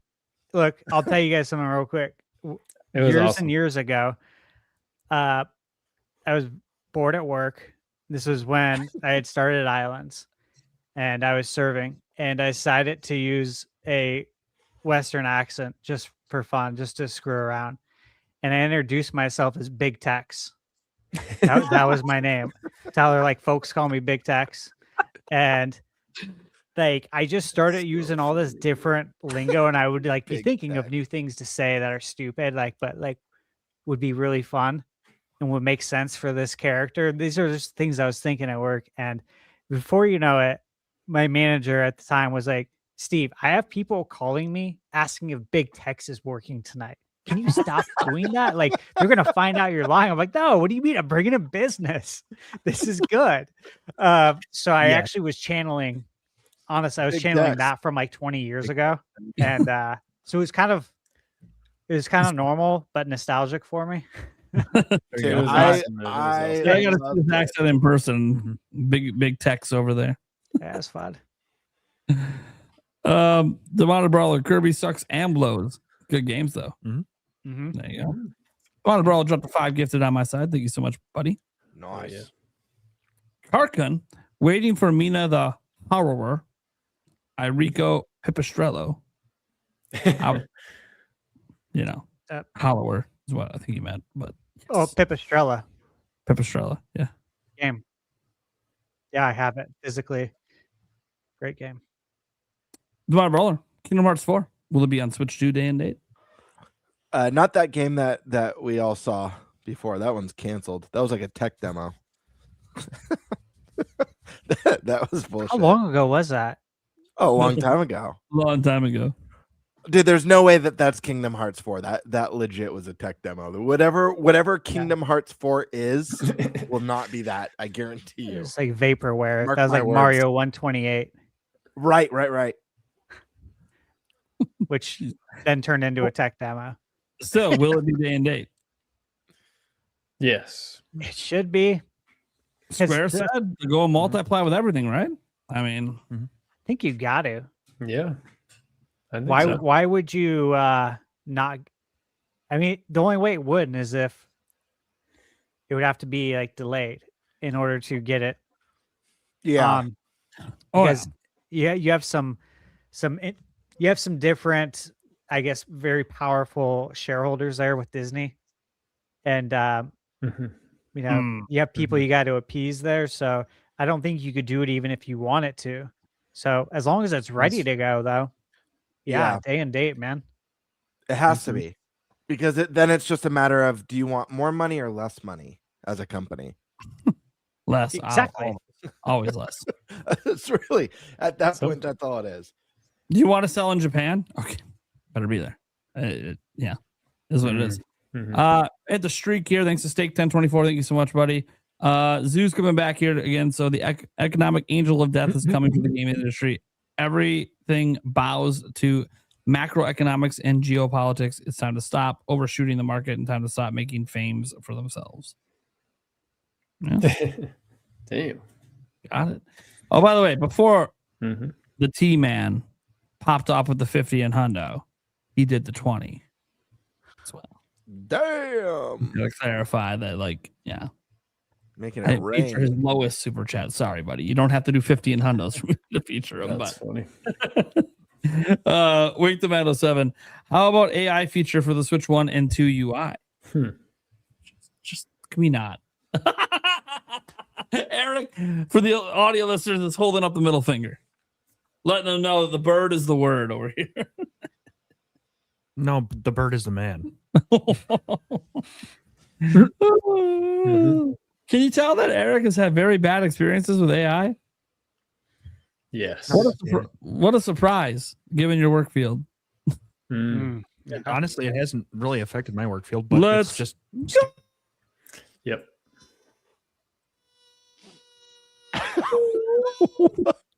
Dude, you legit froze. That At was least on my crazy. end. Did you guys see that? I don't know what just What would that happened. I be? feel like the time-space continuum glitched out right there. You got That to was blame the crazy. super chat. I was just doing what the super chat was doing. thank you. Sir. It's pretty cool. Yeah, it is what it is. Free Metroid hat. Sent a picture of my favorite comic ever I own to Nate. Was wondering if you have seen the comic. Ask me. Ooh. Oh, That's a good one. that's a good one. It's really hard without planning ahead of time to share this, but I will try. Well, let me share a Discord screen, a window. Here we go. Share. There it is. Oh, yeah. Oh, that's sick. Oh, yeah. Venom's awesome. Yeah, is that a Todd McFarlane? I wonder if that's a Todd McFarlane cover. That's cool. All right. Very cool. Hell yeah. All right. Yeah, it's Then- going to be really sad to see all those incredibly talented comic artists replaced with AI. It's going to be brutal. Can't wait till we get done with this episode so we stop talking about AI. Like, Quite an episode to be not a on. fun, it's like such a bad conversation every time. Tiso Low Mind or the Solo Mind. Oh my god. He's so. Look, YouTube. Let us just have normal usernames again, not at handles. Anyways. That was something, all right. The super chat was probably worth just that moment. You're right. Do you think Sony will give us a better version of MLB The Show 26 for Switch 2? No. A better version. Yeah, I do. I think it'll be 60 FPS. I think the resolution will be 1080p. It's already performing better, the base Switch 1 version on Switch 2 by default. So, yeah, if you're building it for Switch 2, I don't see why not. Because, I mean, what do you have to really do if it's already running at 60 without doing anything? So, yeah, it should run at 60 now. Please. Yeah, well, it should be cool. All sports games need to be. I was going to say, yeah. I know, dude. 2K. I'm very You gotta get right on that NBA. I know. Yeah, I'm like, come on. You're letting some other port studio show you within your own company with WWE 2K. Shiver. Dude, Shiver just destroyed your NBA 2K team. What are we doing? Yeah. Like, no, dude. Put your act together, dude. There's no reason at all that the game ain't 60 FPS on Switch 2. At all. EA, I don't expect them to put in the effort. I expect 2K to put in the effort. Now, when Madden wasn't 60, I'm like, oh, fucking EA. Or the fact we even have Madden, that's what they think is the gift. That we even bothered to consider Switch 2. Especially when there's so many days without basketball these past few weeks. We got to have something to play. Yeah, dude. NBA, 2K. And so many days off. It's crazy. It's crazy. The NBA Cup is great if your teams are in it. Right. Like when the Bucks went all the way last year, I'm like, dude, this is sweet. But without that, it's like, well, this kind of sucks. Yeah. As an NBA fan. And it's also fun until you get a thumb up the butt, but well, that's true too. It was AI, guys. It was AI. That's what he said. I saw that, yeah. It's like, dude, I literally went back and watched the live broadcast. It was not AI, man. You can't. I think you're trying to avoid a fine or a fee or some bullshit that's gonna happen, but that's AI. Yeah, dude, that was so weird to watch. Social feed. Wait, what happened? I don't know what.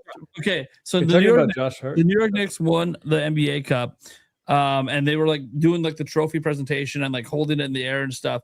And Jalen Brunson, their best players in the front. This other player of theirs, like a starter, Josh Hart, like puts his hand on his shoulder, is like tapping him, and then literally goes all the way down his back, goes like this, and thumbs him right in the ass. And it happened on live TV. Yeah, it's very. The camera was right there. Like, was it? And then he ran to socials and said it was AI. And it's like, dude, we all saw it. Shut the fuck up. Was there a reaction? Like, Classic oh my god, Oh, dude. Brunson went like this and then turned around like he was fucking pissed about the. He's ready to square up. Yeah. Now, question: do they add this celebration to 2K? Yeah. It's a new emote. They'll piecemeal it to you. You can buy it for $5. We call it the thumbs up, the ass. Dude, that's gonna be the new thing. It's AI. I swear. That's gonna be every time someone fucks up on live TV, guys, that was AI. That wasn't even real TV. That was AI. Yep. Every time. Like, can you imagine you do something like that and think you can get away on live TV of just telling everyone it was AI? Like, we all didn't witness it. Like, there weren't people there in person. Like, Brunson's just gonna forget you stuck a thumb in his ass. Like, dude, you probably fucked up your team chemistry. Let's just be real here. Like, you were a starter. If you don't play next game, I think we know why. Like, Jesus. He might as well want to be in the same room with you after you did that shit, man. There you go, Bird. I put it in the private chat. Like, I still can't believe that happened. Yeah, So that's strange. The guy who gets the thumb is the guy just to the left of holding the trophy. Yeah, you just watch. They'll zoom it in. Never mind. Yeah, they zoom in. Oh my god, he did. What the heck? There's no AI, dude. You can't. Fortnite will steal that animation first. Yeah, it'll be in Fortnite first. It'll be in Fortnite It first. got pissed. No, he It'll legit be was like, Fortnite. he legit looked like he wanted to fight after Yeah, that. he was. Dude, come on. Like, I'd do the same thing. and there's no way the team is going to get behind saying that it was AI. You're not going to get everyone to come together and be like, yeah, it was AI. Don't worry about it. Why did he do that? Dude, No. like I wouldn't even I think like if I had a brother, I wouldn't do that to him. I would never like I'd maybe punch him in the face. But I would stick a thumb up his ass. Well, how does that even cross your mind to do? You're celebrating, everyone's excited. Hey, here's our team's best player. Like, what the fuck? Well, yeah, in front of all the fans too. Yeah, on national TV. Maybe he was going to give a thumbs up to the camera, but he got caught. Yeah. Pat on the back, thumbs up to the camera. Good old wind up, thumbs up. The good old wind up. Exactly. Like I mean, look, if the goal was to be remembered forever in NBA history, I guess you probably pulled that one off. You're a future trivia question like 10 years from now. Wait, did he? By the way, it'd be an adult trivia because adult trivia is always like sex-based bullshit, and it'll be like, all right, so who in 2025 after winning the NBA Cup stuck their thumb up a player's ass? That'll literally be an adult trivia question in like 10 years. Probably. And he actually said it was AI. That's Yes. Yes, on his Twitter. Yeah. Guys, it was AI. yeah. He just screams it all cap. And all the comments are just fucking trolling him. My favorite comment was being like, no, you're Josh Hart. This is Allen Iverson. Dude, yeah, everyone saw it on live TV. It's like, dude, you can't lie your way out of this one. Everyone knows what you did. No one knows why you did it. It's like it makes me think of obviously a way different scenario, but and before AI. But remember when I don't know, I forget the concert that Fergie she peed her pants. It was like all over the news. But she swore she didn't pee herself. She said it was sweat. And then everyone got disturbed when she said it was sweat. So then she was like, okay, it was pee. It was pee. But she thought sweat was better for some reason. By next week, TikTok and everything's going to be full of a bunch of AI videos now of people shoving thumbs up other people's asses. You just know this is going to be a trend now. It's going to happen. We're going to see Dorothy thumbing up the Tin Man's ass somehow. It's just, this is just gonna happen. Like this is what people are gonna do now because it look from just speaking strictly from an entertainment perspective. Okay, it was kind of funny. I can't believe it happened. Like it's shocking. Out of all the things to see at an NBA celebration, slapping asses, grabbing asses. Yeah, that shit happens. It's weird sometimes, especially when the grab is kind of awkward. Yeah. Put a thumb up. Yeah, that's a violation, man. I know. You're violating the territory that if he didn't invite you to, you need to stay the fuck away. He should have. She got teed up for that. It's a flagrant foul. Flagrant foul on your own team. Game's over. But here's the thing: the NBA hasn't said anything about it, which I think they're just kind of hoping it goes away. Because I don't know how. What do you say? How do you explain anything? And what do you suspend him? They won't touch it. How do you let a guy come back off a suspension that stuck a thumb in someone's ass? Like they won't touch it. Our commissioner, he has no backbone. He won't say anything. Don't ask him questions. Really? Yeah. Dude, yeah. I was gonna say, like, you could argue that that technically that's assault. Yeah. The only way the NBA will do anything is if Brunson presses a problem. Like if Brunson's like, nah, man, that was so across the line. Like we got to do something. The NBA will act then. But without that, and I don't think Brunson will, because again, they're trying to win the championship, and he's one of their best players. I just want him to get in trouble and get kicked off the team. So.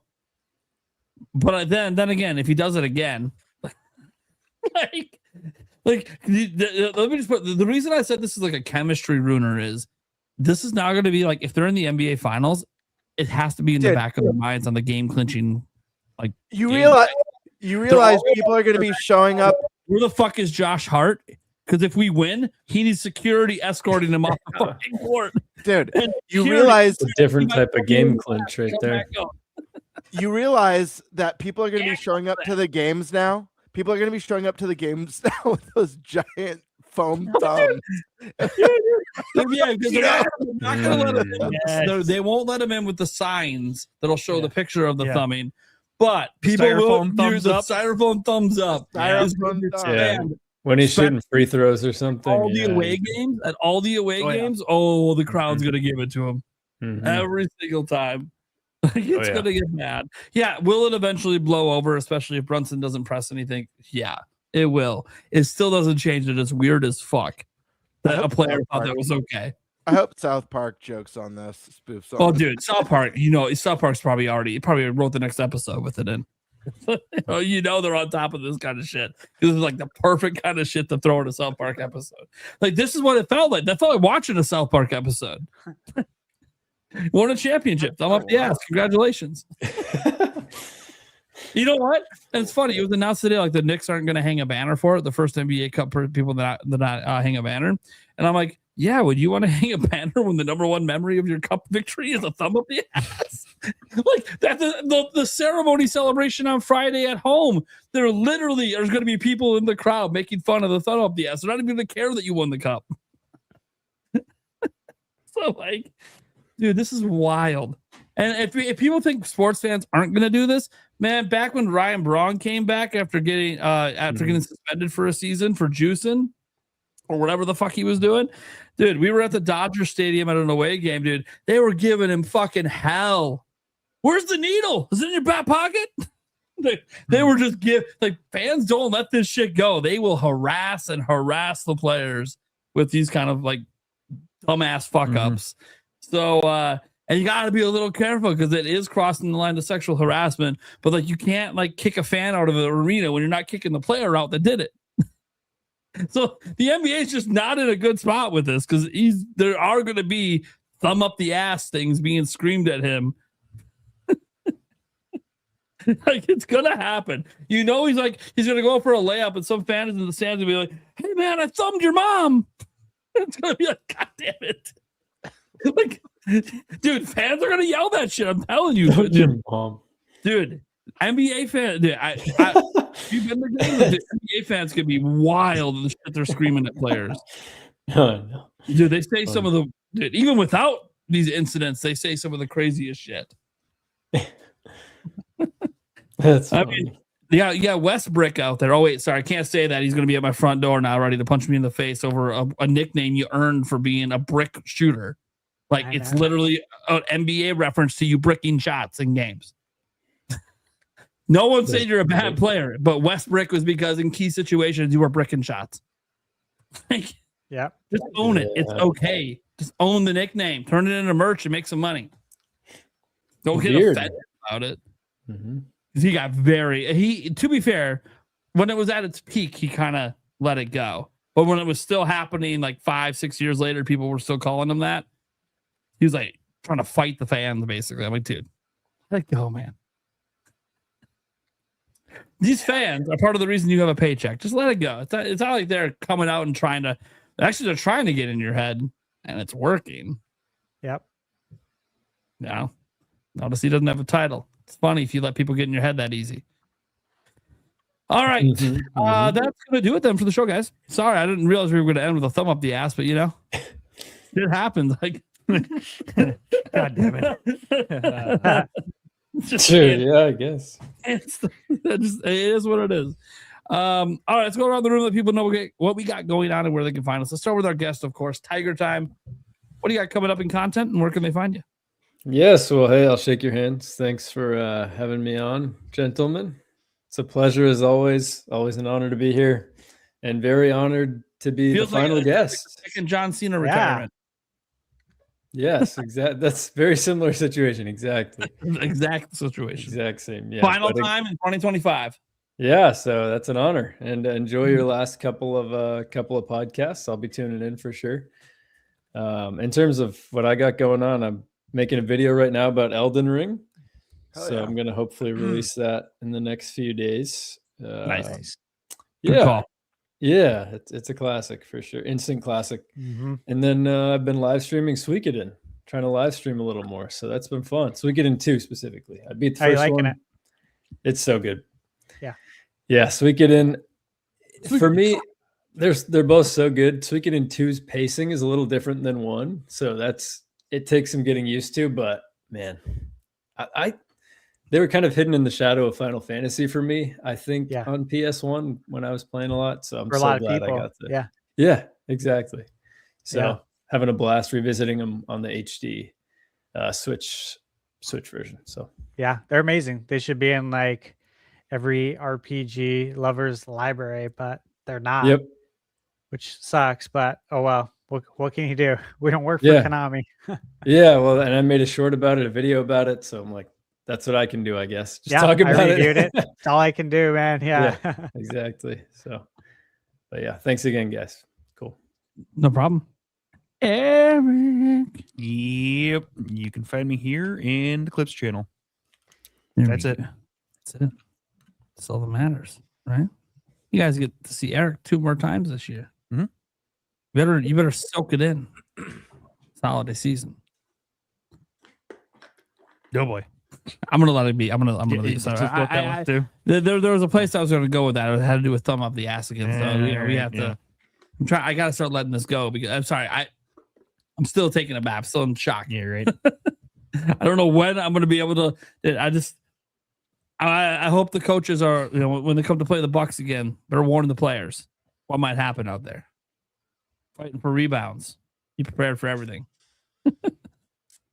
Game Bird.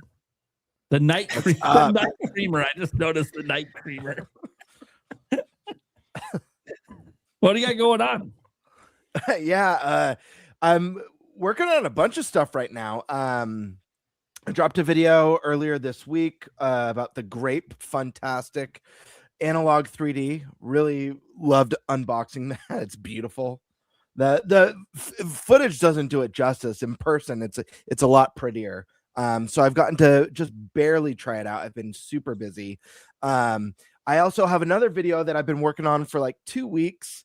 When I've had time to get around to it. Unfortunately, everyone started dropping videos today on what I was covering. I'm a little bummed about that. I was like, man, I wish I got it done sooner. But I have a video that I'm working on the Zelda 40th and kind of my predictions for it, why I think it's going to be the best celebration, why it's likely to be the best celebration we've ever had, and kind of my hopes and expectations.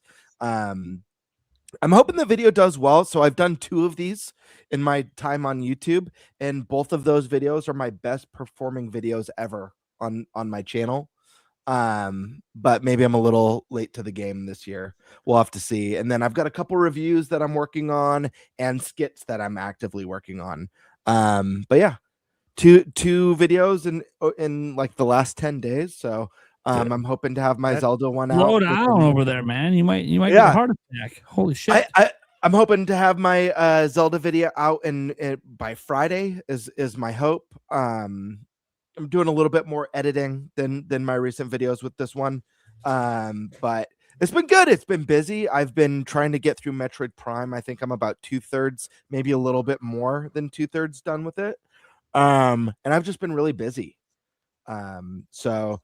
And huge. I'm almost at 3K. We're like, guys, if I can make it to 3K before the end of the year, if any of you in the audience check out my videos and haven't subscribed, I'm almost at 3K. If we hit here's the deal. If we hit 3K before January 1st, I will do a giveaway on the channel. Very nice. We'll see. Oh, that's huge. Oh, damn. Then we got Stash Man. Yeah. So lots of content coming, lots of reviews coming. I'm working on, like I said at the beginning of the podcast, right before I came on, I had to record it, 3 reviews back to back. So now I just need to put my B-roll footage together with those, and those will be out. So they'll start hitting tomorrow. I'm gonna go to bed right after the podcast, so I can wake up at like 6, so in about 6 hours, and get those going, because one of the embargoes is up at 10 a.m. So the good thing is I just need to sequence my B-roll footage, and then that's done. And then I'm just going to jump right into the next 2, which again, I just need to sequence. I'm gonna be doing that. I'm working on a lot of stuff actually. There's no slowing down in December. Zero. I thought that it might, let up, give a little bit of a breather. About a month ago, I thought maybe that's the light at the end where I can get a little bit of rest, but that is not happening. In fact, it's going quite hard. So lots to come. I'll just say that. And you guys can find me on YouTube at Thunder Stash Gaming. All right. We had one more super chat slip in. I don't know if I'm talking about. It says from Daniel Alvarez. It says, will Nintendo use the smaller charts? I think he meant carts, probably. Cartridges. If Nintendo was just making them for themselves, sure. I mean, anywhere to cut costs, especially when you sell millions of units, you save $4 or $5 a cart. That's $4 or $5 more profit per unit. You sell, you're selling Pocopia, make an extra. We know it's a key card. That was kind of like the thing, but maybe it's not a key card anymore because maybe they're doing this, right? So we'll see. There's a reason I said Pocopia. So. At least one person got it.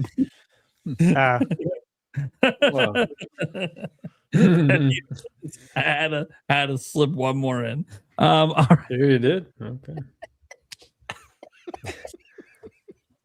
All right, guys. I'm Nintendo Prime. I make news videos. I have at least videos the rest of this week through Friday, or sorry, through Saturday. Live streams as well and all of that tomorrow and Friday, but then not on Saturday. Maybe even not on Sunday again. We'll have to wait and see. I forgot about the when I was trying to last Sunday we didn't have a stream. Usually we do streams on Sunday. We got to finish off Joyce J. Zelda movie script. And like this Sunday, I want to do it as well, but then I'm coming back from a wedding, so I just might be so dead that I decided to not stream, which is what it is. It is also the holiday season, so trying to get some rest heading right into Christmas would be cool. It is a nice reminder to our podcast next week. Next 2 weeks. Next 2 weeks, but I'm only concerned about next week right now. It's on Right. Tuesday next week instead of Wednesday. So technically, you're getting 2 shows in a 7-day span, so 2 in a week. Pretty cool. Never happened really before. Nah, of course it has. We've had bonus podcasts and stuff. But yeah, it's going to be a good one, guys. It's our I guess our quote unquote Christmas special. Don't even know what we're talking about, but we'll make something nice and holiday themed for you guys. And obviously any breaking news and stuff we'll bring up as well. But we'll have one of the big topics be something that has to do with the holiday season because of course we have to. I mean, look, I might be wearing red next week and a Santa hat or something. I don't know. Put some themes, put some thoughts into it. Maybe since I know Stash is busting out the special bottle of eggnog, I'm gonna have to have something special as well. Yeah, you should. So You should. I will be in Christmas attire as well. Yeah, so there you go. One of these years we should do an ugly sweater contest and have them vote. Yeah, we should. Not saying this year, we didn't give enough time to plan on it, but one of these years that would be fun. Let the fans vote on who's got the best ugly sweater, or maybe who wears the sweater the best. You can use whatever criteria you want. You guys just vote. I can't tell you how to vote. I gotta win something. Although you know what? I mean, Eric, I know you lost and had to wear the Toad hat last time. Yeah.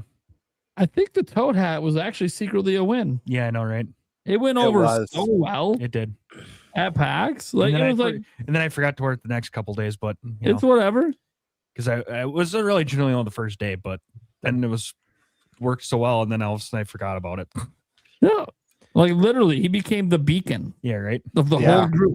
Like, where is everyone? Just look for the Toad head walking around. Yeah, That's awesome. the second day, every time I got separated from the group, I couldn't find. I was like, That's awesome. I'm like, where is everybody? The first day, it was just like a glowing mushroom walking around a sea of people. Yeah, I'll have to do it again. Yeah, it can't be me. See, if I would have lost and had to wear it, you wouldn't see me. I'm too short.